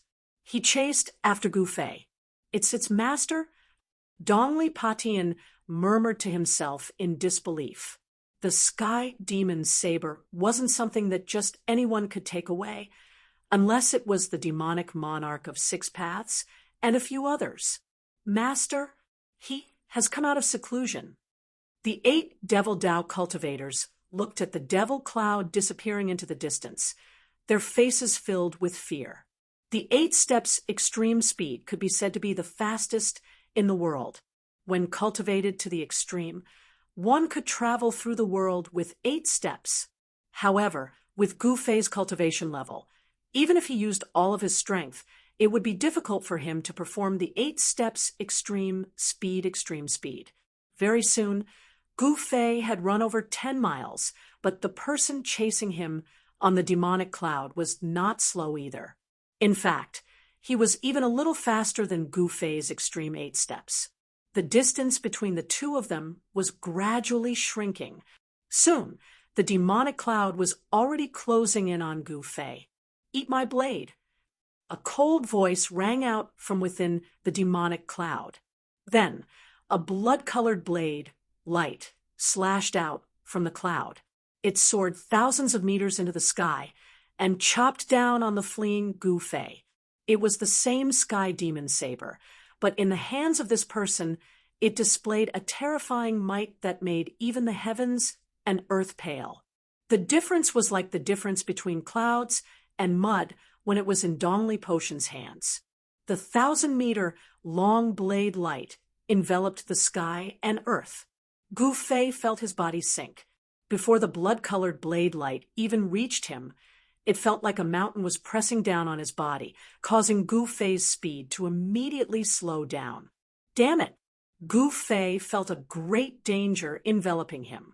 The cold saber qi seemed to be all-pervasive, causing the rapidly circulating yuan qi in his body to boil. There was a strange, evil energy that wanted to vaporize his body's qi and blood.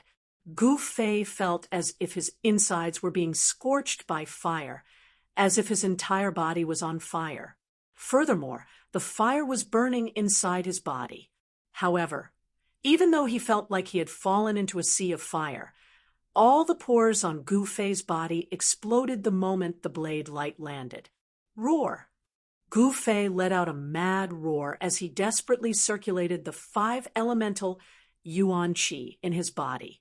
The 5 sword shadows around him erupted with a blinding light, forming a terrifying barrier of light around him.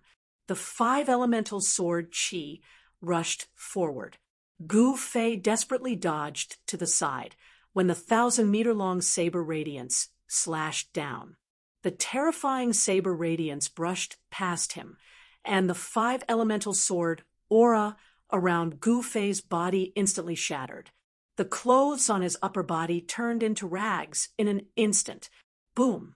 With a loud noise, the blade light slashed on the dark brown ground, causing the area to shake violently as if there was an earthquake. The sky devil saber slashed out a 1,000-meter-long saber mark on the ground. The terrifying saber qi swept out, and Gu Fei was sent flying by the terrifying saber radiance.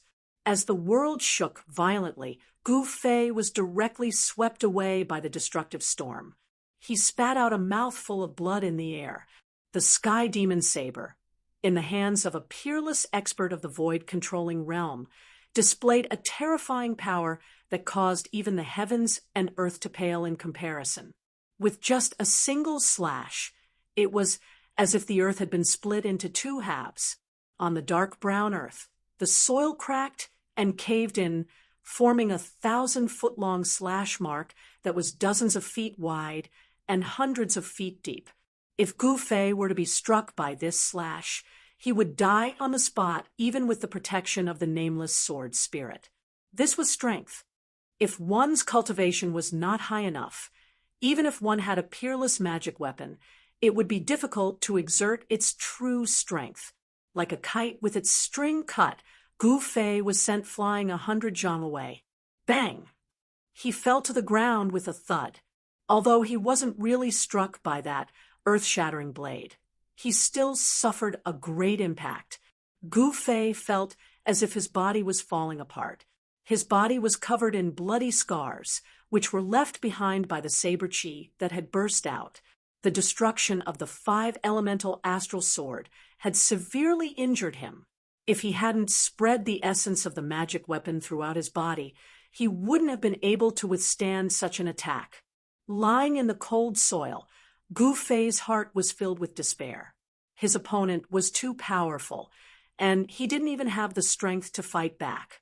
At this time, Dongli Patian and his 8 junior brothers also arrived nearby. They couldn't help but be shocked by the scene before them. Has Master recovered his cultivation? Dongli Patian thought. They didn't dare to move forward because the lofty figure standing on the demonic clouds in the sky emitted a great pressure, making them feel as if a boulder was pressing down on their hearts. Ha! Gu Fei, accept your fate. That person looked down at Gu Fei, who was on the ground, and laughed heartily. He seemed to be very happy. Gu Fei coughed out a mouthful of blood and staggered up from the ground. He smiled bitterly. I didn't expect your cultivation to have risen to this level. Humph! If I hadn't been heavily injured by that dead ghost on the demonic god island, you would have already died by my hands. The figure shrouded in demonic energy gave off an incomparably evil aura. He paused for a moment before continuing. Speaking of which, I have to thank you. Otherwise, I wouldn't have been able to fuse with the demonic god's blood so easily. You're an expert of the older generation, yet you want to deal with a nameless junior? Aren't you afraid of being laughed at by the world? Gu Fei coldly asked. As matters stood, he wasn't afraid of the other party's ferocious might. Ha! How childish! I'm a demon, and I'm afraid of being laughed at? Chu Ge, am a demon. Whatever I want to do, I do. I don't care what others think. Gu Fei knew that there was no hope of escaping, so he didn't say anything else. At this moment of life and death, his heart was calm as he stared straight at Chu Ge in the sky. Chu Ge, who was standing on the demonic clouds, couldn't help but admire Gu Fei's courage when he saw how calm he was. It would be a pity to kill such a person. Good. If you can pledge allegiance to me and work for me, I can spare your life. Chu Ge said. He had a heart of love for talent. For a person like Gu Fei, if he turned to the demonic path, he would also be able to achieve something. Humph, if you want to kill me, do as you please. I will definitely not join the demonic path. Gu Fei knew that if he agreed to Chu Ge, he would become a traitor of the supreme mystery sect and be shamed by the world. Ha ha, Gu Fei, you've done well. At this moment, a loud laugh suddenly came from the sky. A golden light flashed in the sky, and in an instant, a middle-aged man wearing a blue robe appeared in front of him. The Dao Sect's golden light escape technique. Chu Ge couldn't help but be surprised. The person who had come was definitely a master. There was a golden light in the sky, and the person seemed to have teleported, arriving in front of him. His speed was shocking. Chu Ge knew that the person who had come was powerful, so he no longer hesitated. He directly slashed down at Gu Fei. His chi had already firmly locked onto Gu Fei. This slash was a fatal one. Along with the mournful cries of ghosts, the crimson saber light swept across the sky. Under the envelopment of the saber light, heaven and earth trembled. The terrifying edge of the saber seemed to be able to tear the sky apart. It was as if it was going to kill Gu Fei. With a thunderous momentum, since he could not be used by him, he would immediately kill him. Chu Ge was a decisive person. He would not hesitate at all. As soon as he had the intention to kill, he immediately acted without the slightest bit of hesitation. Chu Ge, you're courting death. The person seemed to recognize Chu Ge. When he saw that Chu Ge wanted to kill Gu Fei, he could not help but be furious. He then waved his sleeve, and a golden light shot out towards Chu Ge. Within the golden light, countless thin golden threads could be seen. They pierced through the void, piercing towards Chu Ge at an extremely fast speed. At this time, Gu Fei knew that his chance had come. However, he found that under Chu Ji's heavenly devil blade, he could not move at all. The blade chi enveloped the world, binding him, and the void around him seemed to be frozen. Gu Fei couldn't help but be shocked. At this time, he realized that the gap between him and a peerless void-controlling expert was huge. How did Chu Ji's cultivation increase so quickly? Gu Fei struggled with all his might. The five-colored light was like a five-colored flame that emitted from his body. He wanted to rush out from under Chu Ji's blade. He knew that if he was hit by Chu Ji's blade, even with the protection of the sword soul, he would still die. Chapter 3:15. Minister Dan. In the face of that person's attack, even Chu Ji's expression changed. If it was under normal circumstances, he would definitely not put his opponent in his eyes. But now, his cultivation had just recovered to the void-controlling realm, and the opponent's strength was on par with his. Left with no choice, Chu Ji's slash towards Gu Fei paused for a moment. A glaring blood-red light spread out and actually engulfed the tens of thousands of golden threads that were shooting towards Chu Gu. With this pause, Gu Fei, who was enveloped by the 1,000-foot-long saber light, immediately felt his body relax, as if a huge mountain that was pressing down on him had suddenly been moved away. Roar. At the juncture of life and death, Gu Fei let out an angry roar, his face contorted, and he looked extremely ferocious. He used all his strength to activate the Yuan Qi in his body, and every inch of his flesh, every piece of his tendons and bones emitted a dazzling light. At this moment, all his flesh, blood, tendons, and bones seemed to have been deified, emitting a dazzling light. A five-colored light penetrated his body, and an unprecedentedly powerful energy fluctuation erupted. When the saber light fell again, Gu Fei resisted the endless pressure coming down from the sky and rushed out, narrowly avoiding the 1,000-foot saber light that was coming down from the sky. Pung! The earth shook violently, and the dark brown hard ground undulated like waves, spreading to both sides, and black dust rose high into the sky. Gu Fei was swept away by the terrifying saber light like a withered leaf, and he spat out a mouthful of blood in the air. Damn it! An angry roar came from the sky, and golden light illuminated the world. At the same time, a figure surrounded by golden light rushed down from the sky, grabbed Gu Fei, and rushed into the sky. Humph! With a sneer, Chu Gu waved the sky devil saber, mincing all the golden threads that were shooting at him from all directions, and then slashed at the figure wrapped in golden light. The saber light cut through the void, and instantly struck the back of the golden figure. But at this moment, there was a flash of golden light, and the golden figure grabbed Gu Fei and disappeared into thin air the moment the saber light struck. When the golden light reappeared, it was already more than 10 miles away. What a fast escape technique! Chu Gu couldn't help but be shocked at this scene. The Dao Sect's escape technique was not inferior to the demonic path's heavenly demon blood transformation escape technique. Where do you think you're going? Chu Gu shouted, and immediately chased after the figure on the demonic cloud. The golden light in front of him flashed a few times before disappearing into the horizon.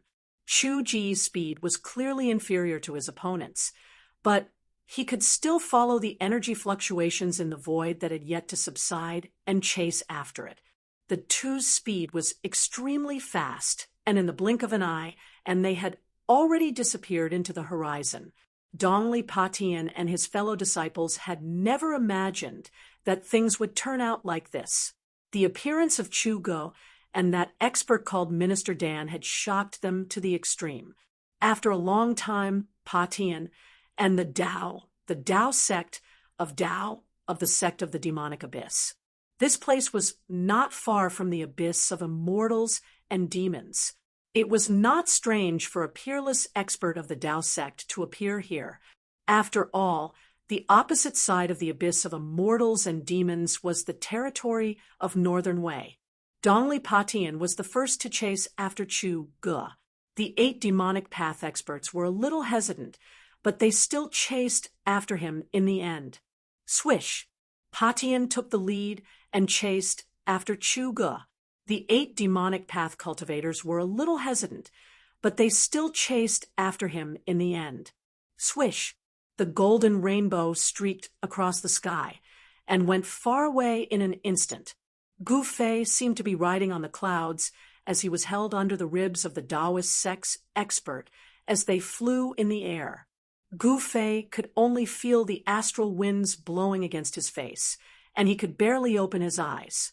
The dark brown ground below him was moving rapidly, and soon Gu Fei could feel the surrounding temperature rising. He noticed that the ground below him was gradually becoming sparse with plants. The atmosphere was no longer lifeless, and there was a hint of life between the heavens and earth. The Tao Sec's golden light escape technique was incomparably fast. In a short while, the expert had already carried Gu Fei 7 to 800 miles away, and the mountains and forests began to appear below. Whoosh! The golden rainbow streaked across the sky like a meteor falling from the sky and landed on the ground. Thank you, Martial Uncle, for saving my life. After landing, Gu Fei immediately bowed to the middle-aged Taoist. He already knew who had saved him from Chu Ge. Minister Dan smiled. No need to be so polite. Then Minister Dan looked at Gu Fei from head to toe, and his face gradually revealed a look of disbelief. I can't believe it. Your cultivation has actually broken through to the transcending mortality realm. Heaven's will, oh heaven's will, it seems that even the heavens do not want the lineage of Green Spirit Peak to end. Minister Dan sighed. At this time, he could already see that Gu Fei's cultivation had broken through to an unimaginable level. At such a young age, he already had a powerful cultivation that allowed him to look down on his peers. This child's potential was limitless. If he could grow up, perhaps Taishan sect would have a great character. How did you come out of the virtual sky world? And why didn't you return to Taishan sect? Why did you appear in the Northern Devil's territory? Minister Dan asked. His mind was full of questions. Ever since the discovery of the virtual sky world, there were no records in the ancient books of the 3 great Taoist schools of anyone who was trapped in the virtual sky world and was able to come out. Since the beginning of records, there was only one ending for disciples of Taoist schools who were trapped in the virtual sky world: death. However, not only did Gu Fei not die, but he also came out of the virtual sky world and appeared in the Northern Devil's territory, the birthplace of the demonic path in the world. This was something that Minister Dan could never have imagined, but it actually happened. Could it be that there was a spatial passage in the Northern Devil's territory that connected to the virtual sky world? This was absolutely impossible. If there was a spatial passage in the Northern Devil's territory that connected to the virtual sky world, it meant that people of the demonic path could also enter the virtual sky world. However, after entering the virtual sky world, the disciples of Taoist schools who entered the virtual sky world didn't find any traces of demonic path cultivators. There was no doubt that there was a big secret on Gu Fei's body, and this was also a secret that Minister Dan desperately wanted to know. It's hard to explain in a few words. Martial Uncle, should we leave this place first? Gu Fei looked around and was surprised to find that there was an abyss in front of them. It was an abyss filled with devil aura. There was a stone bridge above the abyss. At a glance, it was obvious that this stone bridge had existed for countless years. It made Gu Fei feel an ancient aura. They were standing on a stone path leading to the stone bridge. Okay. Minister Dan also knew that the things that Gu Fei experienced couldn't be explained in just a few words. After we pass the abyss of immortals and demons, we will reach the Northern Wei country's Biling Pass. We will be safe there." As he spoke, Minister Dan took the lead and walked towards the stone bridge. The stone bridge was very wide, allowing 7 to 8 tall horses to cross side by side. The stone bridge was built with green boulders, and it looked simple and unadorned. The railings on both sides were engraved with ancient patterns. Just as Minister Dan and Gu Fei stepped onto the stone bridge, a terrifying and evil aura surged from the north, and a devil cloud appeared in the sky. "Minister Dan, where do you think you are going?" A loud shout suddenly came from afar, shaking the heavens and earth. The first son of the demon lord, Chu Gu, had finally arrived. Minister Dan turned to look at the sky and frowned. He then said to Gu Fei, "You cross the bridge first. I will go and meet the first son of the demon lord." Without waiting for Gu Fei to speak, Minister Dan's body emitted an incomparably strong wave of spiritual energy. His body was faintly glowing with a golden light. In the next moment, he shot up into the sky, rushing towards Chu Gu. He still wants to fight at this time. Gu Fei didn't understand Minister Dan's actions. In fact, he didn't know that Minister Dan had only recently broken through to the void-controlling realm. After breaking through to the void-controlling realm, Minister Dan was very eager to fight with experts of the same level. He wanted to test how strong he was after breaking through to the void-controlling realm. Chu Gu would be a good opponent. As the two of them approached each other in the sky, Minister Dan waved his hand, and thousands of golden threads of light shot out, piercing towards Chu Gu, who was shrouded in devil chi. The golden light illuminated the heavens and the earth. The tens of thousands of golden threads of light were formed from countless golden needles that were as thin as a cow's hair. This was Minister Dan's personal magic treasure, and its power was astonishing. Chu Gu waved the Sky Devil blade, and instantly a blood-colored blade light surged out from his hand, forming layers of blood waves. It was like a raging sea surging, blocking the golden threads of light. "Kill!" Minister Dan's voice was extremely cold. As he shouted, his body emitted a dazzling golden light. The golden threads suddenly covered the heavens and the earth, forming a golden net that sealed off the heaven and earth. It dispersed the blood waves and shrouded Chu Gu, who was shrouded in the devil chi. Roar! A roar came from the devil chi cloud, and then an evil blood-colored blade light rushed out. Suddenly, the blade chi soared into the sky, and blood light shot out in all directions. The blood-colored blade light directly slashed upwards. Pung! With a loud sound, the golden net that was shrouding was torn apart. The golden threads all collapsed under the blade light, turning into dazzling golden light that filled the sky. After the blade light broke through the golden net formed by countless golden needles, it did not lose its momentum and directly slashed towards Minister Dan. Wherever the blade light went, nothing could stop it. The Sky Devil blade is indeed powerful. Minister Dan's body turned into a golden ray of light, and he quickly retreated, dodging the blood-colored blade light. He was secretly shocked. Chu Gu wasn't going to let him off easily.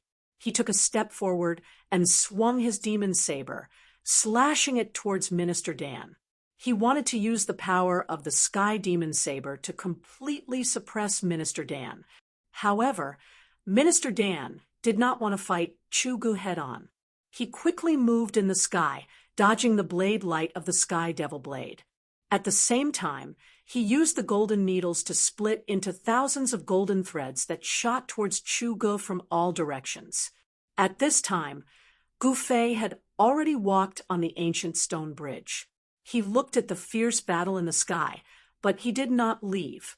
Instead, he sat cross-legged on the ancient stone bridge, took a spiritual medicine, and used its power to heal his injuries. Chapter 3:16.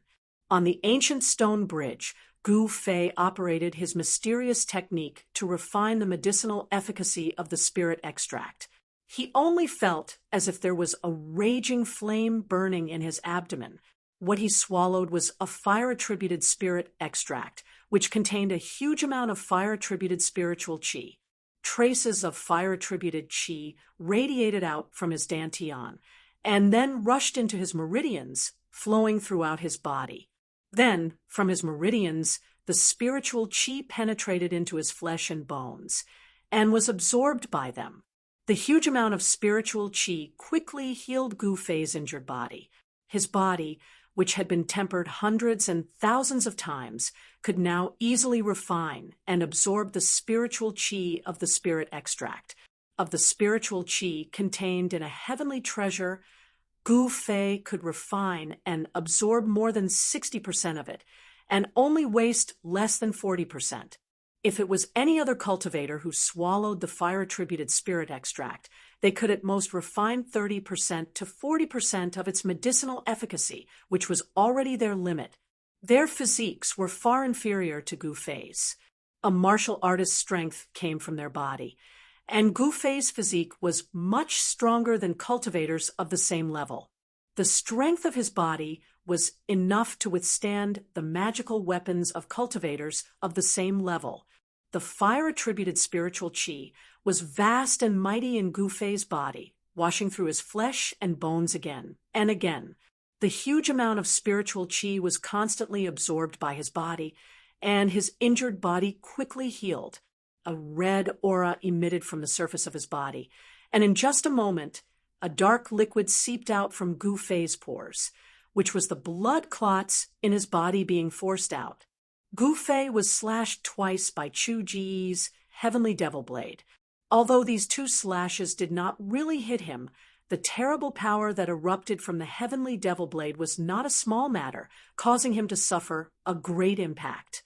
Not only did his internal organs suffer a severe shock, causing internal injuries, but cracks also appeared in many parts of his bones. Gu Fei's injuries were not light. However, under the nourishment of the huge amount of spiritual qi from the spirit extract, Gu Fei's injured body was healing at a speed visible to the naked eye. The internal injuries of his internal organs were quickly improving, and the cracks on his bones were quickly disappearing, once again becoming as sparkling as jade. Gu Fei's bone body was transforming into the immortal god Jade Bone. At this time, in the sky above the abyss of immortals and demons, muffled thunderous noises resounded unceasingly. Two terrifying energy fluctuations spread out in all directions. The energy of heaven and earth was chaotic to the extreme, and this side of heaven and earth trembled. The two peerless experts seemed to have turned into two bolts of lightning violently colliding in the sky, striking out layers upon layers of energy waves, attacking each other to kill. The blood-colored saber light soared for thousands of feet, slashing out in all directions. The terrifying saber light fell from the sky from time to time like a blood-colored heavenly saber, chopping down on the ground. Dust rose high into the sky, leaving behind terrifying saber marks that were thousands of feet long. The battle was incomparably intense. Golden rays of light covered the sky, and tens of thousands of golden rays pierced through the void. However, it was difficult to seal the terrifying figure that was surrounded by demonic energy. Minister Dan was at a disadvantage. The natal Dharma treasure that he had refined could not compare to the sky demon saber in terms of power or the nature of the Dharma treasure. After all, the sky demon saber was known as the #1 saber in the world of demonic Tao. It had already given birth to a saber spirit and was a spiritual demonic weapon. Under the control of Chu Ge, it displayed great ferocity. Every time the saber slashed out, the blood-colored saber light filled the space between heaven and earth. The tragic sound of the saber tearing through the air was like the roar of tens of thousands of demons. It was like a soul-stealing demonic sound, causing one's mind to tremble. This was another kind of attack, an attack of sound waves. The sky demon's saber had devoured the blood and essence of countless living beings. The endless resentment of the cultivators that had been devoured by the saber's spirit converged into a terrifying demonic sound that could destroy one's soul. Boom, boom, boom, boom. Tens of thousands of golden rays collided with the sky demon saber fiercely. Every time they collided, the golden rays would shatter. The blood-colored saber light was indestructible, tearing apart the golden light curtain and directly chopping out. Both of them had already used their full strength. Minister Dan's body was surging with magical power, as if he had turned into a golden sun, moving at extreme speed in the sky. He did not dare to face the sky demon saber head-on. He cultivated the metal elemental magical power. His void realm cultivation allowed him to communicate with heaven and earth, drawing upon the metal elemental power between heaven and earth. His magical power was almost endless. As for Chu Ge, he was also a peerless expert of the void realm. His demonic might was unparalleled.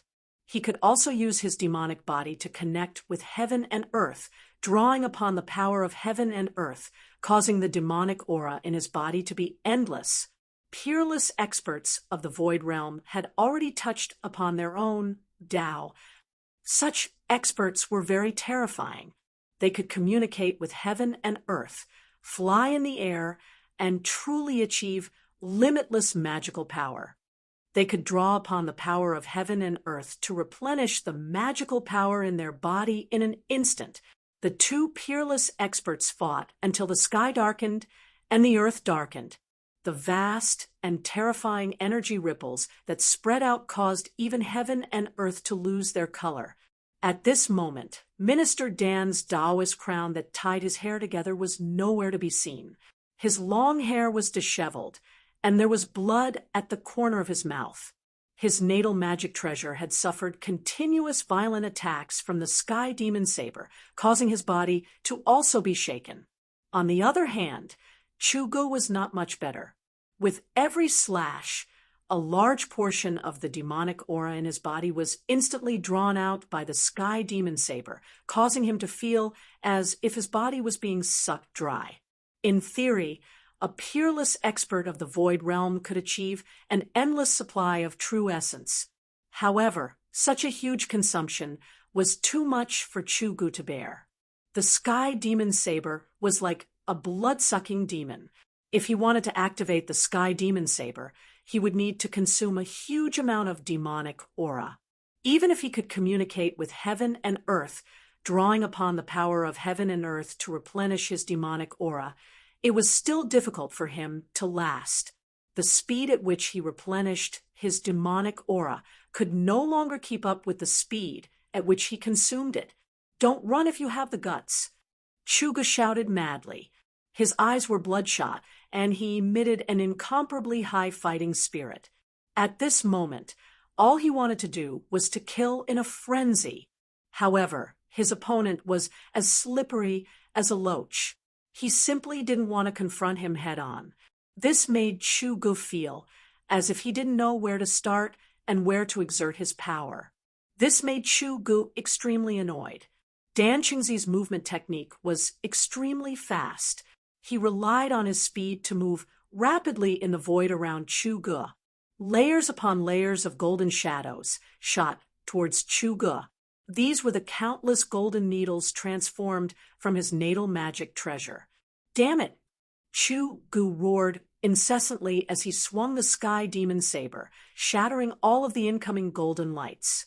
Although Chu Ge relied on the sky demon saber's ferocious might to gain the upper hand, it was difficult to determine the victor in this confrontation between the two peerless experts. At this time, Dongli Patian finally arrived. "Kill that brat on the ancient stone bridge for me." Chu Ge directly ordered Dongli Patian. He was entangled by Dan Qingzi, so he couldn't free himself to kill Gu Fei. Yes, Dongli Patian immediately accepted the order and rushed towards Gu Fei. The two were separated by a few hundred meters, but Dongli Skybreaker's speed was as fast as the wind and lightning. In just an instant, he had arrived before the ancient stone bridge. The moment he stepped onto the bridge, Gu Fei, who was sitting cross-legged on the bridge, suddenly opened his eyes. "Gu Fei, you can die now. Heavenly demon slaughters gods. Blood slaughter 10,000 miles." Dongli Potion's long hair danced in the wind. As his hands moved, waves of blood-colored energy surged out, illuminating the heaven and earth. It was as if a world of blood had opened up between his hands and was about to devour Gu Fei. Swoosh! Gu Fei didn't stand up, but his body retreated like a flickering shadow, leaving behind a trail of afterimages in the void. He used his extreme speed to rush out from the shroud of the evil world of blood. He then pressed his hands against the ground and soared into the sky. "You want to kill me? You don't have the right." Gu Fei's eyes emitted a blade-like glare as he directly unleashed a palm strike towards Dongli Patian. Rumble! A huge five-colored hand condensed in front of Gu Fei's palm. It quickly grew to the size of a small mountain. It emitted a frightening energy fluctuation as it rushed towards the east-parting heaven-breaking seal. Gu Fei's first move was the 5-elemental annihilation palm. However, he was shocked to find that he couldn't draw upon the power of the 5 elements in the grand heaven and earth. Below the stone bridge was the abyss of immortals and demons. Surging demonic energy surged, and the power of the heaven and earth was extremely chaotic. Gu Fei couldn't borrow the power of the 5 elements to bring out the 5-elemental annihilation palm to its peak. 6-path void.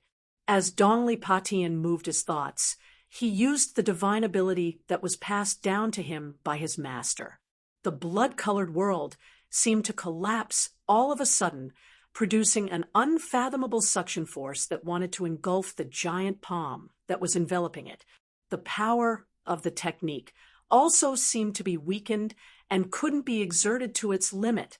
The power of the void couldn't devour the 5-colored palm as it pressed down. Boom! With a loud sound, the mountain-like 5-colored palm violently collided with the world of blood. This was a head-on collision between a martial technique and a demonic technique. It was obvious that in a confrontation between a martial technique and a demonic technique, the martial technique that broke through the law with brute force was superior. The world of blood collapsed, and the 5-colored palm also dimmed, but it didn't dissipate. Bang! Dongli Patian was directly sent flying out of the stone bridge by the palm, a trace of blood spilling from the corner of his mouth. Gu Fei floated down from the sky and landed on the stone bridge after a short period of recuperation. Although his injuries weren't completely healed, they were at least 80% healed. He discovered that the stone bridge wasn't a suitable place to fight. The chaotic power of the abyss of immortals and demons caused the power of the heaven and earth to be incomparably chaotic, making it difficult to draw upon the power of the outside world for one's own use. However, the source of a martial artist's strength was their body. Therefore, the influence on Gu Fei wasn't that great. To Gu Fei, drawing upon the power of the heaven and earth was only a supplementary attack. "Without the sky demon saber in hand, you're nothing," Gu Fei coldly said. His internal injuries were still healing. This was the advantage of having a powerful physique. The ability to heal injuries wasn't something ordinary cultivators could compare to. Preposterous. Dongli Patian couldn't help but be enraged. He bit the tip of his tongue and spat out a mouthful of blood essence.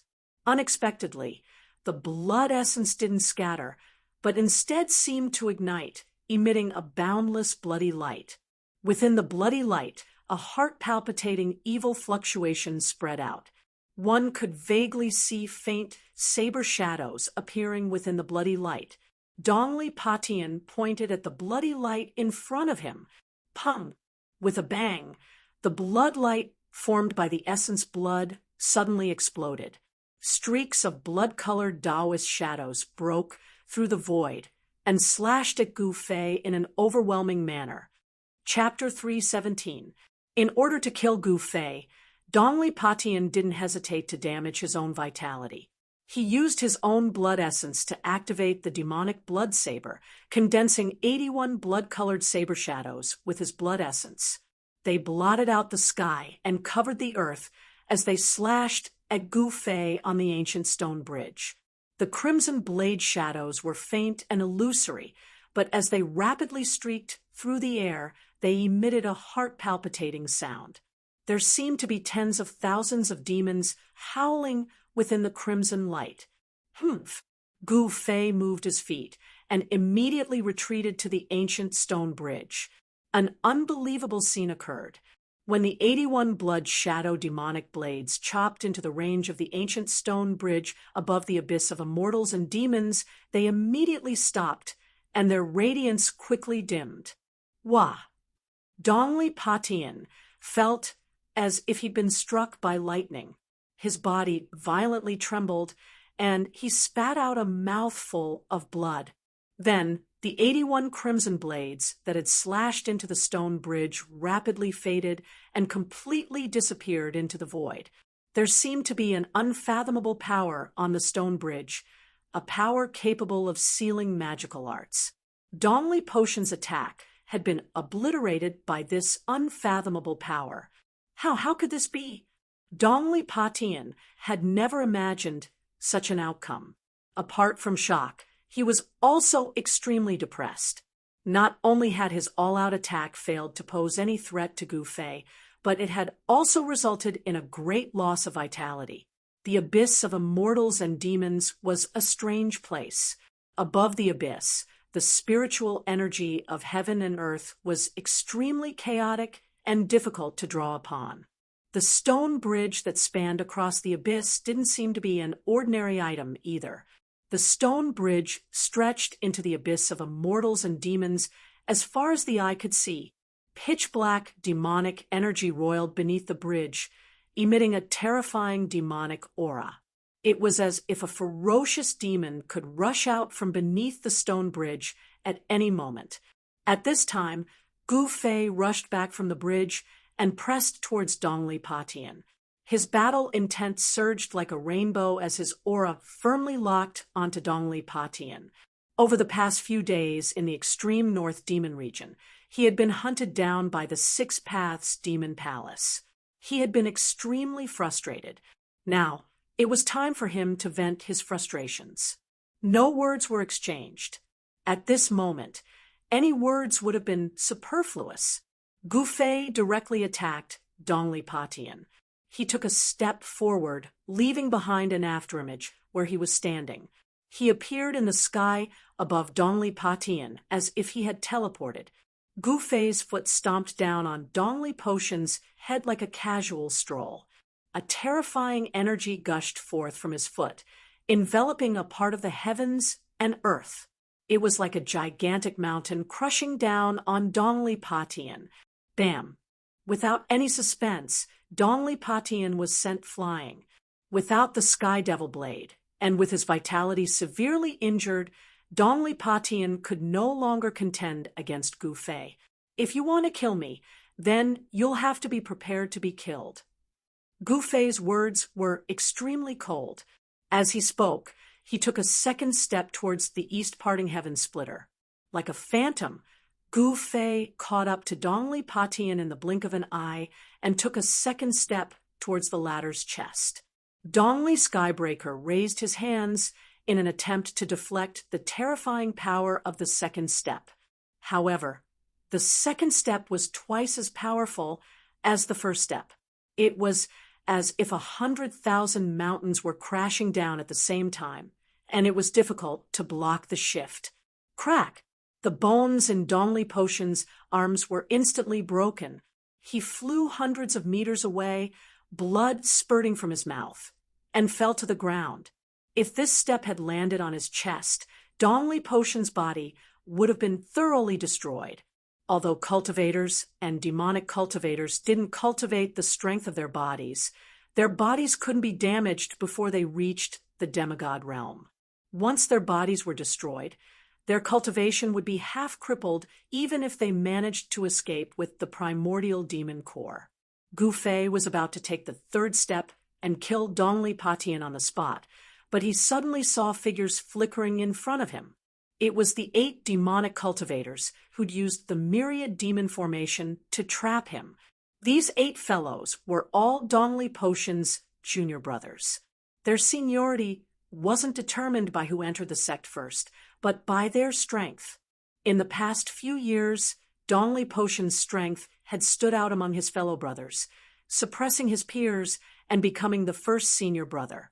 His 8 junior brothers were naturally unconvinced and constantly wanted to drag Dongli Patian down from his position as the first senior brother. The 8 of them had actually arrived a long time ago, but they'd concealed themselves to the side, coldly watching the battle between Gu Fei and Dongli Patian. They wanted to see Dongli Patian make a fool of himself, so they didn't make a move. However, when Dongli Patian was defeated by Gu Fei and was about to die at Gu Fei's feet, these fellows couldn't sit still anymore. They wouldn't be able to live if they didn't help Dongli Patian. Their arrival didn't escape Chu Ji's notice. The devil flag rushed out and was grabbed by the 8 Devil Dao cultivators. In an instant, it grew larger and began to dance in the air. A torrential demonic aura surged out from the banners and enveloped the entire area, trapping Gu Fei in the myriad demon formation once more. Demonic aura surged, a chilling wind blew, and green flames danced. One could vaguely make out demonic figures within the demonic aura. It's this move again. Learning from his mistakes, Gu Fei had already experienced the power of the myriad demon formation. Thus, he took advantage of the fact that the formation hadn't fully activated yet to unleash its full power to break through the layers of demonic aura and charge out. BCCC, a crisp sword chime, rang out as 5 illusory sword images appeared from his body and revolved around him. 8 figures walked out of the demonic aura with the banners in their hands. The one in the lead waved the banner, summoning countless demonic figures that pounced at Gu Fei. Humph! Gu Fei sneered. With a wave of his hand, a fiery red sword image that was fluttering by his side was drawn into his hand. After that, it transformed into a blazing sword light that was 30 meters long and slashed towards the demonic figure that was pouncing over. Boom! The demonic figures collided with the blazing sword light, causing a blinding light to erupt. The blazing sword chi of the 5 elemental sword chi was able to restrain the power of Yin and evil. Amidst the blazing sword light, the demonic figures exploded one after another. The resulting energy fluctuations shook the void. It was then that the other 7 demonic cultivators waved the demonic flags in their hands at Gu Fei. Instantly, demonic energy surged out to blot out the sky. Next, countless demonic silhouettes charged out from the demonic flags to pounce on Gu Fei. This part of the world suddenly darkened, as if it had turned into a terrifying demonic prison. It was as if countless fiends had rushed out from hell. The demonic figures howled and howled, looking extremely eerie and frightening. Gu Fei used his 5 swords to defend himself against the attacks of the 8 demonic cultivators. However, it was still extremely strenuous. The countless demonic figures exploded with an astonishing amount of energy. It was as if incomparably vicious Yin lightning was madly bombarding Gu Fei, forcing him to continuously retreat. The 8 demonic cultivators were all at least at the transcending mortality realm. With the 8 of them working together, even Gu Fei found it difficult to deal with them. Gu Fei intentionally retreated towards the ancient stone bridge. He wanted to lure these fellows onto the stone bridge. Don't let him onto the stone bridge. At this time, Dongli Potion's voice rang out from within the demonic aura.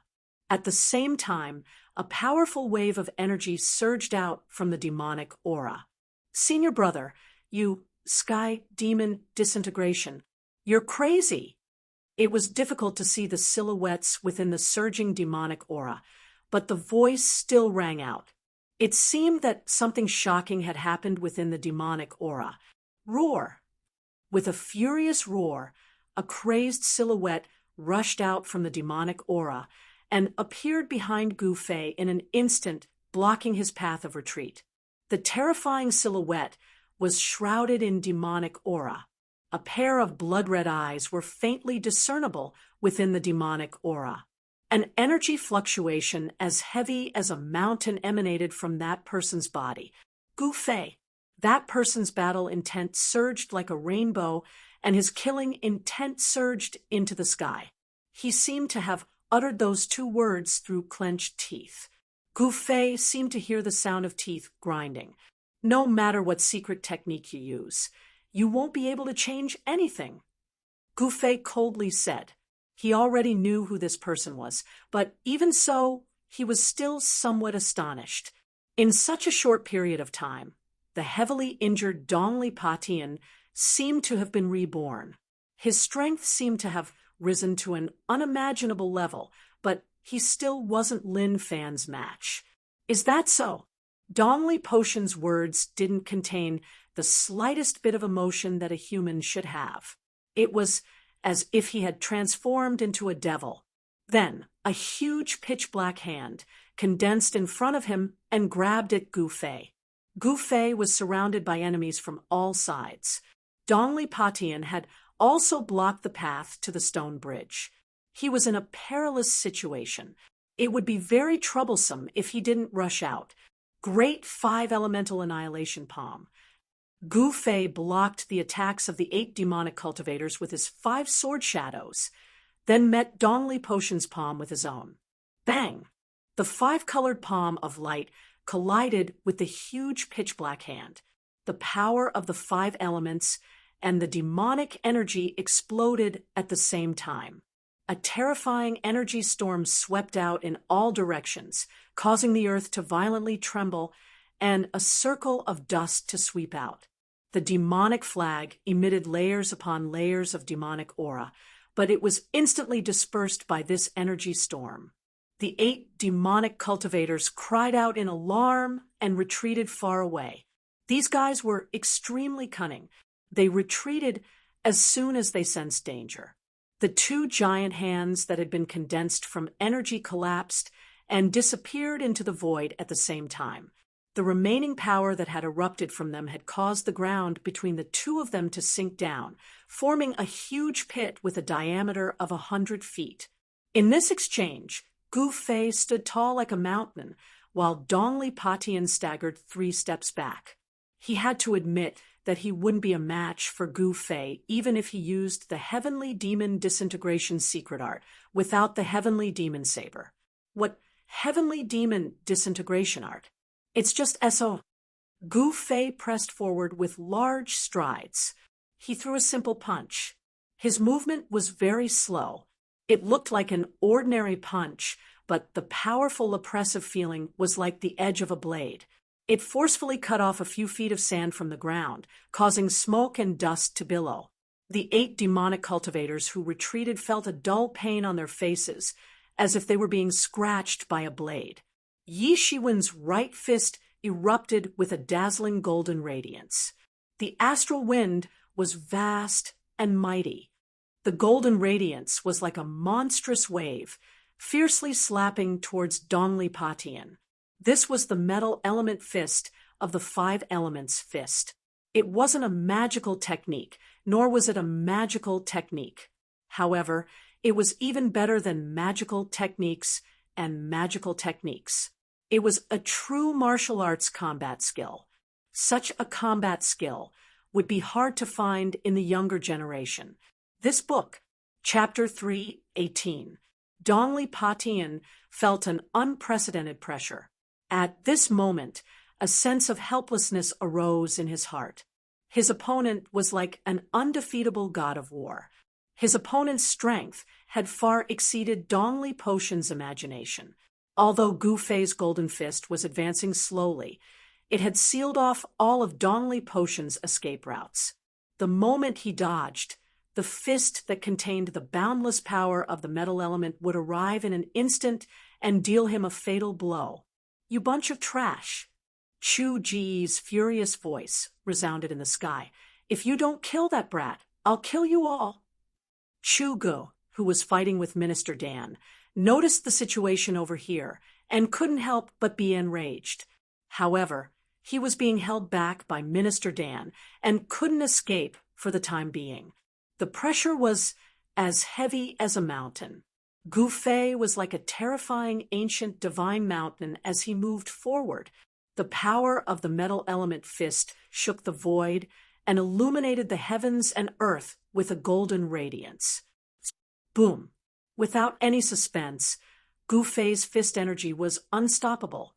Dongli Patian was sent flying and landed on the stone bridge behind him with traces of blood seeping out from the corner of his mouth. He was somewhat dejected and disheartened. The Sky Demon disintegration secret technique had increased his strength by 2 levels, reaching the peak of the 6th sky of the Ascended Realm. However, he still couldn't contend against Gu Fei. It seemed like his opponent's cultivation was indeed a level higher than his. This was the embodiment of absolute strength. Dongli Potion's defeat wasn't undeserved. Gu Fei had firmly suppressed his opponent, but he didn't relax in the slightest. He continued to press forward and threw another punch at Dongli Patian. He didn't want to give his opponent any chance to turn the situation around. Earth Element Fist. A dusky aura enveloped this part of the world, as if the world had returned to primal chaos. A terrifying earth elemental fist energy surged forward, enveloping Dongli Skybreaker on the ancient stone bridge. After hearing Chu Ji's words, Dongli Potion's 8 junior brothers instantly became ferocious and charged towards Gu Fei. "Who?" The devil flag fluttered in the wind, and green flames gushed out from the surface of the flag. The devil chi blotted out the sky, and a terrifying power surged out from the devil flag, condensing into numerous devil shadows, rushing towards Gu Fei. No one doubted Chu Ji's words. Even if these people were his disciples, if they made a mistake or disobeyed his orders, their fates would be miserable. One word from Chu Go was enough to force Dongli Patian and the others to fight Gu Fei to the death. Infernal hell! Dongli Patian wasn't one to sit and wait for death. He waved his hands, and a terrifying power surged out from the profound mysteries, blocking the way forward. However, Dongli Potion's body shuddered violently when the vast amount of energy formed a giant vortex in front of him. He spat out a mouthful of blood, and the spell he'd condensed instantly dispersed. The grayish aura that covered the sky and covered the earth also quickly dimmed when it rushed into the ancient stone bridge. There seemed to be an unfathomable power on the stone bridge that suppressed all power. Not only spell arts, but even martial arts and battle techniques were being suppressed. However, Gu Fei's fist energy was as heavy as a mountain. Although it was weakening, it still struck Dongli Patian. Bang! Dongli Patian was sent flying. At this time, Gu Fei made his move, raising his speed to the limit as if he'd teleported. Swish! He disappeared from where he was standing. He rushed onto the ancient stone bridge and instantly caught up to Dongli Skybreaker, who had been sent flying. He threw a punch at Dongli Skybreaker's chest. Dongli Patian was shocked out of his wits and raised his arm to block. Crack! The bones in his arm broke once again, and he fell heavily onto the bridge. He slid backward for 20 to 30 feet before he managed to stabilize himself. Not only had Gu Fei broken out of the 8 demonic cultivators' encirclement, but he'd also stepped onto the stone bridge and knocked Dongli Patian back with a single punch. The 8 demonic cultivators, waving their flags, were inwardly shocked. None of them had expected Gu Fei to be so strong. Dongli Patian was forced to retreat, blood seeping out of the corner of his mouth. By now, Everyone had realized that there was something strange about this stone bridge that spanned across the abyss of immortals and demons. On the stone bridge, Gu Fei's martial arts and battle techniques had been affected by the unfathomable power of the abyss and couldn't leak out of his body. However, Gu Fei's strength came from his physical body, so he was much less affected than the demonic cultivators. As a result, Dongli Patian and his junior brothers were even less of a match for Gu Fei. Gu Fei continued to force his way towards Dongli Patian. His power was suppressed within his body. Although his body didn't emit the five-colored radiance, the energy ripples that were as heavy as a mountain were still enough to make people's hearts palpitate. Kill! The 8 demonic cultivators roared, waving their flags as they charged onto the stone bridge. However, the moment they set foot on the stone bridge, Gu Fei abruptly retreated, leaving behind an afterimage. Pung! Pung! Pung! The first 4 demonic path cultivators that rushed onto the ancient stone bridge were immediately sent flying away. The other 4 demonic path cultivators were shocked. They only saw the shadows of fists flashing in front of them as 4 fists smashed into them almost at the same time. The 4 demonic cultivators immediately waved the demonic flags in their hands and blocked in front of them. Pung! The demonic flags that were surrounded by demonic chi instantly collided with the incoming fist. The ferocious fist energy sent the 4 demonic cultivators flying as if they'd been struck by lightning. What's going on? Our magic power seems to be suppressed. The legend of the abyss of immortals and demons seems to be true. The 8 demonic cultivators who'd stepped onto the stone bridge were instantly sent flying by Gu Fei, but they weren't surprised by Gu Fei's strength. What made them inexplicably shocked was that the moment they stepped onto the ancient stone bridge, the surging demonic power in their bodies was quickly suppressed. It seemed that even the demonic flag in their hands could not display the power it should have, as if it had become an ordinary object. However, when they were sent flying by Gu Fei, the feeling of their cultivation being suppressed immediately disappeared, as if it had never existed. The stone bridge spanned across the abyss of immortals and demons. It was impossible to see the end of it, and no one knew how far the other side was. Below the stone bridge was the violent demonic aura, and the power of heaven and earth was extremely chaotic. On the stone bridge, Gu Fei's cultivation was also suppressed. This situation seemed to be similar to the situation in the virtual sky world, where there was also a mysterious power that imprisoned the cultivator's cultivation. Those who entered the virtual sky world, whether they were transcending mortality cultivators or peerless void-controlling cultivators, were all confined to the self-awakening realm. The feeling of being suppressed and unable to exert their power, of being unable to use their divine abilities and Taoist techniques, was something that those transcending mortality cultivators who'd entered the virtual sky world would remember for the rest of their lives. Inside the virtual sky world, Gu Fei didn't feel depressed because his cultivation hadn't broken through to the transcending mortality realm. But now, standing on the stone bridge, he felt suppressed. He strode toward Dongli Patian, who was constantly retreating. He wanted to use a battle skill to kill Dongli Patian, but he felt that all of his power was imprisoned inside his body, making it difficult for him to use a sure-kill battle skill. At this time, the advantage of having a powerful physical body showed itself. Although Gu Fei couldn't use powerful battle skills, the strength of his physical body alone was enough for Gu Fei to contend against cultivators below the 6th layer of the transcending mortality realm. Pushing off the ground with both feet, Gu Fei shot forward like an arrow. His speed was as fast as the wind and lightning. This was the power of his physical body. In the blink of an eye, he arrived in front of Dongli Patian. Bang! His fist landed on Dongli Patian's abdomen. Dongli Patian's body immediately arched like a prawn, and he coughed up a mouthful of blood. Dongli Patian took a punch from Gu Fei. He felt as if his internal organs were about to be displaced. His internal organs felt like they were about to be overturned. He immediately suffered from internal injuries. Blood spurted out from his mouth and nose. Gu Fei followed up with an elbow strike, ruthlessly striking Dong Li Potion's arched back. Bang! Dong Li Potion's body came into intimate contact with the ground. Gu Fei's physical body was extremely tyrannical, and his close-quarters combat experience was even more abundant. In an instant, he had knocked Dong Li Potion to the ground with lightning speed.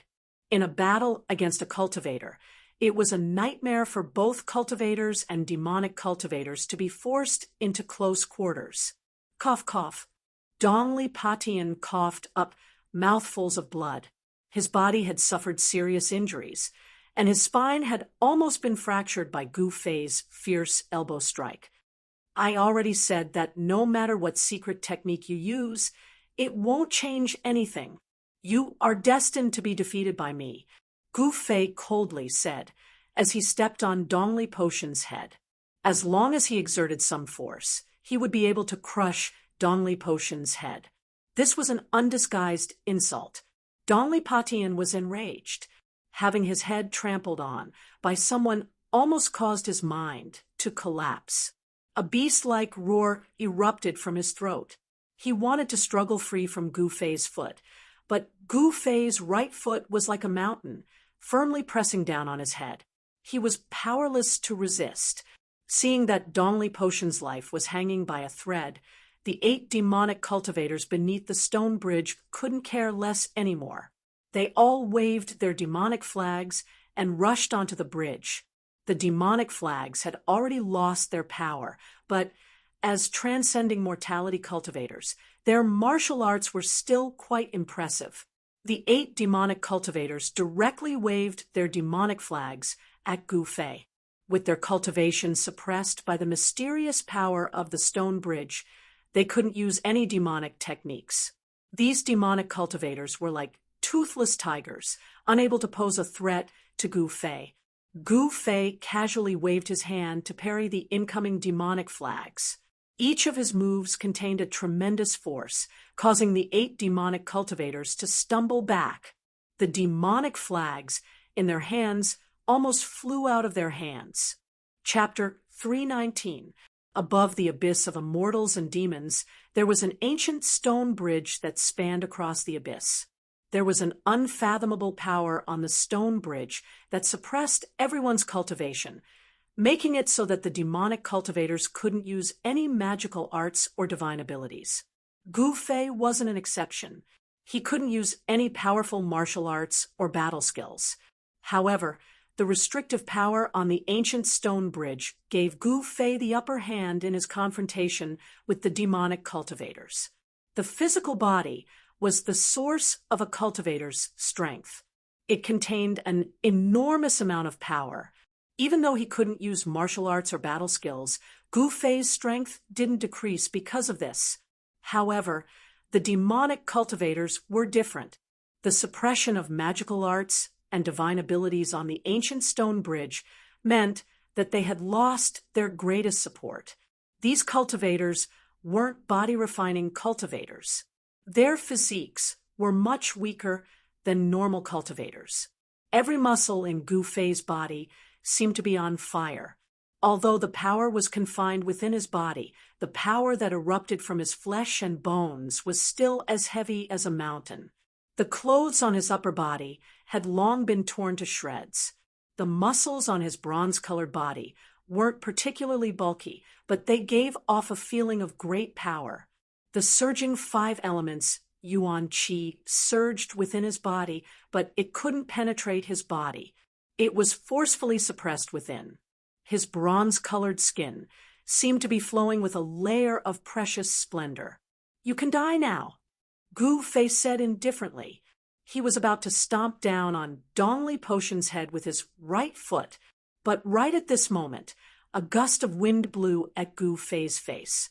Gu Fei's heart skipped a beat as he was sent flying by a powerful force. "Brat, it's not up to you to kill my people." Under the illumination of the blood-colored saber light, A tall figure chased after the flying Gu Fei with large strides. In the end, Chu Gu managed to break free from Dan Qingzi's entanglement and rushed onto the stone bridge in time to save Dongli Patian. Otherwise, this outstanding disciple of his would have had his head crushed by Gu Fei. A bunch of trash. There are so many of you, yet you can't kill this brat. I even have to do it myself. What's the use of having you all? Chu Gu scolded. He was very disappointed with his disciples. Dongli Patian crawled up from the ground, his body on the verge of collapse. His injuries weren't light at all. After hearing Chu Ji's words, his face was filled with shame. He was the most outstanding person in the younger generation of the Six Paths Devil Palace. He was known as the #1 expert of the younger generation in the Monarch City. He had never been in such a sorry state before. At this moment, Dongli Potion's hatred for Gu Fei had reached its peak. Two beams of extreme hatred shot out from his eyes. He wanted nothing more than to tear Gu Fei into 1,000 pieces in order to vent the resentment in his heart and wash away the humiliation he had suffered. Chu Gu, your opponent is me. At this moment, an angry roar came from the distant sky. Bang! With a loud bang, a mass of bloody light exploded, and a figure shining with golden light rushed out of the bloody light. Swoosh! A golden rainbow broke through the sky and shot towards the abyss of immortals and demons. As if it had shattered the void, a golden figure landed beside the abyss of immortals and demons like a meteor. Dan Qingzi broke through Chu Ji's blockade and arrived at the ancient stone bridge beside the abyss of immortals and demons. Without thinking, he rushed onto the ancient stone bridge.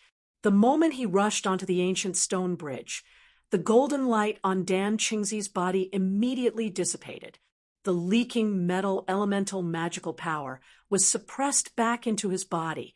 Stop him! Chu Gu directly ordered his disciples. He himself waved the Sky Devil saber and fiercely slashed at Gu Fei. Preposterous! Gu Fei quickly dodged with the 8 desolation steps. Even though he couldn't truly use the 8 extreme steps of the 8 desolation steps, his mysterious footwork allowed him to continuously dodge the slashes of the Sky Devil saber. The Sky Devil saber, known as the #1 devil saber in the world, seemed to be suppressed by the mysterious power of the abyss of immortals and demons or the ancient stone bridge. It was unable to display its power.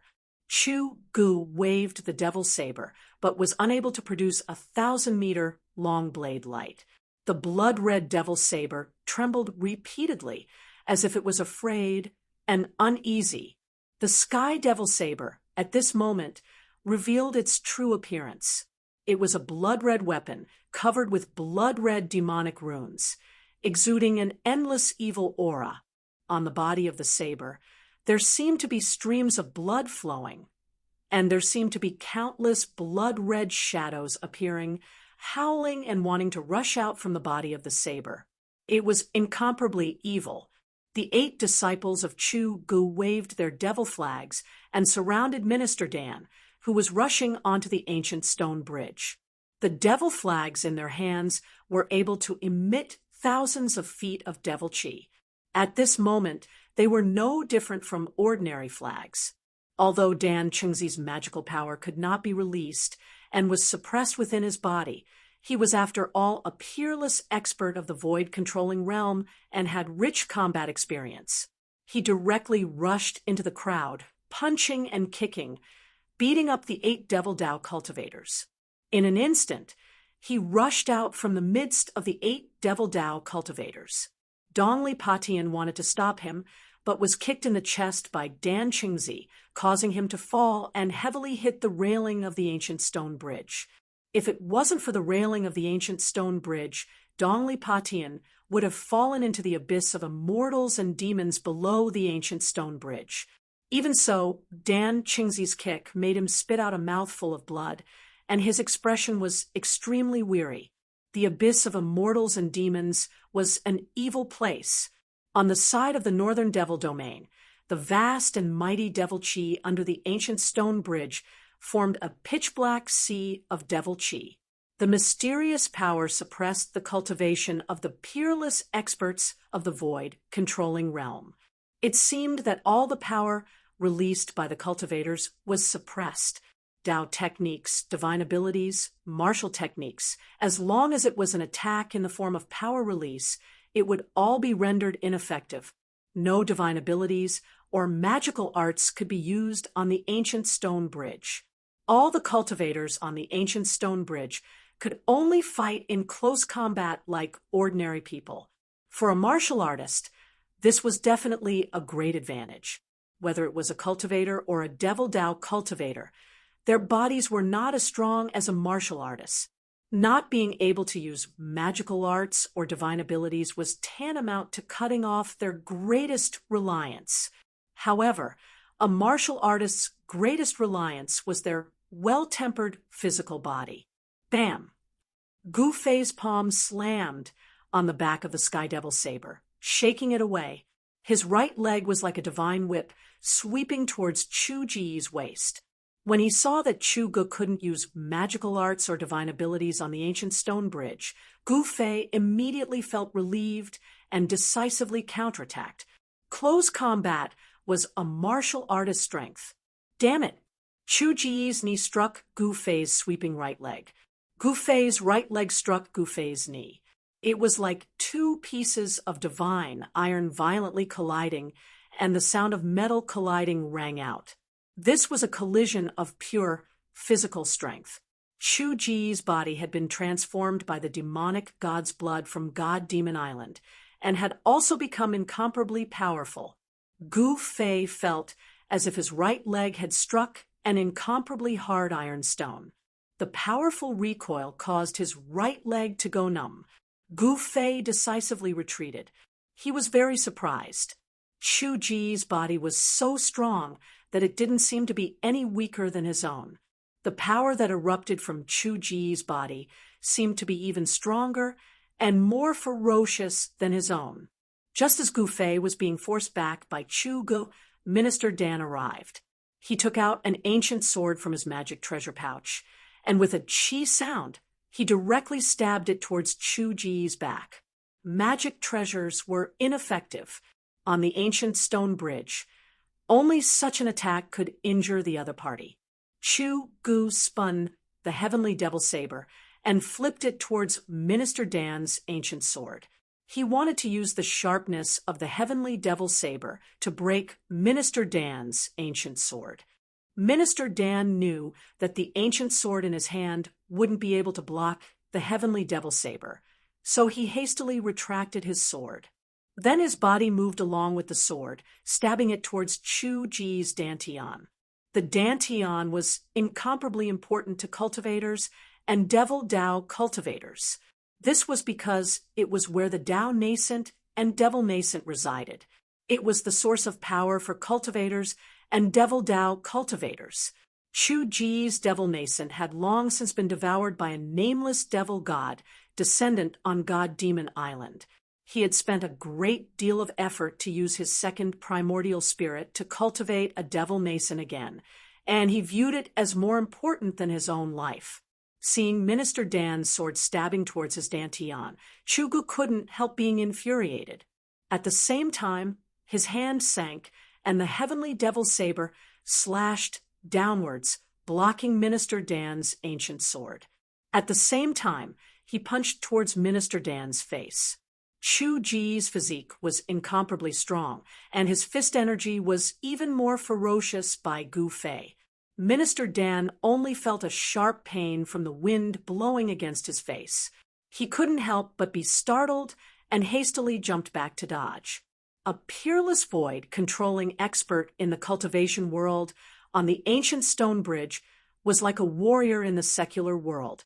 Punches and kicks were exchanged, and sword slashes were exchanged. If others were to see this scene, they would definitely be dumbfounded. One had to know that a void-controlling expert in the cultivation world was also an expert of a generation. They had the power to move mountains and seas, and they had great divine abilities. Once such a figure engaged in a battle, it would definitely be earth-shattering. Even a casual divine ability or spell technique would be able to destroy a forest or blast a mountain to pieces.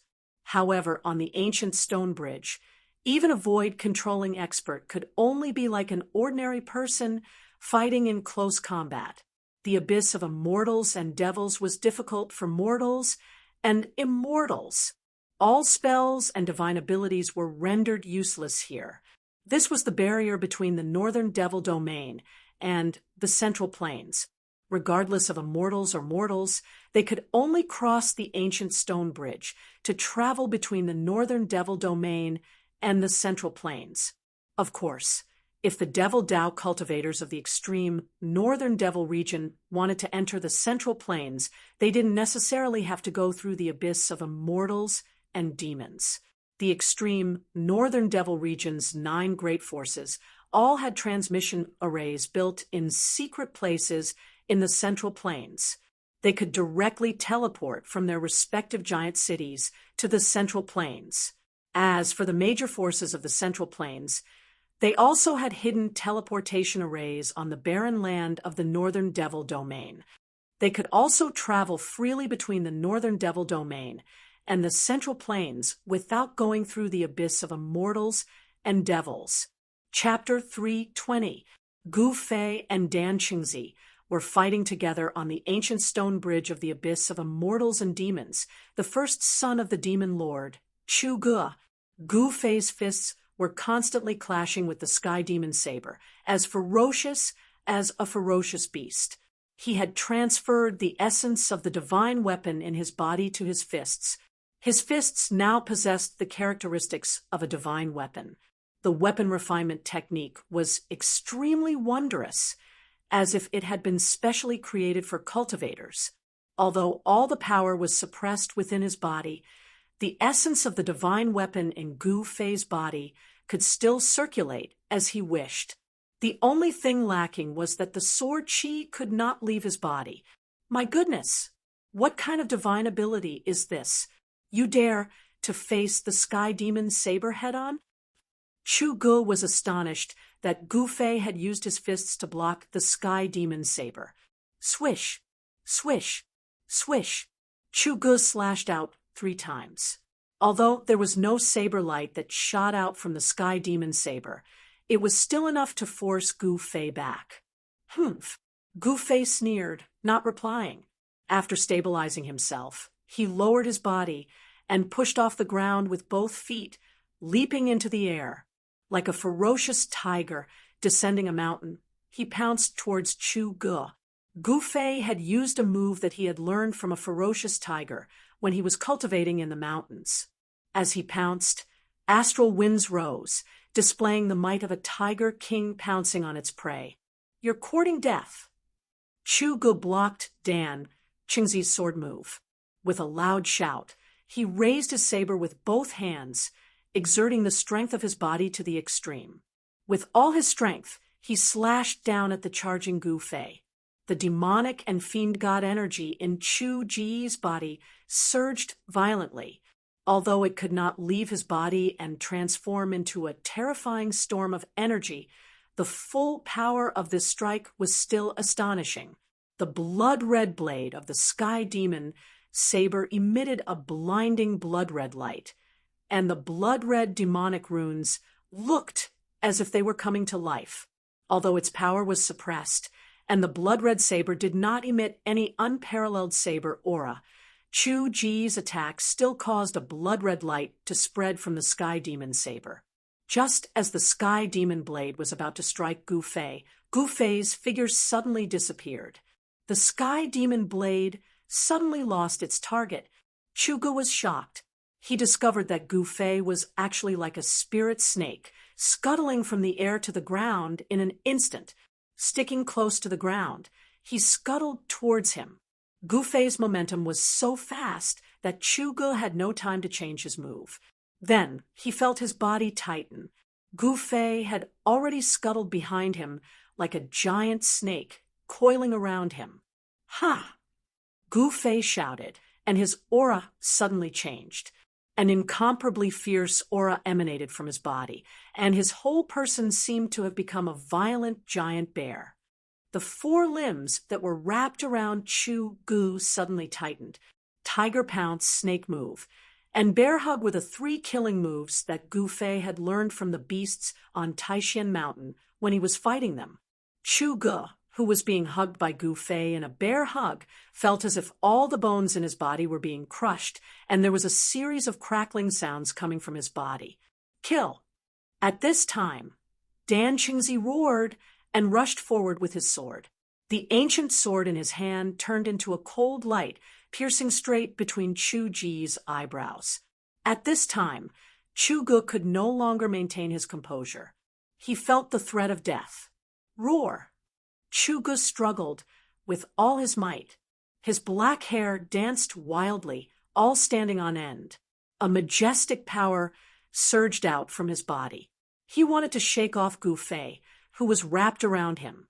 A tyrannical power exploded from Chu Ji's body. Gu Fei's body trembled as if he had been struck by lightning. A trace of blood spilled from the corner of his mouth, but his hands and feet were still firmly wrapped around Chu Gu. Gu Fei's physical body was also extremely strong. Although his body had suffered a great impact, Chu Gu could not break free from Gu Fei's entanglement for a while. Puffed! At this critical moment, puffed! The ancient sword in Dan Qingzi's hand turned into a cold light and suddenly pierced between Chu Ji's eyebrows. Ah! Chu Gu roared crazily, and a terrifying wave of energy exploded from his body. Gu Fei bore the brunt of it, and this time he could no longer endure.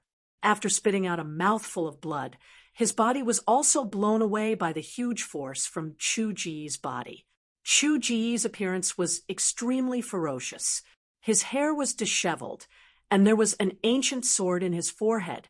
He crazily brandished the heavenly devil blade, forcing Dan Qingzi away. Dan Qingzi's ancient sword was nailed to Chu Ji's forehead. That ancient sword didn't seem to be an ordinary object, as it could actually stab Chu Gu. If it was an ordinary cultivator, they would have died long ago. However, Chu Gu didn't die. The blood of the fiend god made him nearly immortal. To kill him, one needed to use special methods. Ah! Chu Ji's hair was a mess, and his eyes were flickering with an ominous light. His expression became extremely crazed. The ancient sword in his forehead was slowly forced out by him, and with a clang, it fell to the ground. All of you must die! Chu Gu roared crazily, a violent aura emanating from his body, as if a terrifying demon had awakened within him. Chu Gu seemed to have sunk into madness. Both Gu Fei and Dan Qingzi were shocked. They noticed that there wasn't a single drop of blood coming out from the sword in Chu Ji's forehead. Instead, the hole was healing at a visible rate. It wasn't just Gu Fei and Dan Qingzi. Even Dongli Patian and his junior brothers were frightened by this scene. The 8 demonic cultivators that Dan Qingzi had knocked to the ground couldn't be bothered with moaning in pain as they scrambled away. The heavily injured Dongli Patian also struggled to move his body away from the stone bridge. Let's go! At this time, Minister Dan could also see that something was wrong with Chu Gu. He rushed to Chu Ji's side, pulled him up, and rushed towards the central plains. At this time, Chu Ji's pupils emitted a heart-palpitating bloody light. The whites of his eyes had turned as black as ink, faintly suffused with demonic energy. These were the eyes of a demonic god, a sign that Chu Gu had sunk into a frenzied state of slaughter. Although the sword in his forehead hadn't killed Chu Gu, it had driven him into a state of madness. In his frenzy, Chu Gu only had one thought: kill, kill, kill. Any living thing that came his way would be slain by him. Roar! Chu Gu roared like a crazed demon as he chased after Dan Qingzi and Gu Fei with the Sky Devil saber in hand. On the stone bridge, The peerless void realm experts had lost their ability to fly and could only rely on their legs to run. Dongli Patian heaved a sigh of relief when he saw Chu Gu chasing after Gu Fei and Dan Qingzi. He seemed to know what had happened to Chu Gu. It had to be said that the immortal demon abyss was truly wide, and the stone bridge was truly long. Gu Fei and Dan Qingzi had been running on the bridge for half an hour, but the demonic energy was still surging beneath the bridge. There was still no end in sight. Behind them, Chu Gu carried the number 1 demonic saber under the heavens and roared like a wild beast. His body emitted a boundless, baleful aura as he chased after them. After running for another 10 li, Gu Fei suddenly felt an incomparably comfortable, immortal aura wash over him. Then he saw a bizarre scene. The rumbling, pitch-black, demonic aura under the ancient stone bridge had disappeared. It was replaced by a white mist with an immortal aura and a faint glow. At the place where the demonic aura and the immortal aura intersected, a black line extended into the sky. Only now did Gu Fei understand why this bottomless abyss was called the immortal demon abyss. It was a bizarre place where both demonic and immortal aura coexisted. What Gu Fei didn't know was that the abyss of immortals and demons was actually one of the few ominous lands in the Tunlong continent. Countless experts had entered the abyss of immortals and demons in order to find out what secrets were hidden in the abyss that could actually allow demon chi and immortal chi to coexist in it. However, none of those who went down were able to come back up from the abyss of immortals and demons. Without exception, none of them returned. No one knew what dangers lay beneath the immortal demon abyss. No one knew what kind of misfortune would befall those who entered the abyss. Over time, the immortal demon abyss became a dangerous and ominous place that no one was willing to go down. Very quickly, Gu Fei and Dan Qingzi rushed from one side where the demonic energy surged to the side where the immortal aura lingered. The end of the stone bridge was still in sight. The power in his body was still forcefully suppressed within his body. He could not use any Tao techniques or divine abilities. They were still ineffective.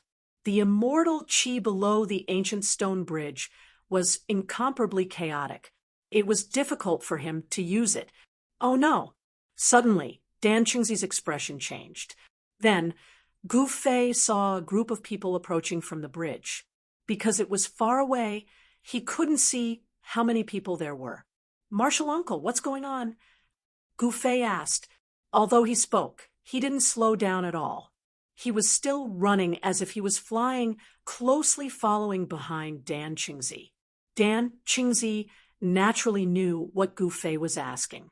He replied, "Those are traveling merchants from the Central Plains to the Northern Devil region.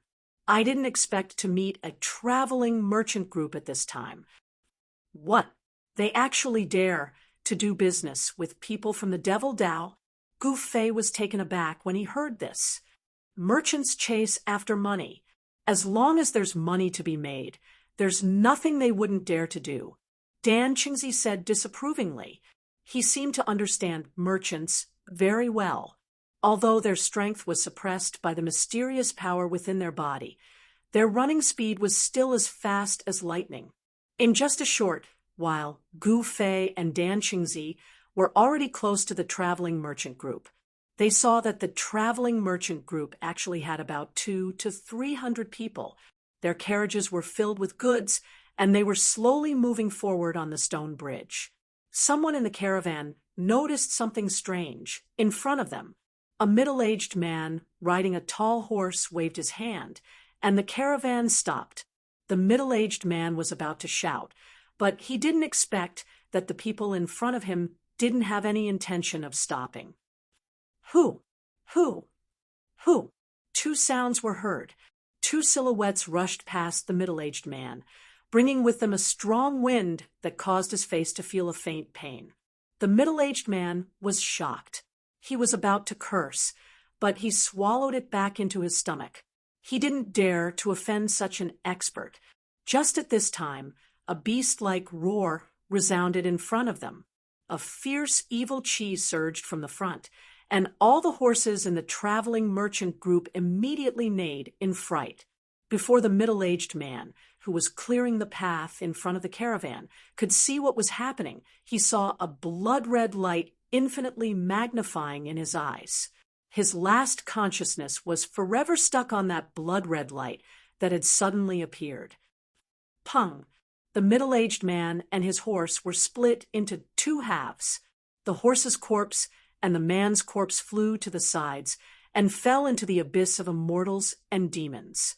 In an instant, they disappeared under the ancient stone bridge that was covered in white mist.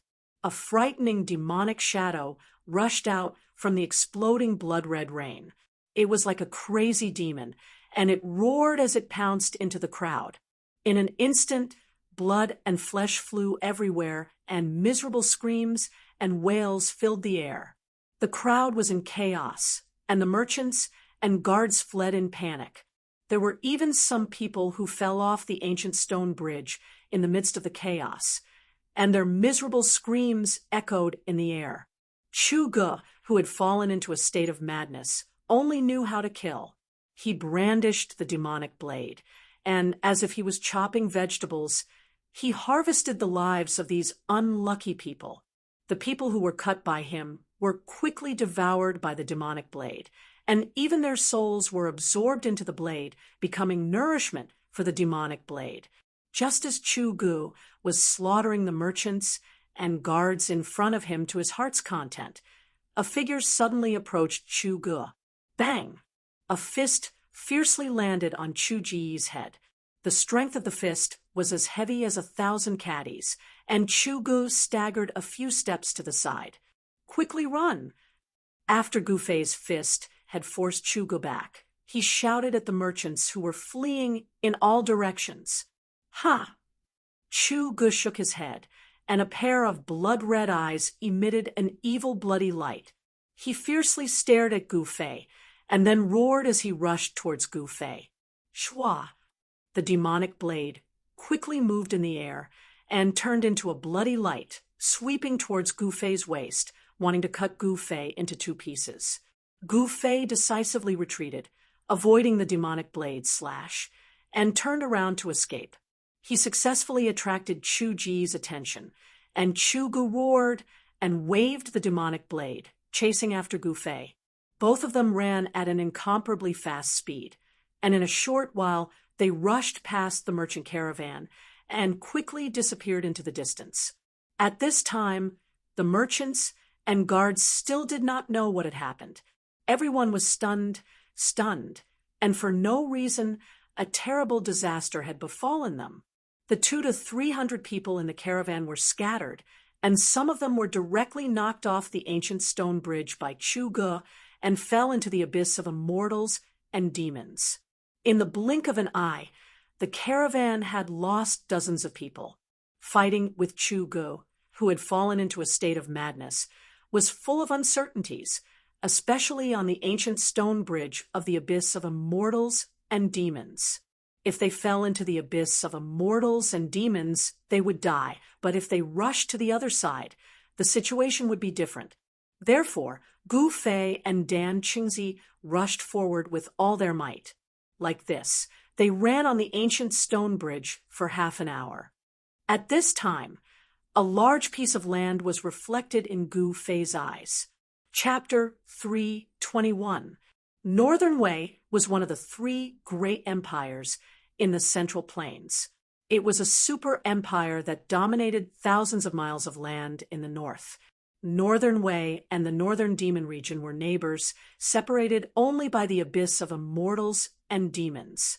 The abyss of immortals and demons was extremely difficult to deal with. Here, all divine abilities and Tao techniques would be rendered useless. Immortal Qi and demonic Qi coexisted, but they were clearly separated, forming a rare sight in the abyss of immortals and demons. The Northern Mountain Pass was built in front of the ancient stone bridge in the abyss of immortals and demons. Anyone who entered the Northern Demon region from Northern Wei would be strictly interrogated. In fact, other than cultivators and merchants, very few people passed through the northern mountain pass and stepped onto the ancient stone bridge to enter the northern demon region. Other than the 9 great cities and the lost forest, the northern demon region was a barren wasteland covered in frost. It could be said that there was a shortage of resources. In order to make a huge profit, some large merchant groups or merchants would form caravans to enter the northern demon region from time to time. Although entering the extreme North Devil region was very risky, under the stimulation of high profits, taking a risk was also worth it. The Northern Mountain Pass was guarded by the Northern Way elite soldiers.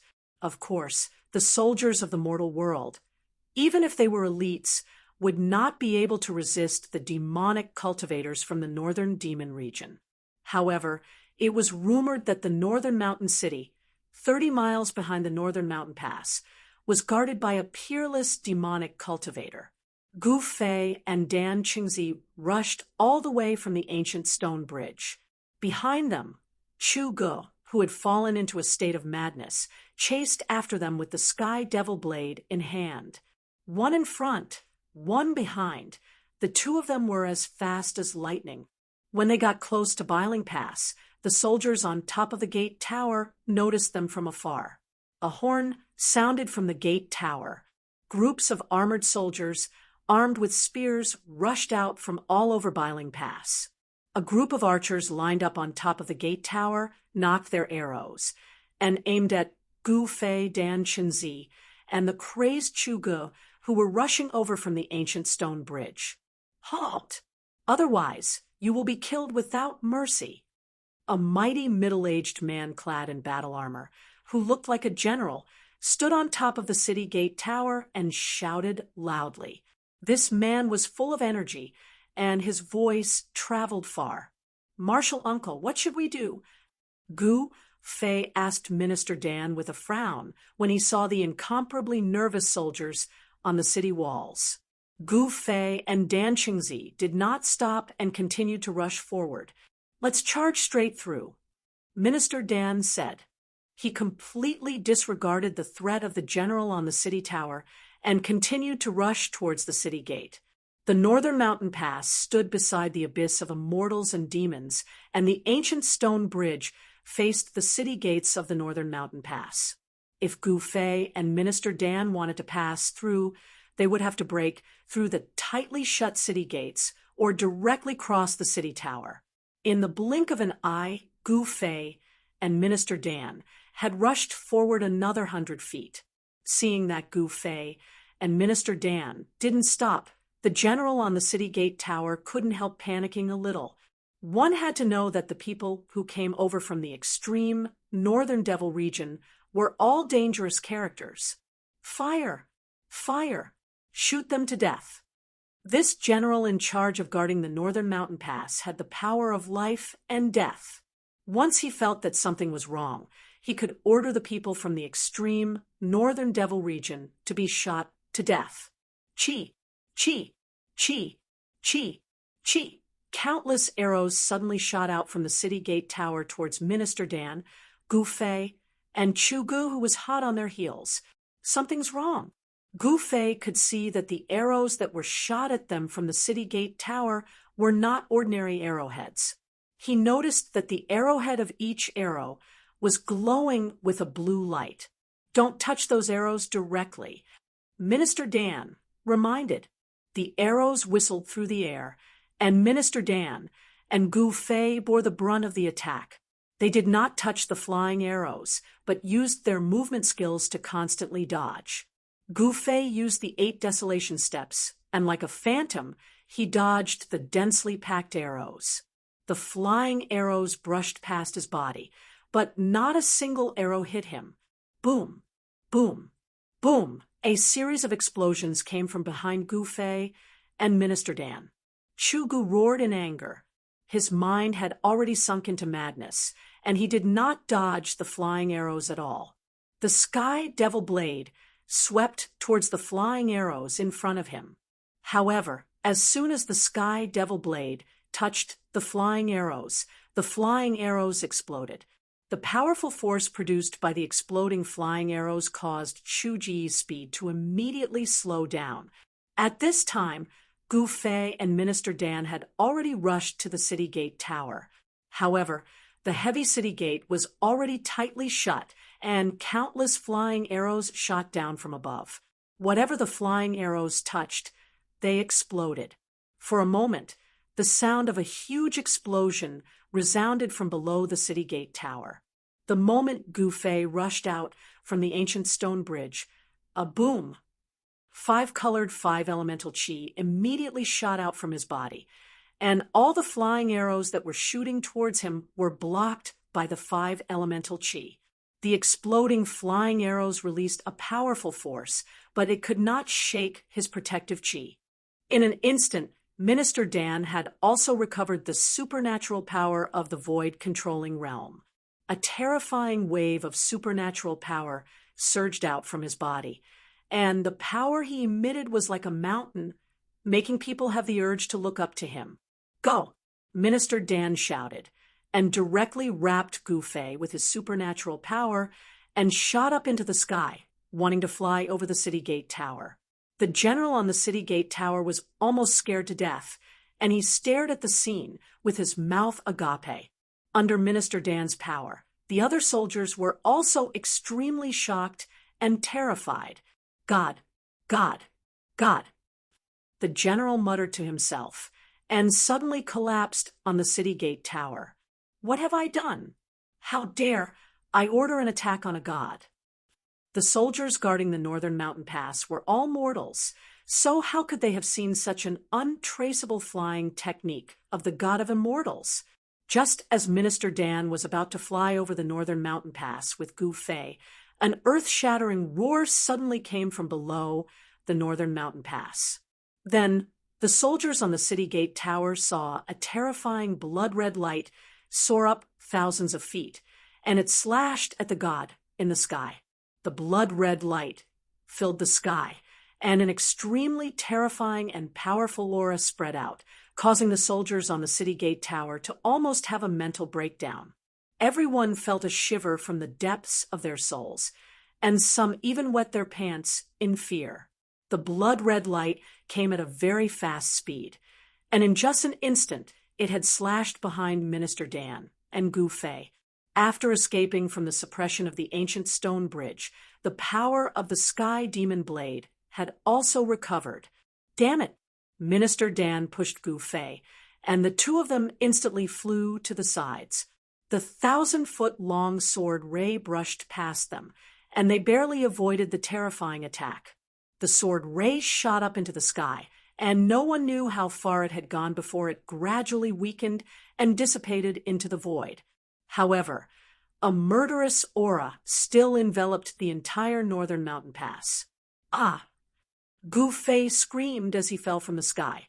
He could not fly yet, and he did not want anyone to know about his secret of having an inner dimension. Therefore, he did not use his spatial energy to reduce the speed of his fall. Bang! Gu Fei landed heavily on the roof of a house below, and with a loud bang, he smashed a large hole in the roof and fell into the house. A few soldiers who were hiding in the house rushed out of the house and cursed as they fled in all directions, looking for another place to hide. Gu Fei rushed out of the house and was just in time to witness the shocking scene. Boom! With a loud bang, the entire gate tower exploded, and the soldiers on top of the gate tower were instantly turned into a bloody mist by the terrifying force. They did not even have the chance to scream before they were killed in an instant. A terrifying demonic shadow rushed into the pass from the exploded gate tower, and the entire northern mountain pass was immediately filled with a monstrous demonic aura. The heavens and the earth were plunged into darkness, and it was as if night had fallen in an instant. At this moment, everyone within a radius of 10 miles felt a boundless and terrifying aura. Everyone looked towards the direction of Northern Mountain Pass in unison, and they saw a monstrous demonic aura surging violently at the location of Northern Mountain Pass. The terrifying aura was coming from there. A few figures immediately rushed out from Northern Mountain City, which was 30 miles away. Some even soared into the sky and flew towards Northern Mountain Pass. The unusual movements at Northern Mountain Pass had alerted the powerhouses who were stationed in Northern Mountain City. The terrifying figure shrouded in demonic aura had two spots of blood-red light coldly scanning in all directions. Then a blood-red blade gleam appeared, and the blood-red light soared thousands of feet into the sky, slashing towards a golden figure in the sky. The mysticaline demonic aura rushed out of Chu-Ji's body like a burning black demonic flame, and his blood-red eyes emitted an extremely crazy divine light. Chu-Ji's expression was extremely ferocious, and he looked like a ferocious demon that had rushed out from hell. The target of the blood-colored saber light was Minister Dan. Even though Chu-Gu was in a frenzy, he could sense a powerful aura from Minister Dan. Subconsciously, Minister Dan became Chu-Ji's target to kill. Swoosh! Minister Dan was like a golden shadow, and he suddenly transformed into a dozen illusory figures. He dodged the slash of the heavenly demon blade's 1,000-foot blade gleam, and charged towards Chu-Gu. Rumble! The blood-red blade gleam struck the ground, and the 1,000-foot blade gleam directly split Northern Mountain Pass into two. Houses continued to collapse, and dust rose high into the sky. The soldiers in Northern Mountain Pass cried and screamed as they fled in all directions. It was a chaotic scene. At this moment, everyone had broken down. They only had one thought in mind, and that was to escape from Northern Mountain Pass. Gu Fei knew that a battle of this scale was not something he could intervene in. Moreover, if Minister Dan wanted to retreat, Chu-Gu, who had fallen into a state of madness, would not be able to stop him. Since he could not help, Gu Fei decisively rushed out of Northern Mountain Pass that was shrouded in demonic aura. Boom! Just as Gu Fei rushed out of Northern Mountain Pass, a loud noise came from behind him. A vast wave of energy spread out, and the entire Northern Mountain Pass trembled, and houses continued to collapse. Chapter 322. Hee. I didn't think there would be something interesting to watch in this remote place. This is great. Suddenly, a crisp laughter that sounded like a silver bell was heard from afar. Gu Fei looked towards the direction of the laughter and saw a graceful green silhouette gliding across the snow-covered forest. In the blink of an eye, she was near. The north was a bitterly cold land. Everything was covered in silver. Although it was not as barren as the far north demon region, it was still a world of ice and snow. The forest was covered in thick snow, and there were crystal-clear icicles hanging from the trees. Gu Fei felt that he could not see the woman's face clearly. It was as if there was a thin layer of mist or a thin layer of gauze that blocked his vision. It was obvious that the woman had used her mana to conceal her true appearance. However, the thing that attracted Gu Fei's attention the most was the fist-sized purple beast crouching on the green-clothed lady's shoulder. It had long ears, sharp claws, and blood-colored eyes that were like agate. There was also a deep, purple, vertical scar between its brows. He felt like he had seen this beast somewhere before. The green-robed woman did not enter the Northern Mountain Pass. Instead, she stopped at the top of a big tree. As the wind blew, her clothes fluttered in the wind. The woman was like a fairy with an otherworldly aura. It was as if she could fly away with the wind at any time. Although he could not see the woman's face, Gu Fei knew that she was definitely a beauty that could topple a city and could captivate even the birds and beasts. Suddenly, Gu Fei remembered something and exclaimed, "Three-eyed mink!" He remembered why the little beast crouching on the green-robed woman's shoulder looked so familiar. He could not help but be shocked. Back when he was on his way to the southern wilderness, he saw a green-robed woman. In order to capture the three-eyed mink, she did not hesitate to cover a part of the world with a fire net and destroy a part of the forest. Could this green-robed woman be the person from that day? I didn't expect you to know about the three-eyed mink. The woman turned to look at Gu Fei. Her tone was a little surprised. She then focused her attention on the northern mountain pass in front of them. In the eyes of the woman, Gu Fei was covered in blood, his hair was disheveled, and his clothes were in tatters. He looked like a soldier who had just returned from the battlefield and was in an extremely sorry state. Perhaps the green-robed woman saw Gu Fei as a general guarding the northern mountain pass. The first son of the demonic monarch of six paths, Chu Ge, how could it be him? The lady in green stared at the northern mountain pass that was filled with demonic aura and said in shock. She had already figured out the origins of the devils that were slaughtering madly in Biling Pass. Demonic chi billowed in the northern mountain pass as the blood-colored saber gleam shot out from the pass in all directions. Nothing could stop it. Loud noises were heard as the houses in the northern mountain pass collapsed. A terrifying demonic aura spread out, startling the wild beasts in the forest and causing them to flee into the distance. The birds soared into the sky and flew into the distance. Amidst the demonic aura, a golden light flashed, and a powerful wave that was not weaker than Chu Ji's spread out. Minister Dan and Chu Ge were engaged in a fierce battle. Who is that? How could he fight against Chu Ge, who has the Sky Devil saber, and not be at a disadvantage? The green-robed woman seemed to be very knowledgeable. She could tell that there was an expert who was fighting against Chu Ge. Squeak, squeak. Suddenly, the three-eyed purple mink that was crouching on the right shoulder of the green-robed woman stood up and squeaked excitedly as if something in front had attracted the little beast.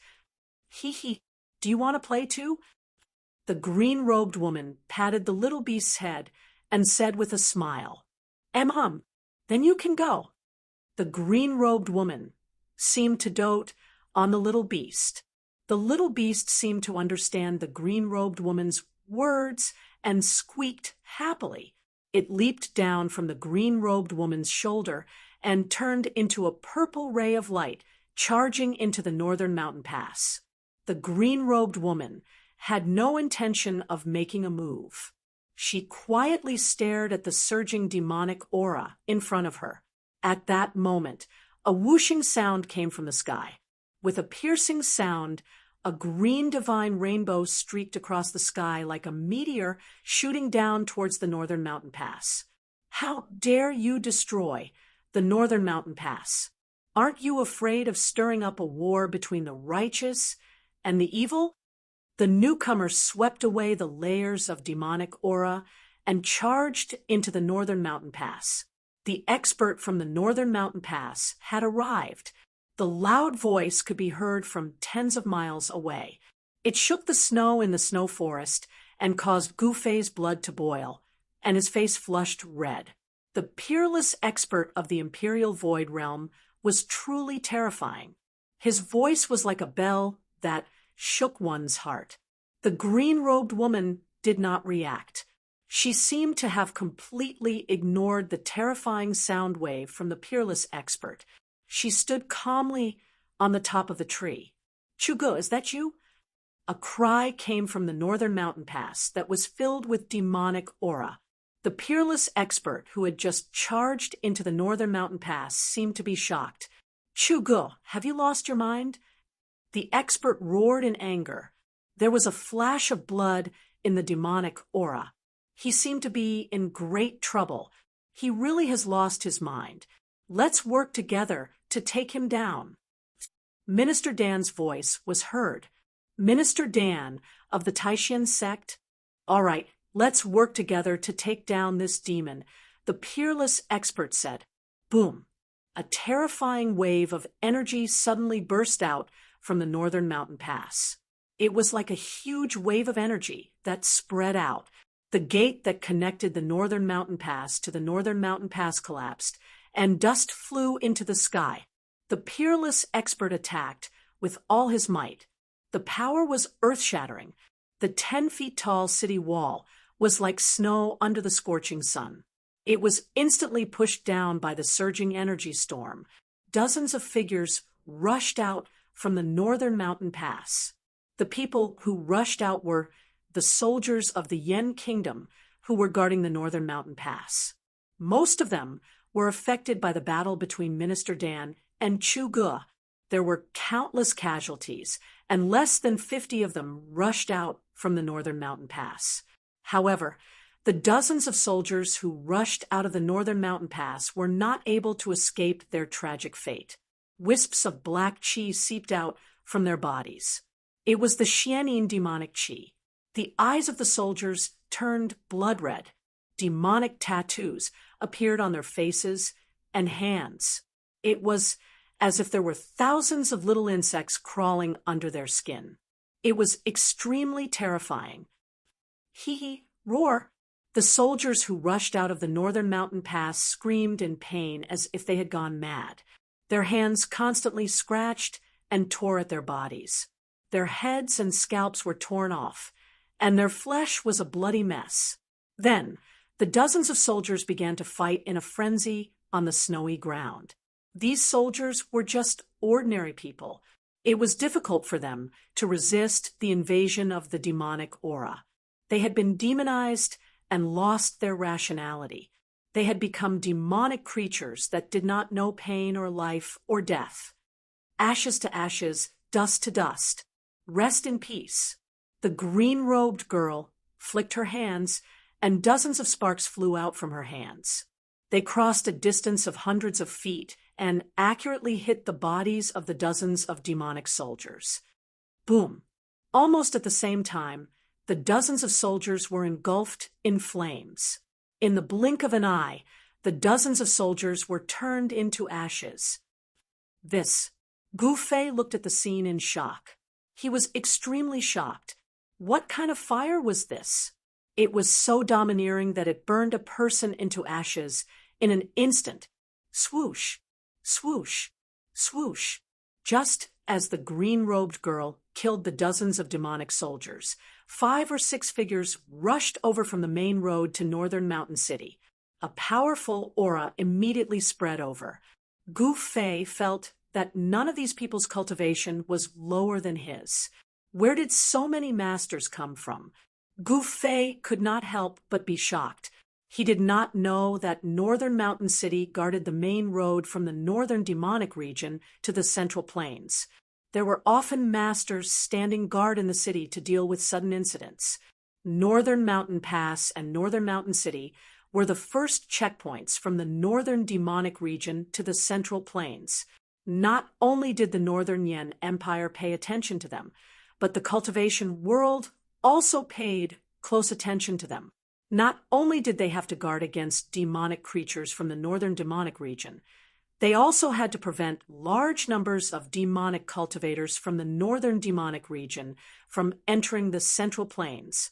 The northern mountain city was filled with spies from various righteous forces. If anything happened at Northern Mountain Pass, the entire cultivation world would know immediately.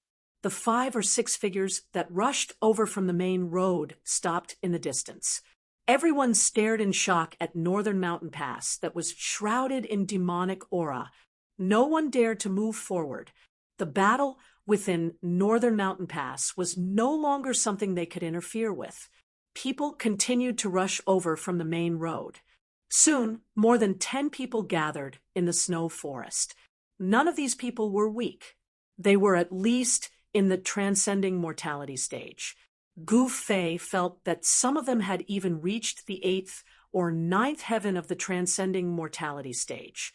These people were definitely the strongest among the transcending mortality stage cultivators. With Gu Fei's current strength, he could fight against a cultivator at the 7th heaven of the transcending mortality stage. If he encountered a cultivator at the 7th or 8th heaven of the transcending mortality stage, he would have to retreat. The cultivators from northern Mountain City also noticed Gu Fei and the green-robed lady standing on top of the tree. However, no one went forward to speak to Gu Fei and the green-robed lady. Everyone's attention was attracted by the overwhelming demonic aura in front of them. It's the three-eyed divine mink. It's an evolved spiritual beast. Suddenly, an exclamation came from Northern Mountain Pass. Then, a purple figure rushed out from the demonic aura. "Where do you think you're going?" A loud shout came from the demonic aura. A giant green hand broke through the layers of demonic aura and grabbed at the purple figure. "Humph!" The green-robed lady scoffed and disappeared from the top of the tree. In the next moment, she reappeared hundreds of feet away. The purple figure that rushed out from the demonic aura landed on her shoulder. Then, the green-robed lady stretched out her right hand and pushed forward. Boom! A loud sound was heard. The giant green hand instantly collapsed. A terrifying energy wave swept out and swept up the thick snow on the ground. Snowflakes danced in the air. The green-robed lady calmly retreated. It was not that she was no match for the attack, but that she retreated on her own accord. Chapter 3:23. The Northern Mountain Pass was now in ruins. 3 peerless cultivators of the Empyrean realm were fighting with their lives on the line. The terrifying energy ripples from their battle shook heaven and earth. The overwhelming demonic chi enveloped the world, and the extremely cruel and evil demonic chi made people tremble with fear. Aside from the mysterious green-robed lady, who fought against the peerless cultivator from the Northern Mountain Pass, no one else could see what was going on in the Northern Mountain Pass. Chu Gu, who had fallen into a state of madness, seemed to have turned into a terrifying demon. He slashed at the 2 peerless cultivators with his saber. Thousands of feet-long saber rays shot out from the demonic aura from time to time. The saber aura from the heavenly demon saber was extremely terrifying. Everywhere the saber ray passed through, not only did it devour all the spiritual chi in the surroundings, but it also severed all vitality, causing the trees to wither. The cultivators who were watching the battle from hundreds of feet away were forced to retreat. Only the mysterious green-robed lady seemed unafraid of the saber aura from the heavenly demon saber. She stood at the top of the tree and watched the battle unfold before her. The three-eyed divine, Mink, crouched on the lady's right shoulder. If it were not for the lady's timely intervention, the little beast would have been captured by the peerless cultivator. A demon? Gu Fei was shocked that the peerless cultivator had called out the mysterious woman's identity. Moreover, the mysterious woman did not deny it. The other cultivators who rushed over from the Northern Mountain Pass were also shocked when they heard the peerless cultivator's words. After all, the lady in green was in the form of a human. If she was truly a demon, then she was a demon that could shapeshift. A demon that could shapeshift would have a terrifying cultivation base. She would at least be at the Empyrean realm of the human race. Furthermore, due to the innate advantage of the demon race, they were usually much more powerful than human cultivators of the same level. The mysterious green-robed lady definitely had the strength to intervene in the battle. However, she had no intention of doing so. It was as if she was purely watching the show and had nothing to do with it. Gu Fei found it difficult to defend against the terrifying energy waves that were constantly spilling out from the front. He kept retreating until he was half a mile away from the battle before he felt a little better. The pressure from the peerless cultivator was truly shocking. It was as if a 1,000-pound boulder was pressing down on his heart. It was extremely heavy and oppressive. Gu Fei did not join the cultivators from Bailing City. Instead, he stood alone in the snowy forest, paying close attention to the battle before him. After all, Minister Dan was fighting Chu Gu together with that peerless expert. Gu Fei couldn't leave by himself. More and more cultivators appeared in the snow forest. The Northern Mountain Pass was not far from Northern Mountain City. The cultivators in Northern Mountain City had already sensed the abnormality at the Northern Mountain Pass and were heading towards the Northern Mountain Pass. Gu Fei sensed several powerful auras appearing in the snowy forest. At first, he did not care, but soon he felt that someone was watching him. The few experts who exuded powerful auras approached Gu Fei intentionally or unintentionally. There was one person on each side, and they were actually surrounding Gu Fei.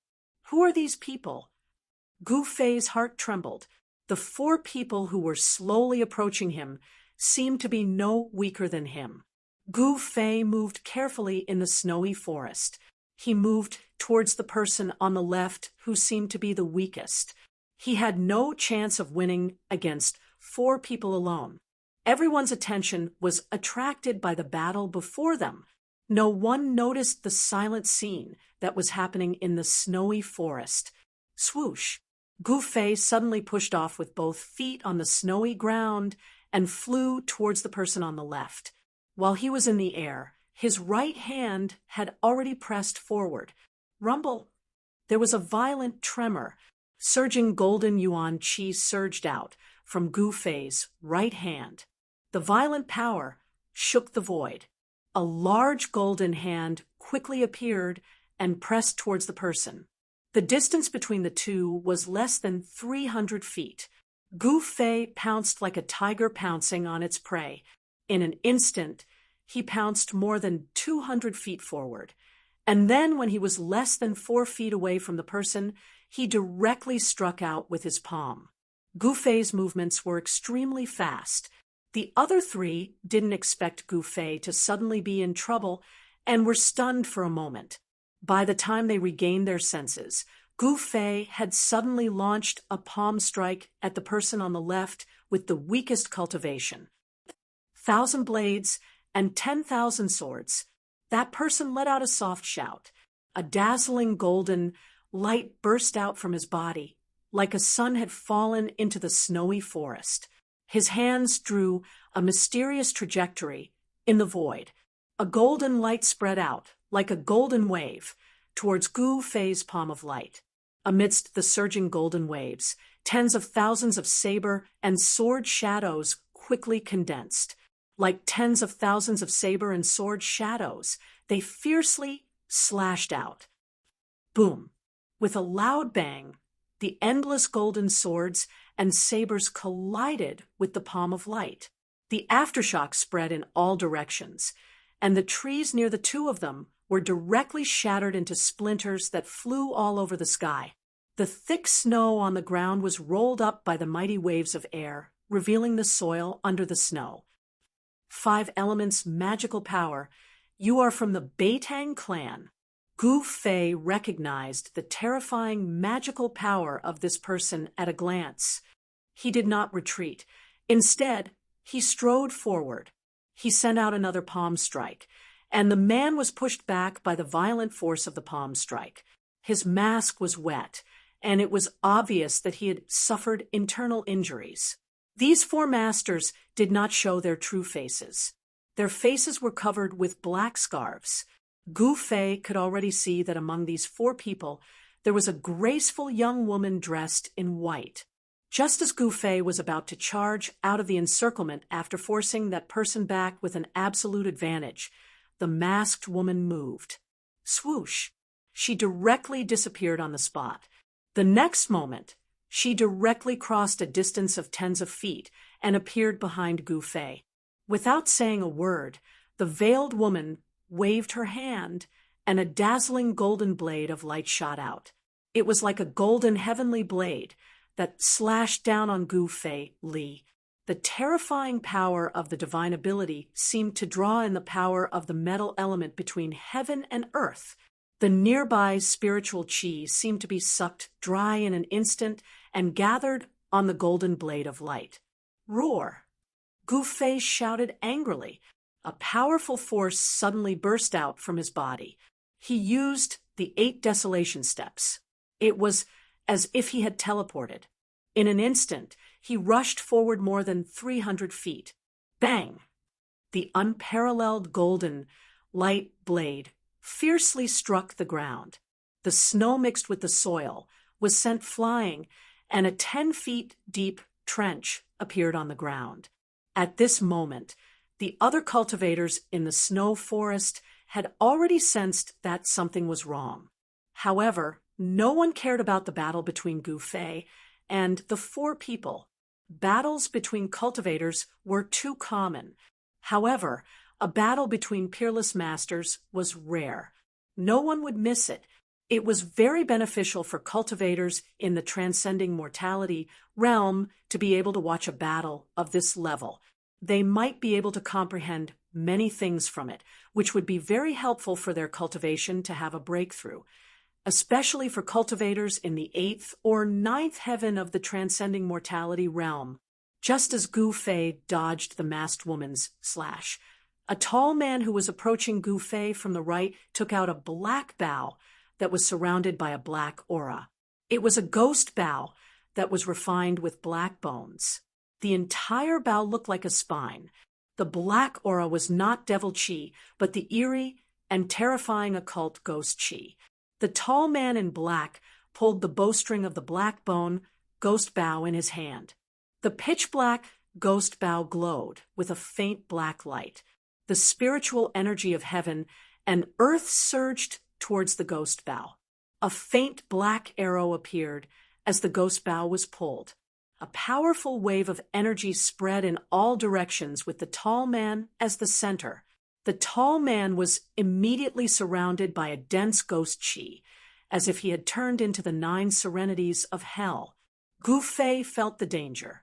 All the pores on his body opened. He did not dare to stay any longer. He rushed into the depths of the snow forest as if he had turned into a phantom. At this moment, the tall man had already pulled the ghost bow and shot an arrow at Gu Fei's back. The faint arrow shadow was extremely fast. It caught up to Gu Fei in an instant. A gloomy aura enveloped Gu Fei. The ghost arrow, which was surrounded by black aura and seemed to be possessed by thousands of evil spirits, had already shot behind Gu Fei. Gu Fei was shocked. He tried his best to dodge to the side, but he only managed to avoid the vital parts of his back. Gu Fei only felt a chill on his shoulder. Then he felt an extremely cold and evil energy shooting into his body. The black arrow did not penetrate Gu Fei's shoulder. Instead, it sank into Gu Fei's shoulder and entered Gu Fei's body. In an instant, Gu Fei's skin turned purplish-black. Wisps of black aura seeped out of his pores. Then, faint and illusory ghost shadows appeared on Gu Fei's body. He seemed to be haunted by thousands of evil spirits. He looked extremely ferocious and terrifying. Roar! Gu Fei howled in pain. He felt as if there were countless ants gnawing at his internal organs and flesh. It also felt as if there were countless evil spirits tearing at his body. He was in extreme pain. The profounding ghost chi almost froze Gu Fei's blood. Gu Fei's vision darkened. He staggered forward for dozens of feet and almost fainted. When the 4 masked men saw that Gu Fei had been hit by that extremely evil arrow, they did not seem to be in a hurry to attack. Instead, they slowly surrounded Gu Fei. Humph! No one who has been hit by the 9 nether black bone bow's 9 nether black bone arrow can survive, the tall man said as he held the ghost bow that was surrounded by black aura. Wah! Gu Fei roared. Suddenly, a powerful sword chi exploded from his body. 2 rays of purple light shot out from his eyes like 2 sharp swords. The ghost chi all over his body was suppressed by the sword chi. Not good. The tall man was shocked. He retreated and drew his bow. He wanted to shoot another arrow and kill Gu Fei once and for all. However, Gu Fei rushed into the depths of the snow forest like a madman. Chapter 324. Inside the northern mountain pass, The demonic chi that shrouded the entire northern mountain pass had mostly dissipated. With Minister Dan and the peerless expert joining forces, they gradually gained the upper hand. However, even though Chu Gu was in a frenzy, the sky demon saber in his hand was still extremely powerful. The saber radiance soared thousands of feet into the sky, as if it was going to split the heavens and the earth. Nothing could stop it, and it was still difficult to determine the victor. No one was interested in the battle between Gu Fei and the four mysterious men. Compared to the battle between the peerless experts, Gu Fei's battle was child's play. No one interfered with the battle between Gu Fei and the four mysterious men. Gu Fei was hit by the arrow shot by the tall man with the demonic bow. The ghostly arrow sank into Gu Fei's body, as if countless evil spirits had followed the arrow and rushed into Gu Fei's body. It made Gu Fei feel as if thousands of evil spirits were chewing on his flesh and blood, destroying his consciousness. The pain almost made Gu Fei faint. However, he gritted his teeth and endured it. He could not faint. If he did, the four people behind him would definitely catch up to him, and his life would be in danger. At the crucial moment, the mysterious essence of the divine weapon that Gu Fei had refined into his qi and blood seemed to be stimulated by the Xian Yin ghost qi that rushed into Gu Fei's body. It automatically released a powerful sword qi that protected Gu Fei's organs and consciousness, allowing him to temporarily stay awake. Gu Fei unleashed the extreme 8 steps with all his might and rushed forward in the snow forest. He had no idea where he was going, nor did he know how long he had been running in the snow forest. He no longer cared about anything in the outside world. There was only one thought in his mind, and that was not to die. If he died, there would be nothing left. As long as he did not die, anything could live. The sun gradually set in the west. Gu Fei ran for his life in the snow forest for 6 to 10 hours from noon to dusk, and from dusk until the stars appeared in the sky. 8th step extreme. Among the cultivators of the same level, there was absolutely no one who could match him. The 4 mysterious experts behind him were left far behind by Gu Fei. Under the erosion of the Xian Yin ghost qi, Gu Fei's consciousness gradually began to become drowsy. He did not even know that he had rushed into a jungle. Finally, when he was exhausted, he collapsed in a patch of grass. Preposterous! That kid was struck by the netherworld blackbone arrow. So how could he still run for so long?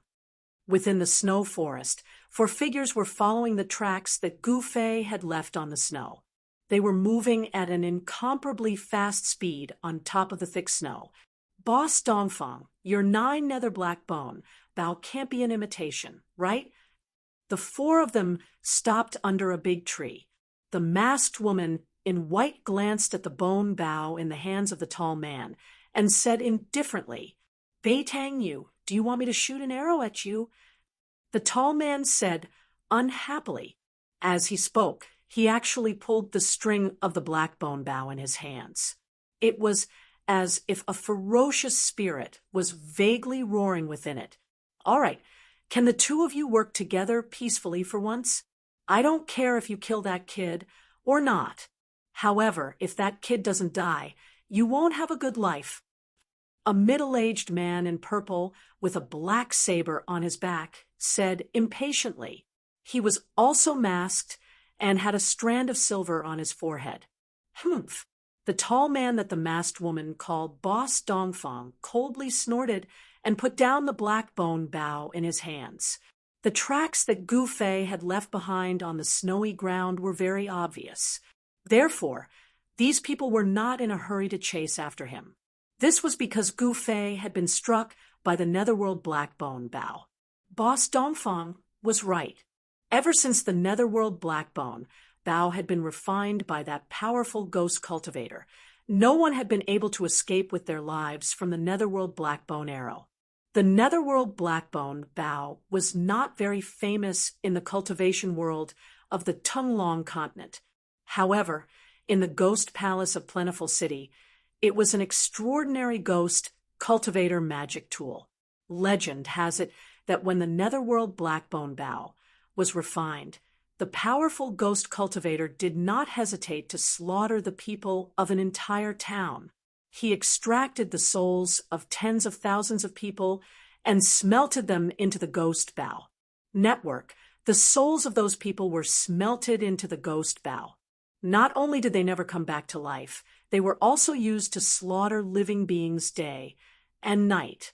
Over time, the resentment, baleful energy, and death energy of the ghost bough gathered and became a murderous weapon. Only an expert at the seventh or eighth heaven of the transcending mortality realm could pull the bow and arrow. If it was an ordinary person or a cultivator at the awakening self realm, as long as they touched the blackbone bough, their soul would be instantly extracted by the blackbone bough and then devoured. The Dongfang clan used countless manpower and resources and paid a great price to obtain this netherworld blackbone bough. Let's continue. Before I see that brat's corpse, I will always feel uneasy. Another middle-aged man with white hair said. As he spoke, he pulled off the black cloth covering his face. The middle-aged man who was hit by Gu Fei's two palms and vomited blood was Beitang Yi, who had not been seen for a long time. That day outside the Dragon Emperor city of the southern wasteland, Gu Fei fought with Beitang Ao and Beitang Yi. Although he was seriously injured, he also injured Beitang Yi, who was at the transcending mortality realm, with his martial arts battle skills. That battle could be said to be extremely dangerous and unbelievable. Gu Fei, with his awakening self-realm cultivation base, had injured Beitang Yi, who was at the transcending mortality realm. There was a huge gap between the two of them. Everyone who paid attention to that battle thought that the supreme mystery sect had produced a disciple with unlimited potential. They were already in the depths of the snow forest, far away from Biling Pass. They could no longer sense the fluctuations of energy coming from Biling Pass, so there were definitely no outsiders here. The other three mysterious experts also pulled off the masks covering their faces. The tall Dongfang clan's eldest brother was a rugged man. Beitang Yu was a beautiful woman with a cold expression. She seemed to be around 27 or 28 years old. As for the middle-aged man, with a black saber on his back and a strand of silver hair floating in front of his forehead, his appearance was not outstanding. His face was a bit pale, as if he had not seen the sun for a long time. Age didn't mean anything. In the cultivation world, the most unreliable thing was a cultivator's appearance. Often, a young man with white teeth and red lips was an old monster who had cultivated for hundreds of years.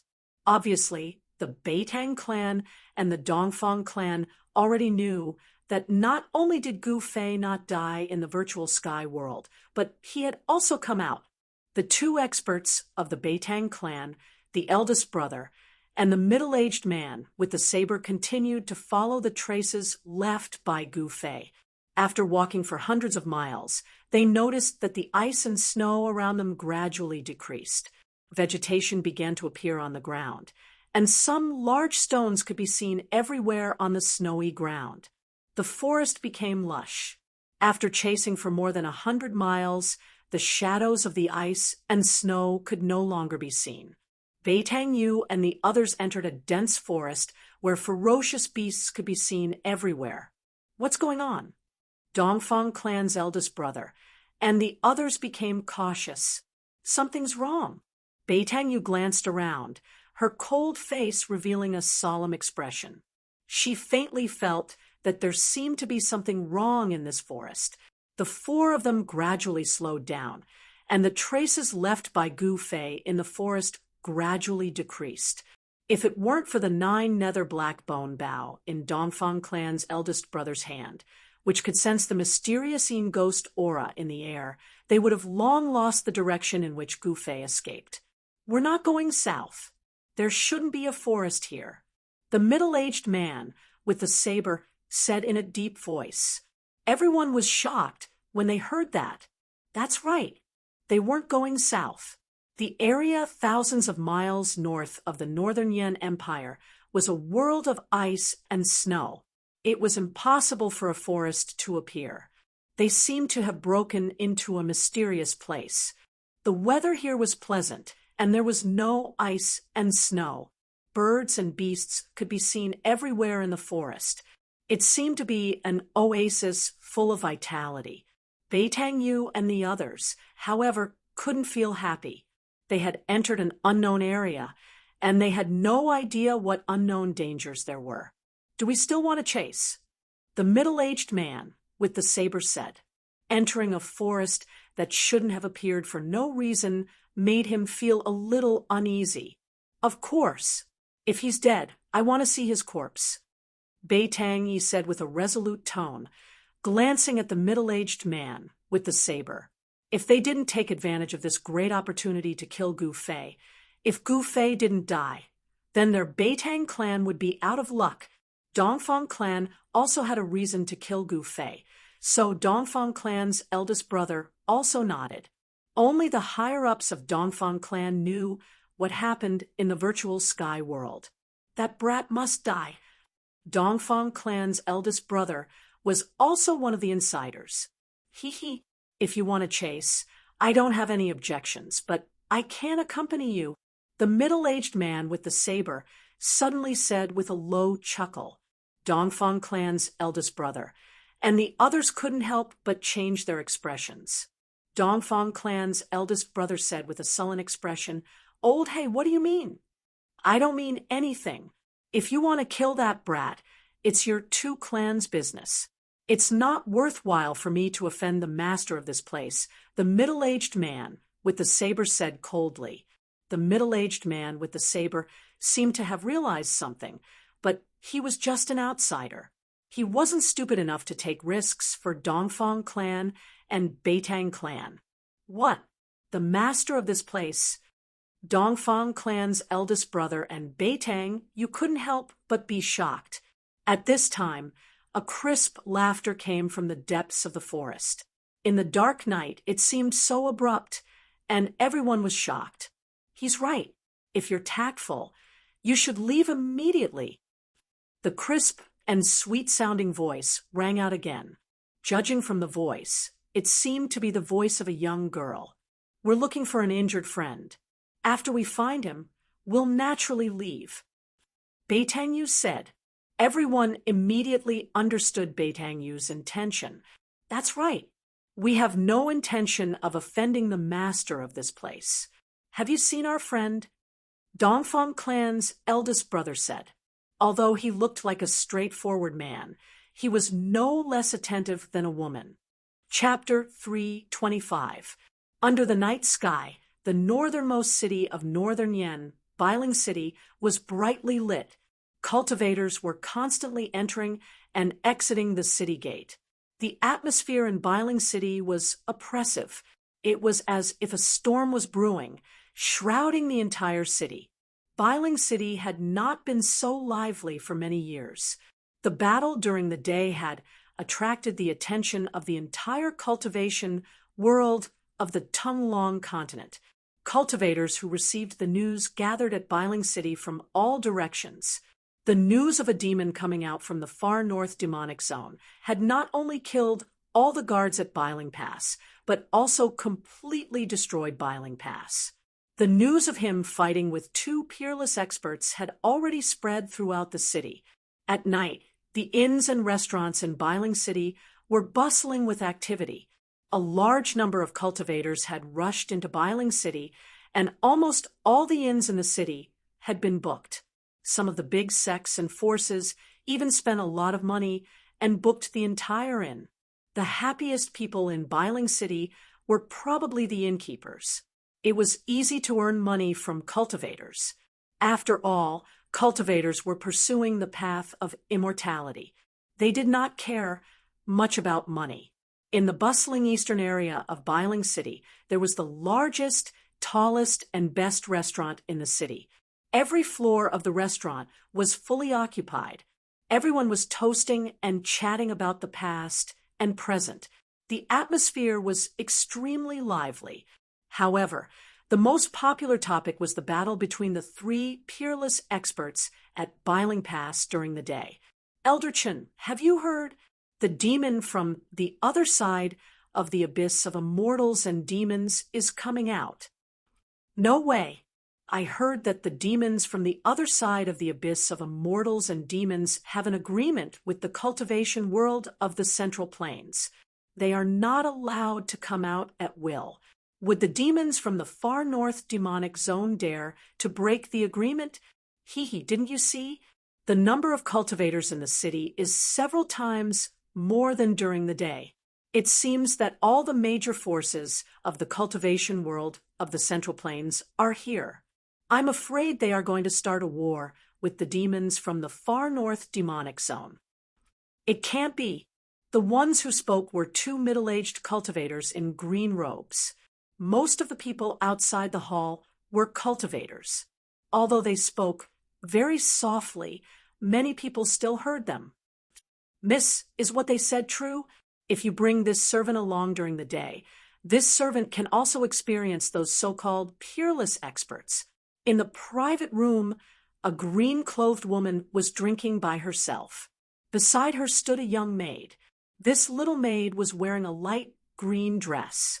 She looked very cute, especially her pair of black eyes, which were full of spirituality, like two shiny black gems. However, she did not seem to be human. She had a pair of long, furry ears. Those were the ears of a beast. She was a demon that could already transform. If others were to see that someone was actually able to order around a greater demon that had taken human form as a maidservant, it would surely cause them to be extremely dumbstruck and shocked. One must know that a demon that could take human form could already be called a great demon. This kind of great demon strength was extremely terrifying, and it was sufficient to be mentioned in the same breath as the human peerless experts of the void resisting realm. Cultivators of the royal void realm among the humans were peerless experts who could soar into the sky without the help of any external objects. They were people who stood at the pinnacle of the cultivation world's pyramid. If I were to bring you along, then the world would really be in chaos. The mysterious woman said. On her right shoulder was a fist-sized purple beast. It was the three-eyed sable. This three-eyed sable was currently holding a pigeon egg-sized, fiery red crystal in its claws and chewing on it. Crunch! Crunch! The incomparably hard crystal was actually chewed off by the little beast in small bites and swallowed into its stomach. In just a short while, the pigeon egg-sized fiery red crystal was more than half eaten by the little beast. Unfortunately, this servant came a bit too late.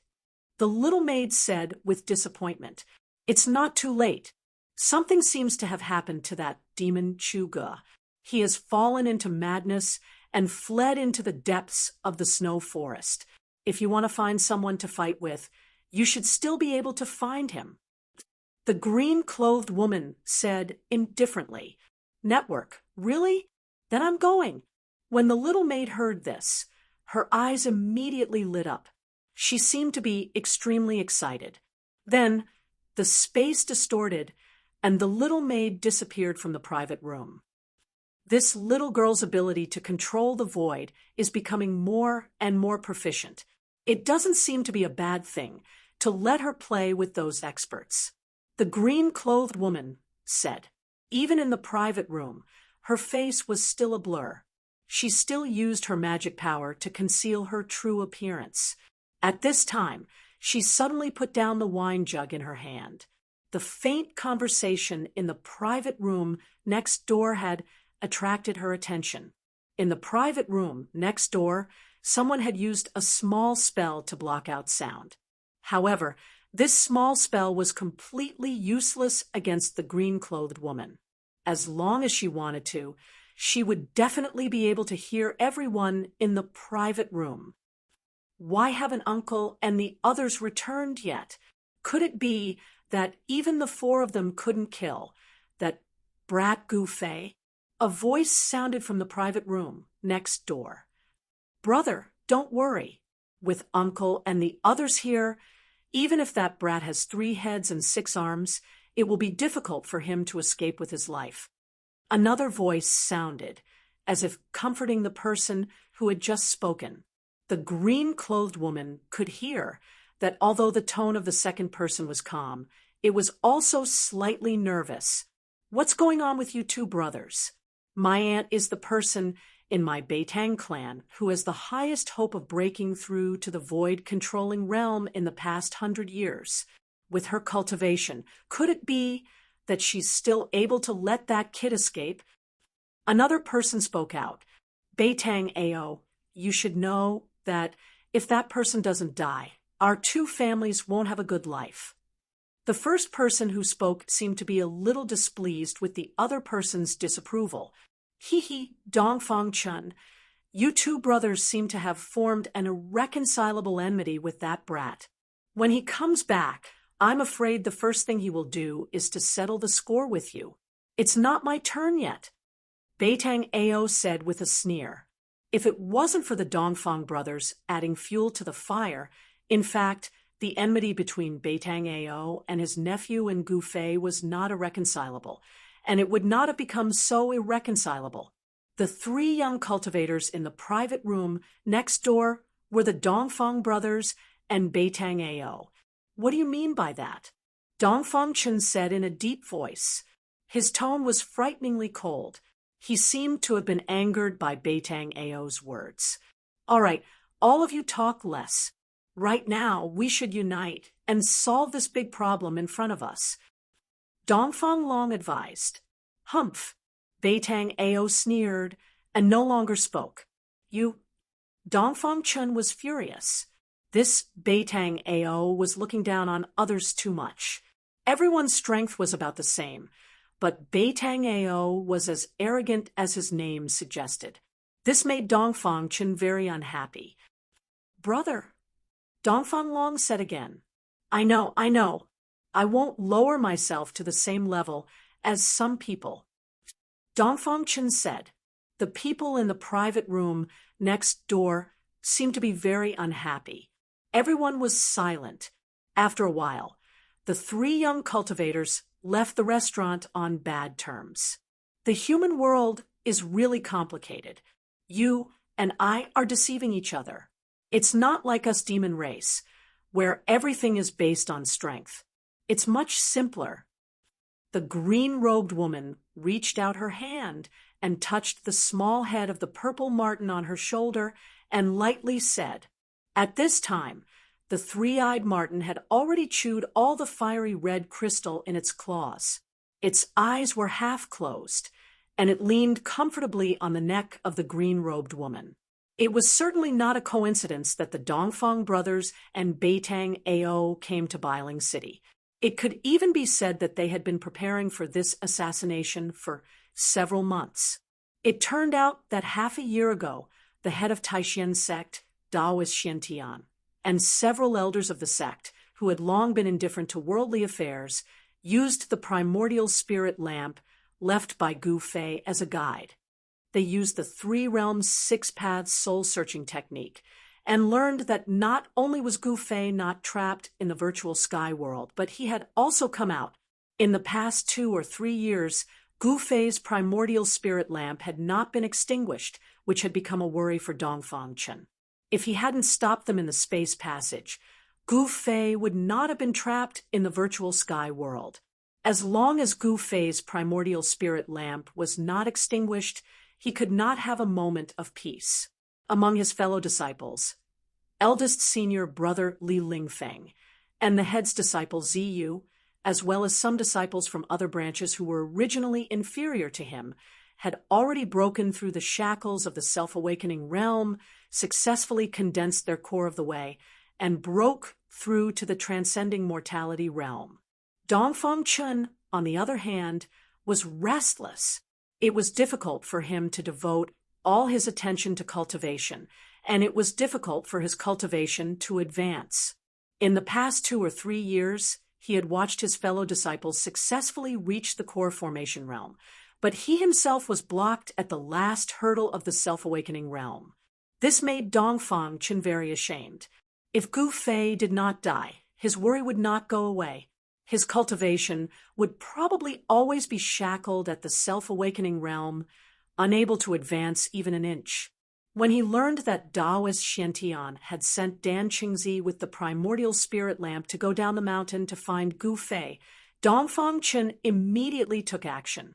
He absolutely could not let Gu Fei return to Taixin sect. If Gu Fei returned to Taixin sect alive, he would die without a burial place. The crime of murdering a fellow disciple was enough for him to pay with his own life, and it would also bring shame to the Dongfang family. This kind of thing absolutely could not happen.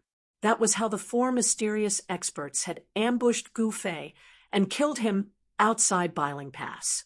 However, the four experts of the older generation were now in big trouble. In order to chase after Gu Fei, they inadvertently broke into a jungle that was impossible to appear in the snow-covered northern region. Ask the owner of this place to come out and talk. Beitang Yu's eyes shone brightly, sweeping in all directions, but she could not find any trace of the mysterious girl in the forest. I know where the friend you are looking for is. In the forest, it suddenly became incomparably quiet. Other than the voices of the crowd, there was no other sound. Thank you so much, Boss Dongfang said. They didn't expect things to be so simple, but the mysterious girl in the forest seemed to be a little hesitant. When Boss Dongfang and the others heard this, their hearts jumped. Beitang Yu quickly said, But what? But just now, I seemed to hear you saying that you wanted to kill the friend you were talking about. I am very curious, since it is your friend. Why do you want to kill him? The mysterious girl's clear voice sounded in the forest. Chapter 3:26. You want to deceive me? I'm not that easy to deceive.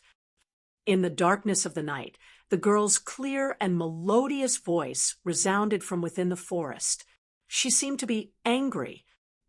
Please don't misunderstand, Dongfang first brother hastily said.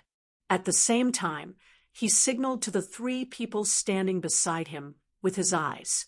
However, Beitang Yu and the others shook their heads. It was difficult for them to detect the location of the mysterious girl in the forest. The mysterious girl's voice seemed to come from all directions. It was erratic, but it was clearly transmitted to the four people's ears. It was as if she was speaking right next to their ears. This was obviously a profound sound technique. The mysterious girl didn't want Dongfang first brother and the others to know where she was. There was no doubt that she was secretly watching Beitang Yu and the others' every move. I didn't misunderstand. The bow in your hand is enough to explain everything. The girl said, I don't welcome you here. You should leave quickly, or else what? Beitang Yu coldly said. She was a proud person and couldn't tolerate others threatening her. Hand over that boy, and we will naturally leave. Dongfang first brother couldn't help but tighten his grip on the 9 secret black bone bow. He vigilantly observed the surrounding movements. The Beitang and Dongfang families didn't want to leave because this matter involved too many people. If they didn't handle it well, it would bring great trouble to their families. They couldn't feel at ease until they saw Gu Fei's corpse. Beitang Yu and the others were also on guard. The middle-aged man with the black saber on his back had already stretched his right hand to his back and grasped the hilt of the black saber. He could unsheath the saber at any time. Very good. Since you don't want to leave, then you can play with my pet. As soon as the girl finished speaking, a whistling sound resounded in the forest. This whistling sound seemed to follow a certain rhythm. It was sharp but not ear-piercing. Listening to it gave people a comfortable feeling. Roar! Roar! As the whistle rang out, a deafening roar immediately rang out in the originally quiet forest. The roar was so close that it sounded like it was about to explode. An intense, baleful aura suddenly erupted from all directions, sweeping towards Beitang Yu and the others. They seemed to have been surrounded by countless ferocious beasts. Sensing the aura of the ferocious beast that suddenly appeared, everyone's expression changed greatly, and they were extremely shocked. They were unable to understand how the young woman in the dark was able to do all this. Why was she able to hide so many fierce beasts in the nearby forest, but they couldn't sense any of them at all? This seemed to be an impossible thing. The surrounding beasts seemed to have appeared out of thin air. Pum!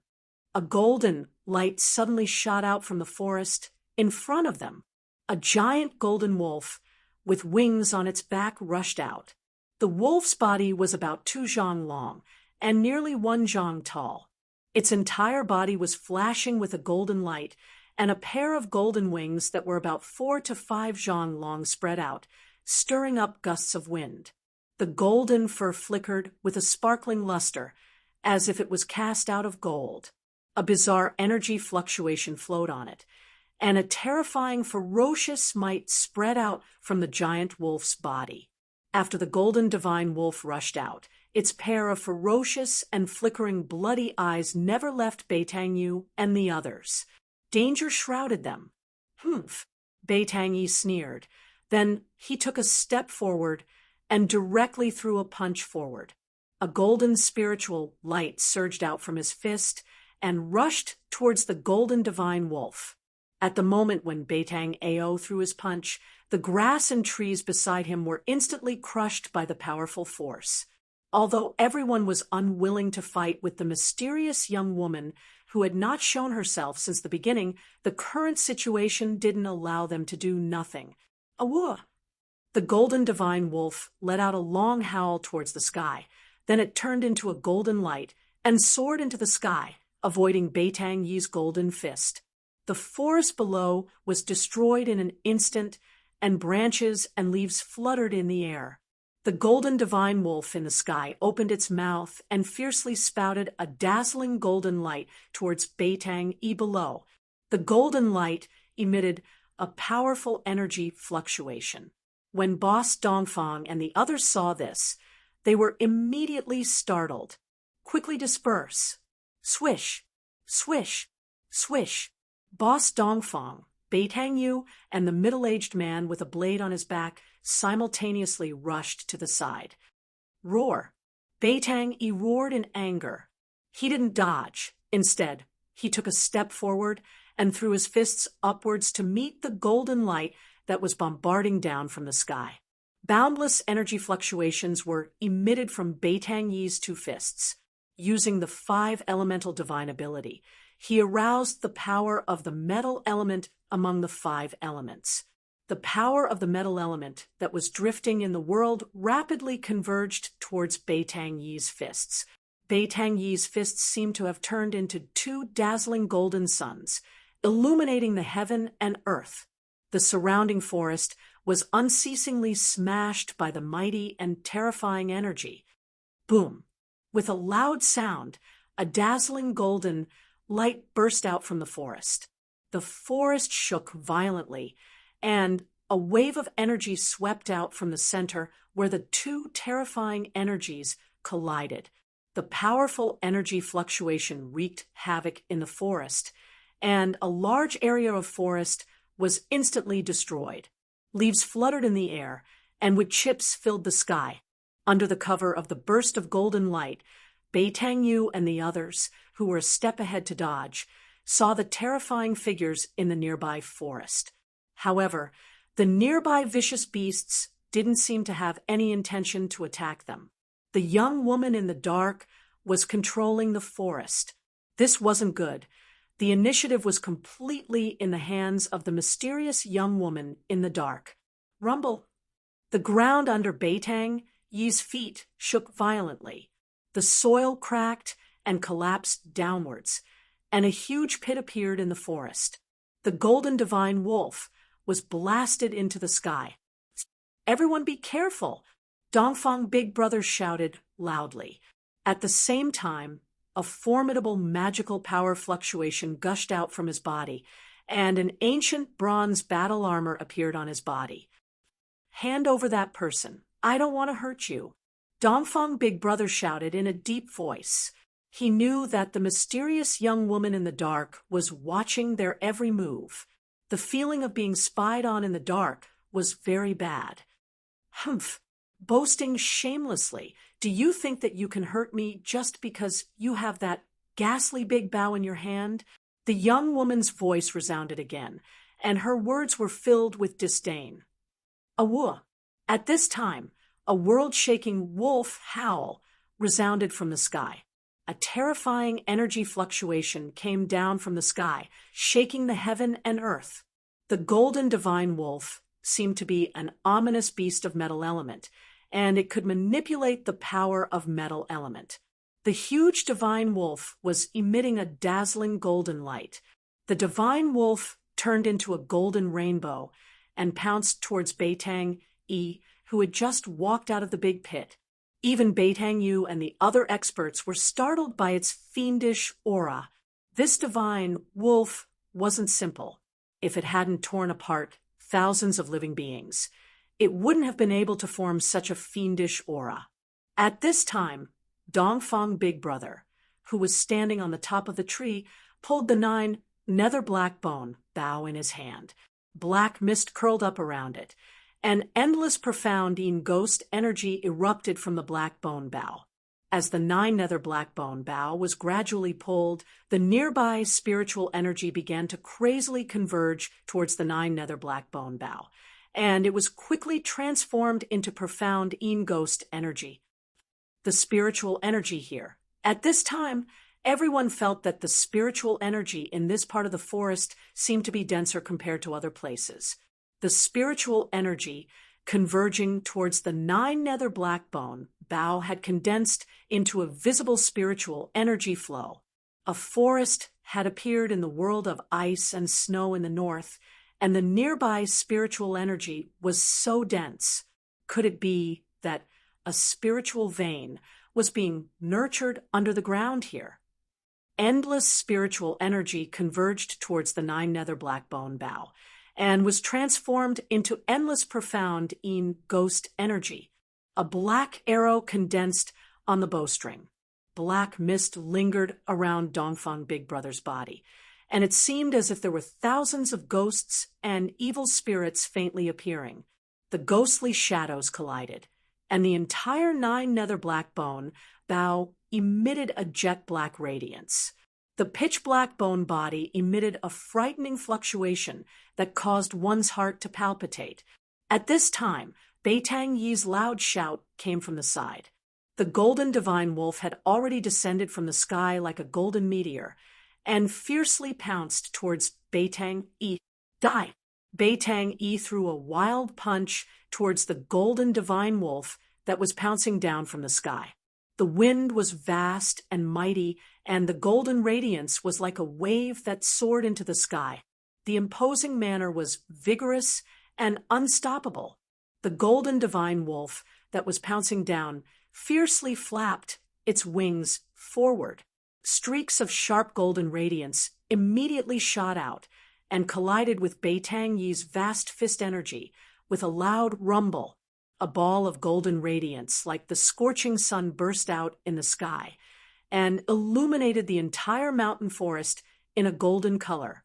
Beitang Yi's feet fiercely stomped on the ground, and at the same time, he shattered the ground. His figure transformed into a streak of golden light and directly pounced towards the golden divine wolf that was flying backwards in the sky.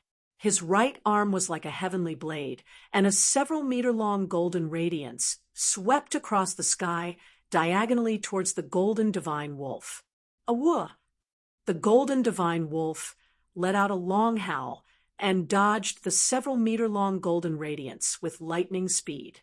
A pair of golden and dazzling claws fiercely clawed towards Beitang Yi's chest. Beitang Yi didn't dodge, and directly chopped towards the wolf's head with a knife hand. Screech!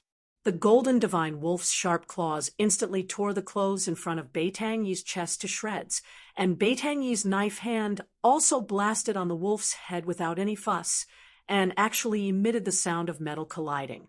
Beitang Yi only felt that his knife hand had chopped on a piece of godly steel, and was unable to cause any substantial damage to the Golden Divine Wolf. The Golden Divine Wolf's claw didn't injure Beitang-yi at all. The Golden Divine Wolf and Beitang-yi both flew backwards. Golden Wolf and Beitang-yi flew backwards. Beitang-yi didn't have the ability to fly, so he slowly descended from the sky. That Golden Divine Wolf was very extraordinary, and it seemed to be a mutated species. It was actually able to fight endlessly with a transcending mortality realm expert, and it didn't even fall into a disadvantageous position. What made Beitang-yu, Boss Dongfang, and the others feel a chill in their hearts was that there seemed to be a lot of vicious beasts like the Golden Divine Wolf in the surroundings. If those vicious beasts in the vicinity were to swarm them together, Boss Dongfang and the others could only escape. So, Boss Dongfang shot an arrow, but he didn't shoot in a certain direction. Instead, the ghost arrow, which was shrouded in black energy, soared into the sky. At this moment, a purple figure appeared beside a figure that was lying in the grass a few hundred meters away from Beitang-yu and the others. Chapter 327. Under the moonlit night, in the forest, a golden beast silhouette was fighting against Beitang-yi. The winged Golden Divine Wolf was incomparably valiant.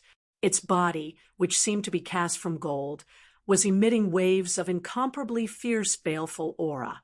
The Golden Battle Wolf could also control the power of metal between heaven and earth. Its physical body was extremely powerful, and as it constantly bombarded Beitang-yi, a large area of the forest was constantly being destroyed by the powerful explosion. The golden light illuminated the heaven and earth. Beitang-yu and the middle-aged man, with a black saber on his back, were standing on top of a tree. They nervously swept their eyes over their surroundings. The shadows of the beasts in the forest were emitting powerful fluctuations, which made them feel uneasy. The whistle only rang for a while before it stopped.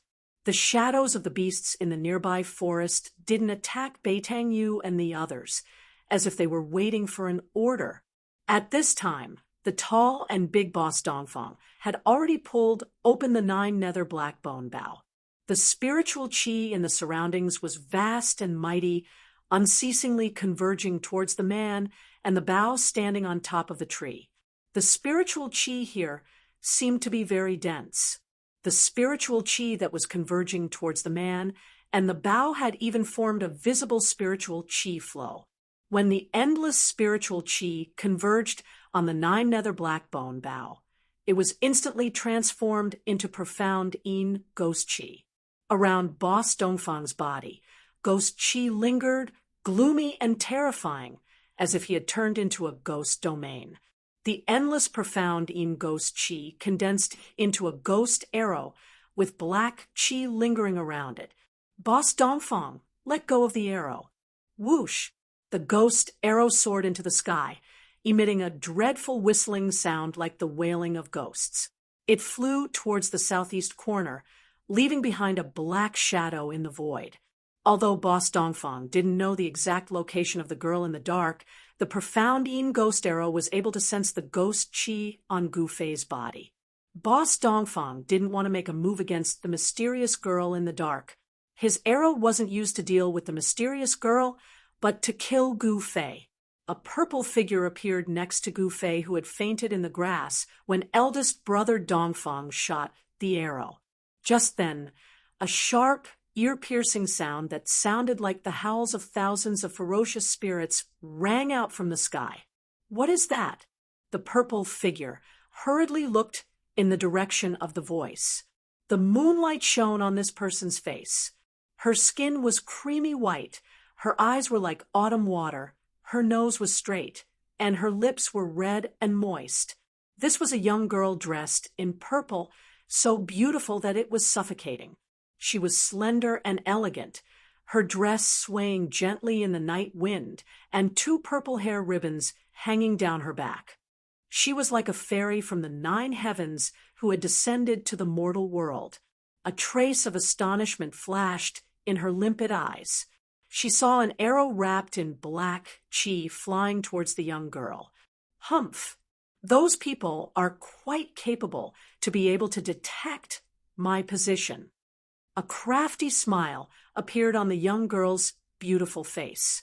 Actually, the purple-robed girl did not know that Boss Dongfang's arrow's target was not her. Gu Fei's life was not fated to end. If the purple-robed girl had not been by his side, he would not have been able to avoid Boss Dongfang's profound Yin Ghost arrow in his unconscious state. Even a peerless cultivator of the Imperial Void Realm would not be able to withstand 2 arrows in a row. The profound Yin Ghost arrow was extremely fast. In an instant, it had flown close to the young girl. An eerie and terrifying aura rushed towards them, blowing the young girl's beautiful hair like a waterfall.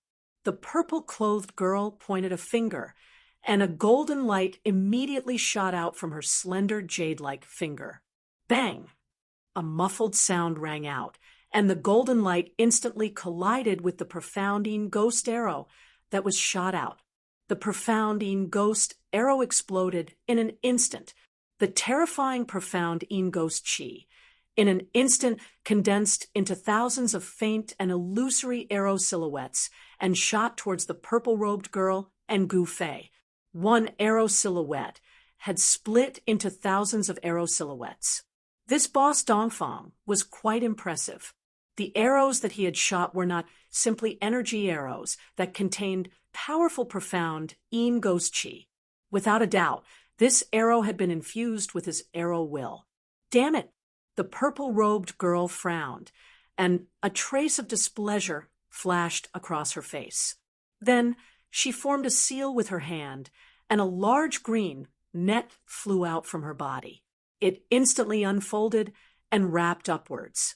The large net shrouded the heavens and the earth and emitted a powerful energy fluctuation. Rays of dark green light shot out from the net. The thousands of profound Yin Ghost arrows shot onto the large net and exploded in an instant, turning back into a dark and eerie profound Yin Ghost chi. The Xian Yin Ghost chi was swept away by the emerald green light that surged out of the big net, and it immediately dissipated in the void. The thousands of faint and illusory profound Yin arrow shadows were all caught by the dark green net that was spread out, and then they were refined by the dark green light in the net. Outrageous! If I don't show them what I'm made of, they will think that I'm a pushover. The purple-robed girl waved her hand, and the large net immediately shrunk and flew back into her hand. After keeping the large net, the purple-robed girl took out a purple jade whistle and blew it. Roar! Roar! When the fierce beasts in the forest heard the whistle, they immediately roared. The sound was deafening, and terrifying beast shadows rushed out from all directions. Not good. Bei Tang Yu and the others were shocked. Roar! A furious roar came from behind Bei Tang Yu. A huge black ape rushed over from the distance and slapped the tree trunk that Bei Tang Yu was standing on. Bang! The sound of wood splashing was heard. The large tree that needed several people to wrap their arms around was broken by the black ape's slap and fell down from the sky. Rumble! The large tree smashed into the forest, causing the ground to tremble. Branches and leaves fluttered in the air, and the forest became chaotic. Swish! Bei Tang Yu leaped to the top of another big tree the moment the tree fell. This black ape had extraordinary strength. Even Bei Tang Yu was secretly startled. It must be known that the black ape only used the strength of its body to break the tree. The middle-aged man with the black saber on his back had his right hand fixed on the saber, hilt the moment the fierce beasts appeared. At this time, a big golden bird was staring at him. This big bird looked like the legendary divine beast, the golden-winged roc. It had golden feathers, golden claws, and even its eyes seemed to be golden. Of course, if it really was a golden-winged roc, Bei Tang Yu and the others would have already been torn to pieces. The huge golden bird flew, like a bolt of golden lightning, moving quickly in the sky. Schwa, the big golden bird, instantly approached the middle-aged man, and a pair of sharp claws directly grabbed the top of his head. The claws looked like they were cast from gold and were suffused with a layer of golden light. If the claws hit him, it would definitely leave a few bloody holes on the top of the middle-aged man's head. Evil beast! The middle-aged man cursed and quickly dodged to the side. Clang! The black saber was instantly unsheathed and slashed towards the flying big golden bird. Pung! The air in front of the middle-aged man instantly exploded. A black saber light rushed out from his hand for hundreds of feet, as if it wanted to split the world into two halves. Under the black saber light, the trees collapsed one after another. Gwa, the big golden bird, let out a cry, and its flying speed suddenly increased to the limit. It rushed out from under the middle-aged man's terrifying saber light. Boom! The black saber light slashed down on the forest below. The earth shook, the soil suddenly rushed into the air, and the trees collapsed one after another. A hundreds of feet long saber mark appeared in the forest. A few golden feathers floated down from the sky. The big golden bird seemed to be frightened by the middle-aged man's heaven-shaking saber light and fled far away. Hurry up and leave. At this time, everyone heard the anxious voice of Dongfang Big Brother. Right at this moment, a few incomparably powerful and ferocious auras surged out from the depths of the forest. Boom, boom, boom. It was as if a huge creature was rushing out from the depths of the forest, causing the entire forest to shake. Everyone's expression changed. These fierce beasts were already difficult for them to deal with. If a few more king of fierce beasts came, then they would not be able to leave this place. Swish, swish, swish. Silhouettes flashed, Dongfang Big Brother, and the others hastily rushed back the way they came. Beitang Yi's cultivation was obviously the weakest among the four. He was entangled by the golden battle wolf and the single-horned snake, and it was difficult for him to get away. Upon seeing this, Beitang Yi immediately rushed down from the tree. She swept away the single-horned snake with a kick and blasted away the golden battle wolf with a punch. Then she grabbed Beitang Yi and rushed out. Under the moonlit night, the four human cultivators were running on top of the trees in the forest as fast as the wind and lightning. Countless terrifying beast shadows were chasing from behind. The beast roars shook the entire forest. The other birds and beasts in the forest were frightened and fled in panic. Wherever they passed, the forest was in chaos. At this time, several terrifying beast shadows arrived near the purple-robed girl. They were hidden in the shadows of the forest. Each beast shadow was emitting a fiendish aura that could make one's heart palpitate. This was the frightening fiendish aura that could only be formed by slaughtering thousands of creatures. In this forest, there were obviously several terrifying, vicious beast kings. And these vicious beast kings seemed to have been summoned by the purple-robed girl's whistle. The purple-robed girl stopped whistling. Then she turned her head to look at Gu Fei, who had fainted in the underbrush. She saw that Gu Fei's body was shrouded in a black aura. His skin had turned into a purple-black color. If one looked carefully, they could see that there seemed to be something moving under Gu Fei's skin. Faint and illusory ghost shadows constantly appeared on Gu Fei's skin. His body was emitting a gloomy aura. Tiny black ice particles were forming around his body. It's hard to imagine that a person could not die even after thousands of ghosts and spirits rushed into his body. I have to take him back and study him. The purple-robed girl touched her chin and muttered to herself. After pondering for a moment, she whistled to summon the golden bird. Then she jumped on the bird's back. The golden bird grabbed Gu Fei, who was lying in the underbrush. It flapped its golden wings and soared into the sky, flying toward the depths of the forest. The terrifying beast shadows that were hidden in the shadows of the forest also quickly disappeared into the forest. Chapter 328. After Beitang Yu and the rest ran for a few dozen miles, they felt that the surrounding temperature was dropping rapidly. Ice and snow gradually appeared in their line of sight, and the countless beasts that were chasing them no longer chased them. They seemed to be roaring as they retreated, and they rushed out of the forest and entered the snowy forest. After running for a few dozen miles, they finally stopped on a snowy slope. What's going on? Why is there such a place here? And we didn't even know about it beforehand. The blade-carrying middle-aged man said with lingering fear, "I think that there should be a spiritual vein under the ground there."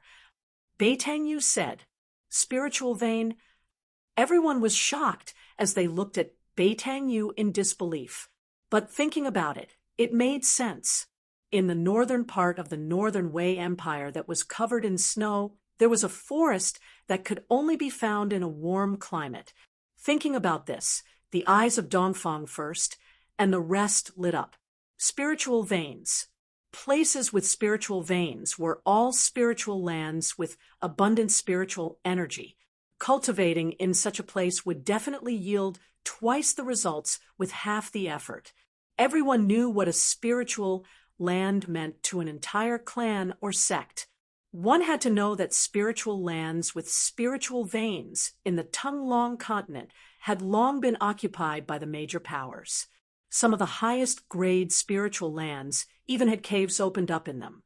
Spiritual lands, or caves, were the foundation of a sect, a family, or a power. Only with a foundation could one develop.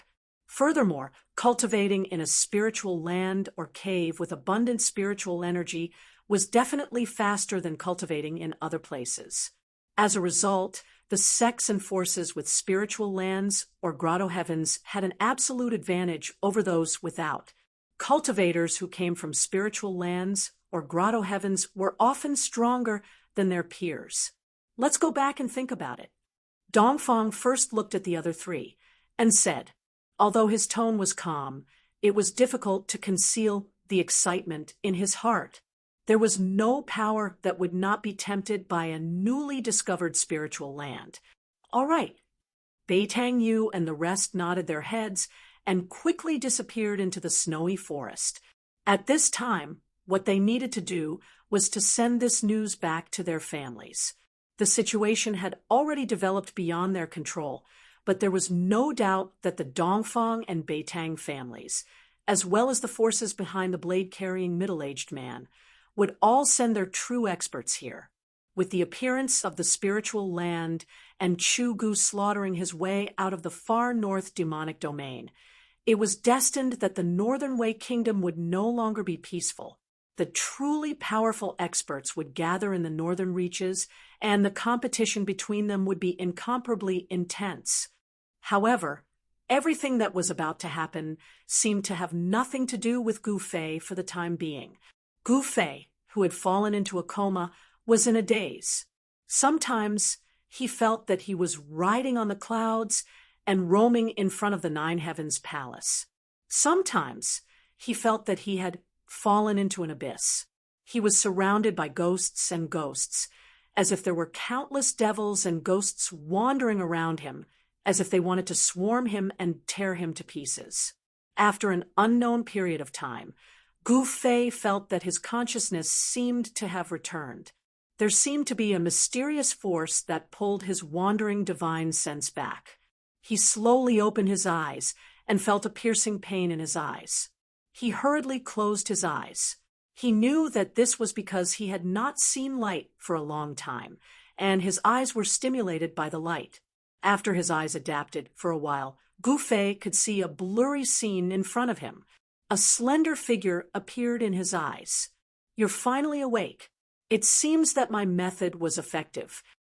A crisp voice sounded in Gu Fei's ears. It was like the song of a lark, pleasing to the ears. Gu Fei could hear the joy in the girl's voice. He finally saw the person in front of him clearly. It was a beautiful girl dressed in purple. Her features were exquisite to the extreme. She didn't seem to be very old, not even 20 years old.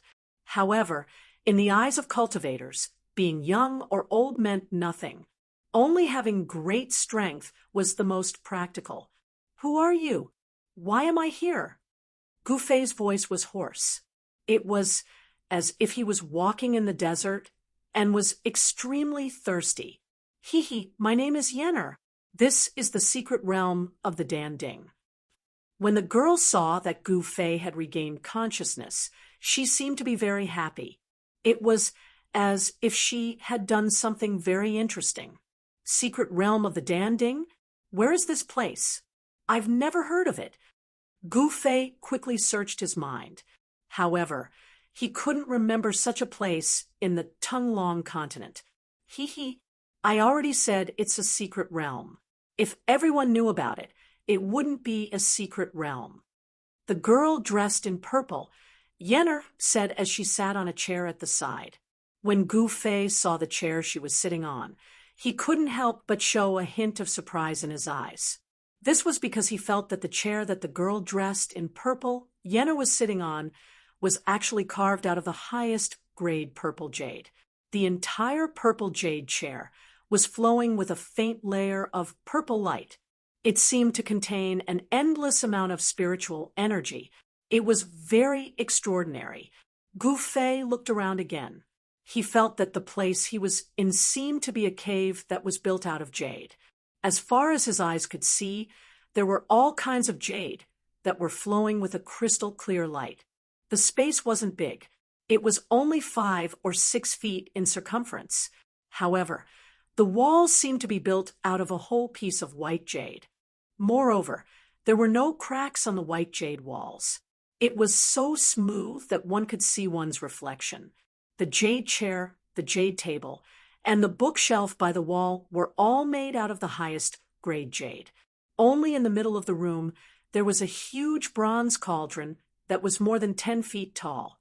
In the entire room, it seemed that the bronze cauldron, which was still emitting traces of green smoke, was the only thing that wasn't made out of jade.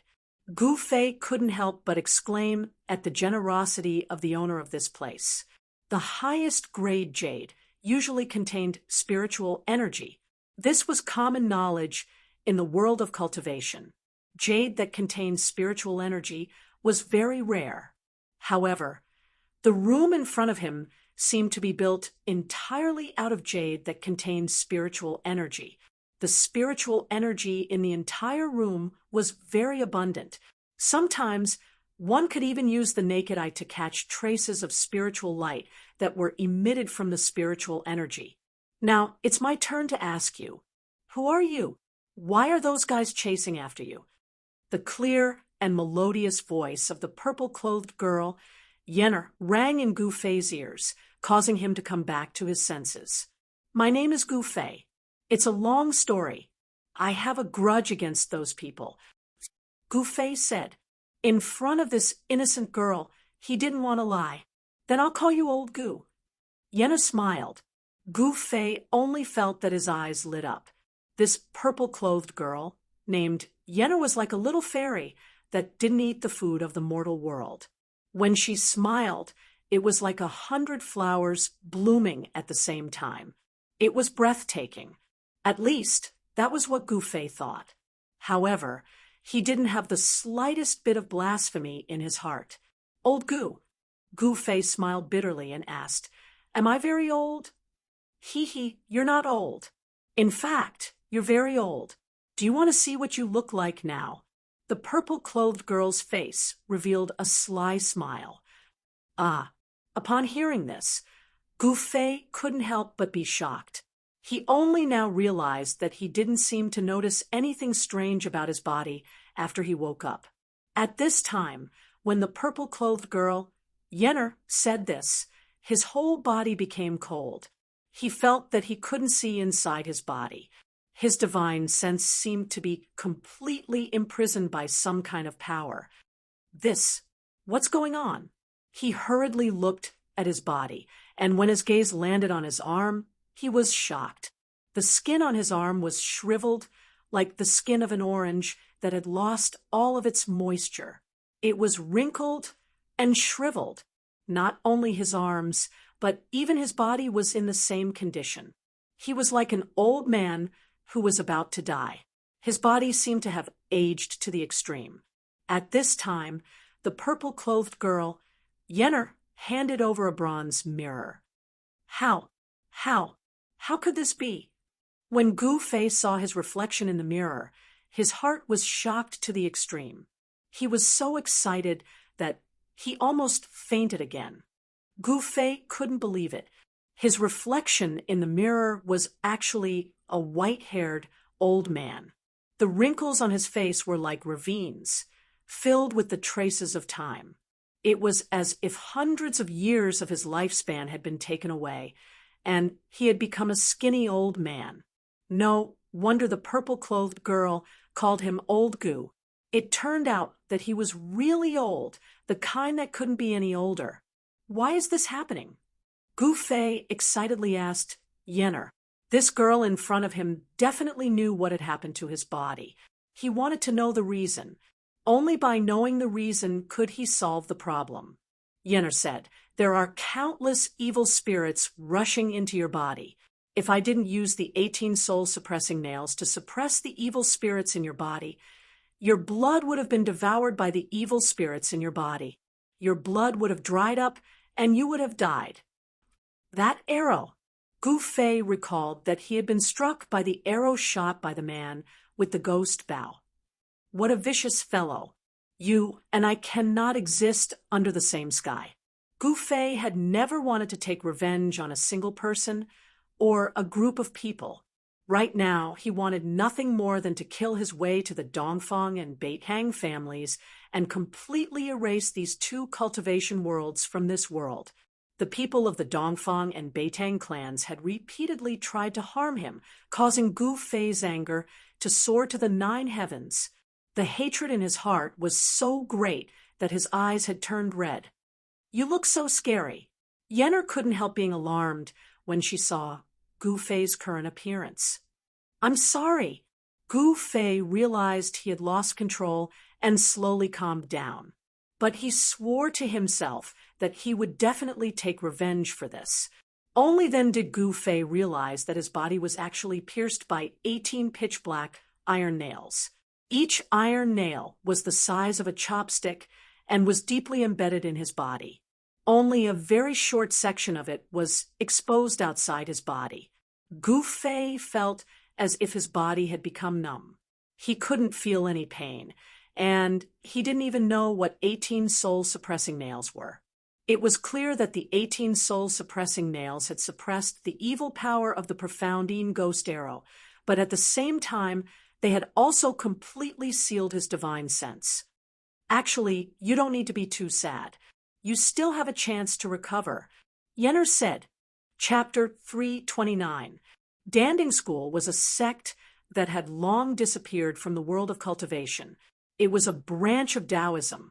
Legend had it that after the Great War between Taoists and demons 1,000 years ago, Danding School began to decline until it completely disappeared from the world of cultivation. From then on, Danding School became history. No one knew that Danding School would discover a spiritual land in the Northern Land. Later on, they moved to the Northern Land and established a Danding paradise. Danding School became a secluded sect. During his conversation with Gu Fei learned some things about Danding School. Danding School was a sect that entered the Tao through pill cauldrons. This sect was best at alchemy. Using elixirs, they refined miraculous elixirs that could help cultivators increase their cultivation and help them break through the shackles of cultivation. Elixirs could allow people to be reborn. It could allow those who could not cultivate to enter the ranks of immortal cultivators. It could allow the stupid to become smart, and it could allow the dying to be reborn. The Tao of Pill Cauldron was a heaven-defying technique. Elixirs and elixirs could make the impossible possible. According to Yen she was already the last successor of the Pill Cauldron Gate, and also the owner of the Pill Cauldron Heavenly Abode. Her cultivation shocked Gu Fei as she was about to break her core and condense her nascent soul. Moreover, Yen real age was only in her early 20s. Due to the help of the elixirs left behind by her master, her cultivation base had increased very quickly. However, the result of this increase in cultivation base was that her realm was not very stable. Apart from Yen there was no one else in Danding Paradise. On this day, after Gu Fei took a qi-gathering pill, refined by Yen he immediately felt relaxed. He could even feel the qi-gathering pill turning into a stream of heat in his dantian and flowing throughout his body. The spiritual energy transformed from the qi-gathering pill was nourishing his old body. However, Gu Fei's body was like a leaking ball. Before long, the spiritual energy transformed from the qi-gathering pill would be devoured by the countless souls imprisoned in his body. The 9-nether blackbone bow was definitely an incomparably evil and terrifying ghostly weapon.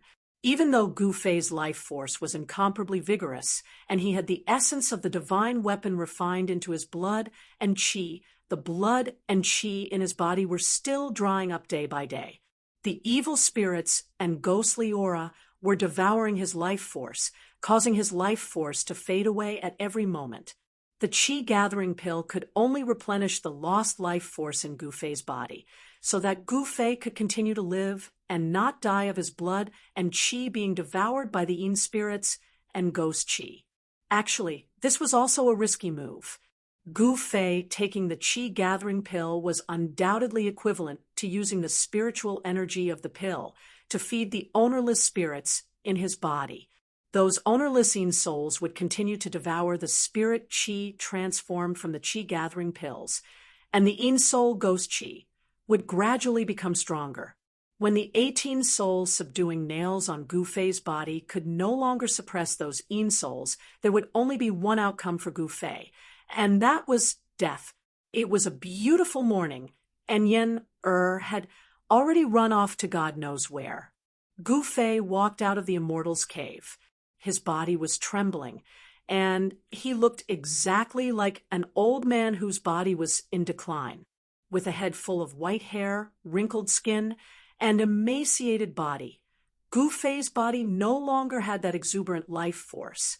His body was like a withered old tree that had lost its vitality, and it looked like it would collapse at any time. Gu Fei already knew that the Danding School's Immortal's Cave was built in the belly of a jade mountain. Below the jade mountain was a spirit vein, and around the jade mountain there was a qi-gathering array laid by the Danding School.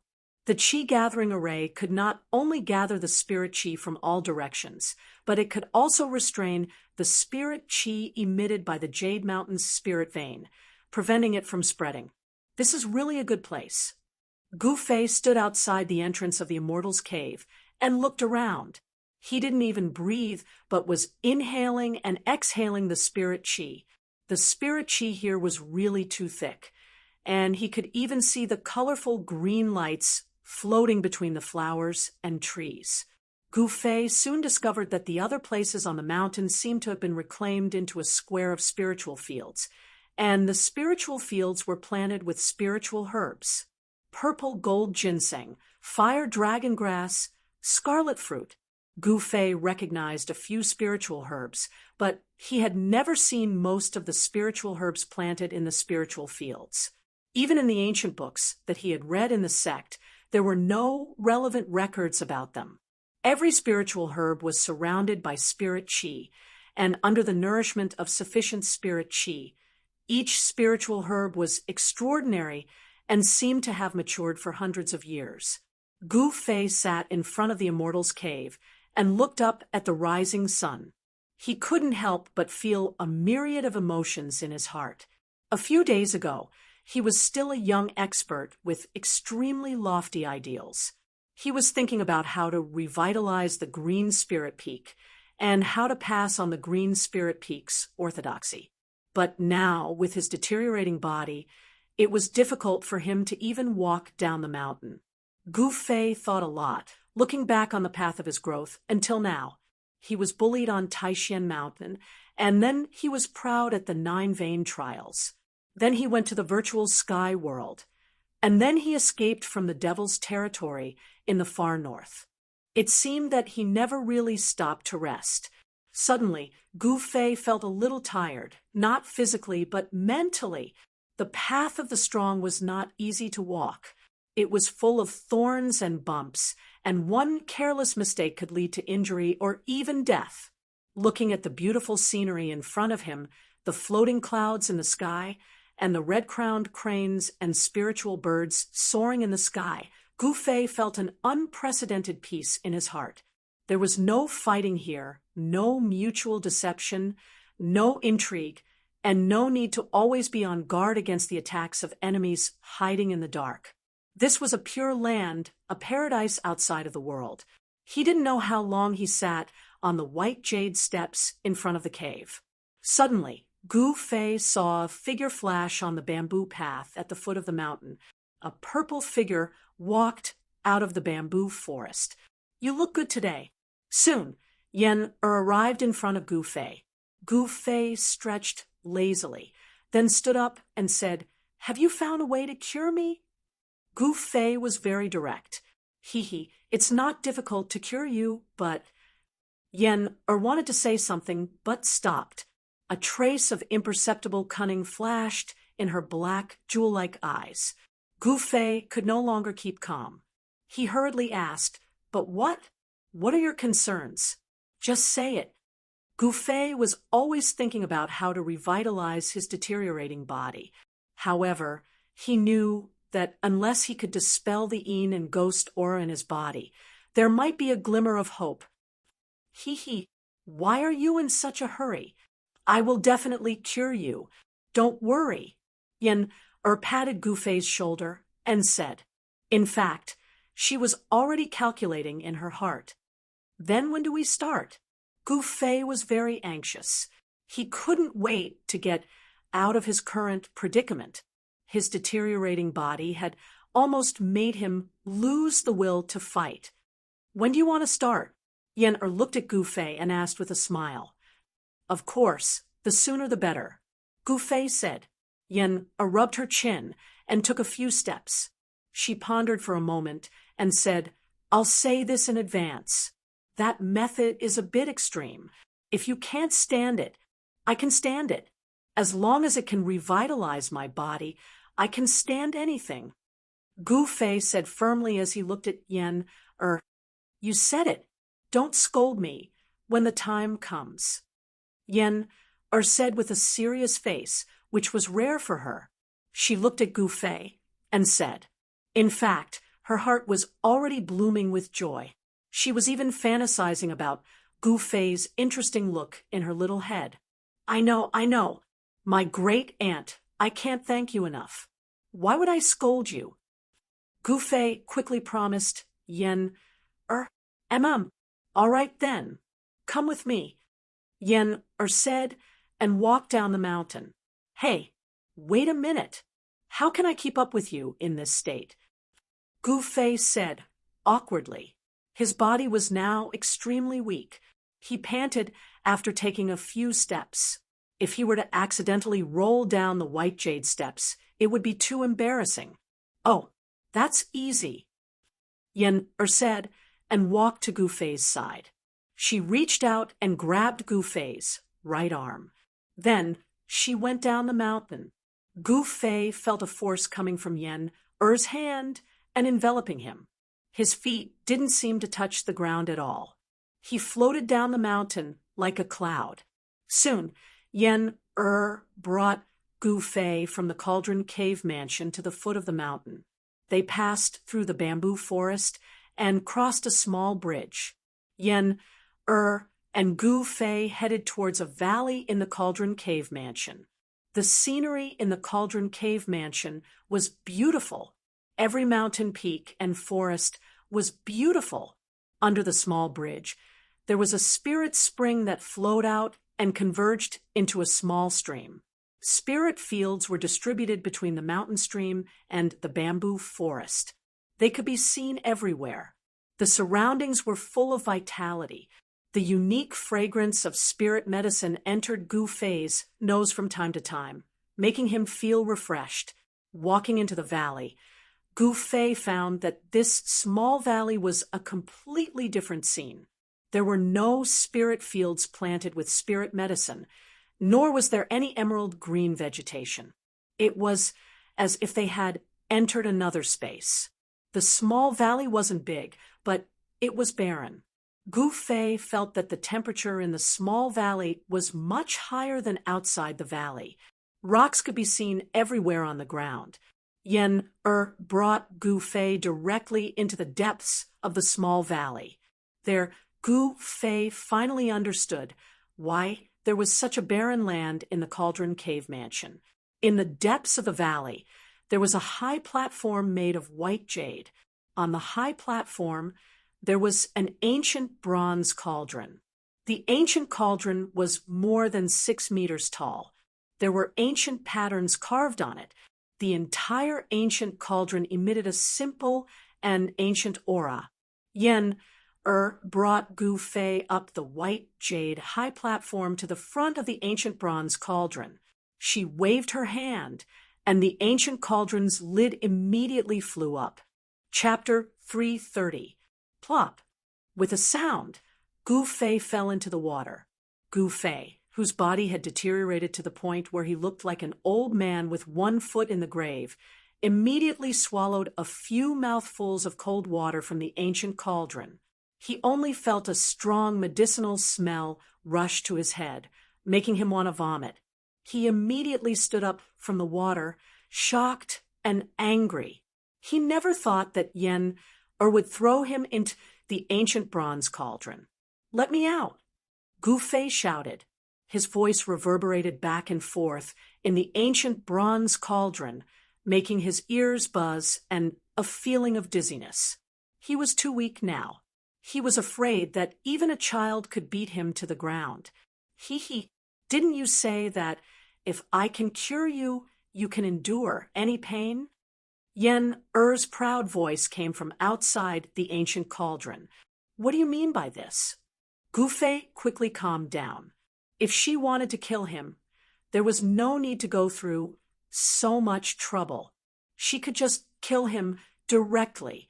Although he didn't know why Yen locked him in the ancient bronze cauldron, he thought that she didn't have any evil intentions. "Well, it doesn't mean anything. You can soak in this Chaos Dan cauldron for 2 or 3 days. Not everyone has such treatment." "Ha!" Yen said. "Soak for 2 or 3 days?" Gu Fei's face turned green. "That's it. I'm leaving," Yen said. Then Gu Fei heard Yen's footsteps getting farther away. Hey, don't go. What will I do if you leave? There's nothing to eat here. If I starve for 2 or 3 days, I'll die," Gu Fei hurriedly shouted. In his current condition, he didn't have any qi gathering pills with him. If he soaked in this Chaos Dan cauldron for 2 or 3 days, he might really die. "I won't die. If you're hungry, drink the spiritual liquid in the cauldron." Yen's voice came from afar. Gu Fei couldn't help but panic. He shouted repeatedly, but it was quiet outside. There was no sound. Yen seemed to have really left. This crazy girl. Gu Fei couldn't help but curse in a low voice. He looked around and found that the interior of the ancient cauldron was dim. Only a few rays of light shone through the vent holes on the lid of the ancient cauldron. The space inside the ancient cauldron was about 1 zhang in circumference. As Gu Fei stood in the waist-deep water, he realized that the water inside the cauldron was not as simple as ordinary water. Through the light coming in through the vent on the lid of the ancient cauldron, Gu Fei discovered that it was a dark green liquid in which a large number of plant roots or leaves were floating. Amidst the strong medicinal smell, Gu Fei felt a very strong spiritual energy. Just now, when he was thrown into the ancient cauldron by Yen, Gu Fei drank a few mouthfuls of the dark green liquid in a panic. Could this be the spiritual liquid? At this time, Gu Fei felt that his body was gradually becoming hot. He didn't know if it was because he drank a few mouthfuls of the liquid in the cauldron. The skin on his hands gradually became red, as if there was a hot current running around his body. It was the complete opposite of the ghostly aura that was sealed by the 18 souls subduing nails. Could it be the spiritual herbs in the cauldron? Gu Fei seemed to have thought of something. He then sat cross-legged in the ancient cauldron. Only his head was exposed above the dark green liquid. He tried to circulate his Xian Qi, guiding the spiritual herbs in the cauldron to permeate into his body. Gu Fei's Xian Qi was different from ordinary cultivators. His strength came from his body. As long as there was spiritual energy in his body, he could circulate his Xian Qi. As time passed, Gu Fei gradually entered a deep meditative state. The medicinal energy in the surrounding liquid began to seep into Gu Fei's body through the pores of Gu Fei's body. The top of Gu Fei's head gradually emitted steam, and his face gradually turned red.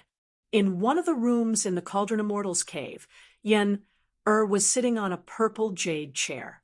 In her hand was the storage bag from Gu Fei's body. To be more accurate, it was an unremarkable little black bag. The bag was a little old, but it wasn't sealed by spiritual energy. Even an ordinary person could open it. This guy actually didn't seal the magic treasure bag. He saved me a lot of effort. I want to see what's inside. Yen said as she opened the bag.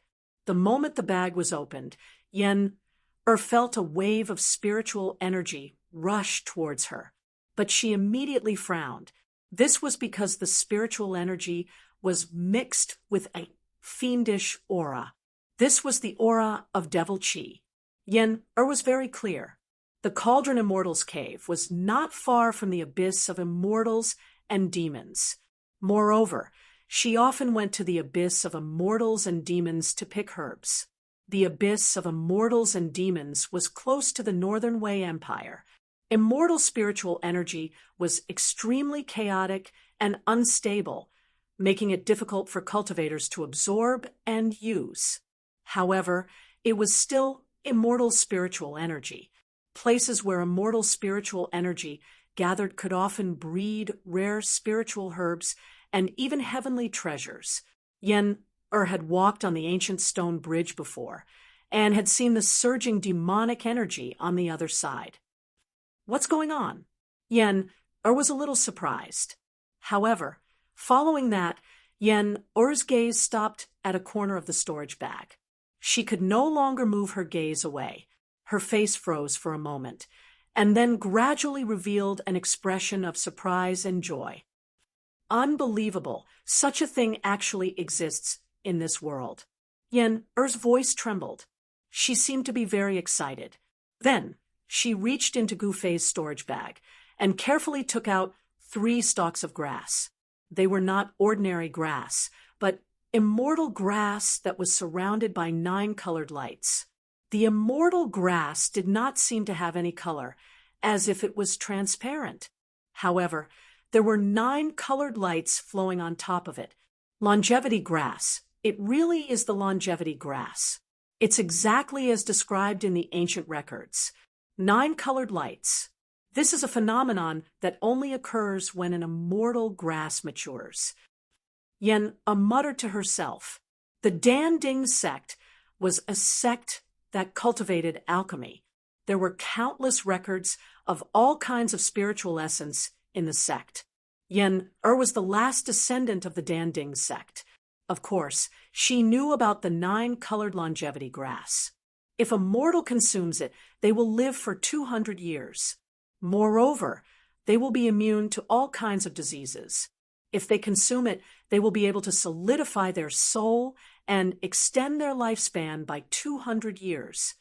Yen muttered to herself as she looked at the 3 stalks of 9 colored grass in her hands. The reason why she had her current cultivation base was completely due to the help of the medicinal pills. Of course, It was also related to her talent. However, there was a fatal flaw in the cultivation base that relied on medicinal pills. That was that the state of mind could not keep up with the cultivation base.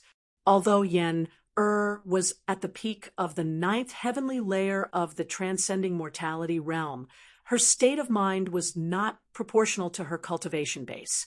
The power of the ninth heavenly layer had to be controlled by the state of mind of the ninth heavenly layer. Yen was very clear about her own situation. The reason why she did not dare to take that step was because she was afraid that she would follow in the footsteps of the seniors of the Dan Ding sect. She was afraid that her Tao core would shatter and her soul would dissipate. For cultivators, breaking through from the transcending mortality realm to the ascending void realm was not a guaranteed success. There was no danger involved. In fact, the situation was the exact opposite. The higher the cultivation base, the greater the risk one would have to face when breaking through to the next realm. For cultivators at the peak of the ninth heavenly layer of the transcending mortality realm, if their Tao core was shattered but they could not condense their nascent soul, it meant that they had failed to break through. There was only one outcome for those who failed to break through, and that was death. The terrifying power that erupted from the shattering of the Tao core could not condense a nascent soul. Once that power went out of control, it would destroy the cultivator's physical body and primordial spirit in an instant.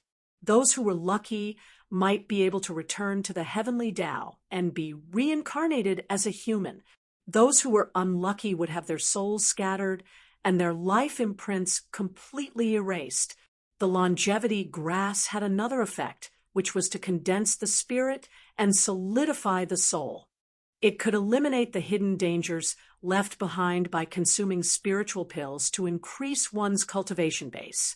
This was what Yen urgently needed now. With the longevity grass, she could try to take that step.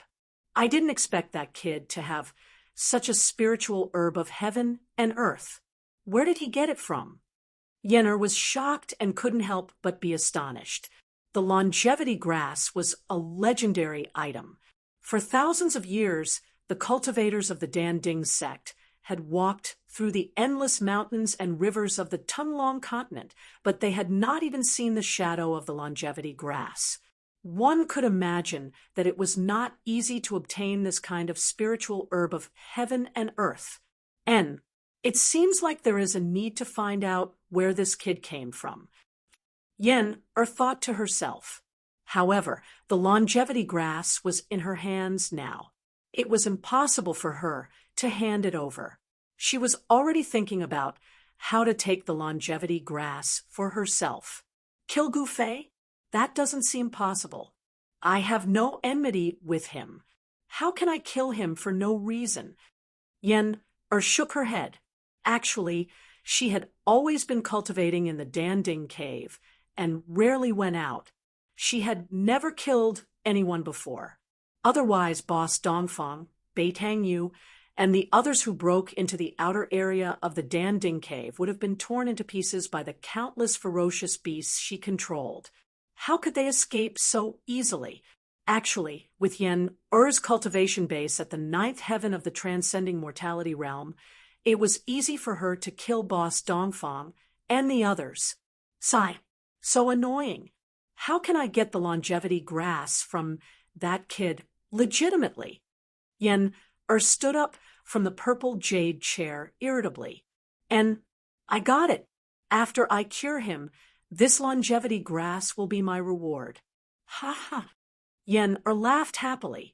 She then carried the 3 9-colored longevity grass and walked into the depths of the cave.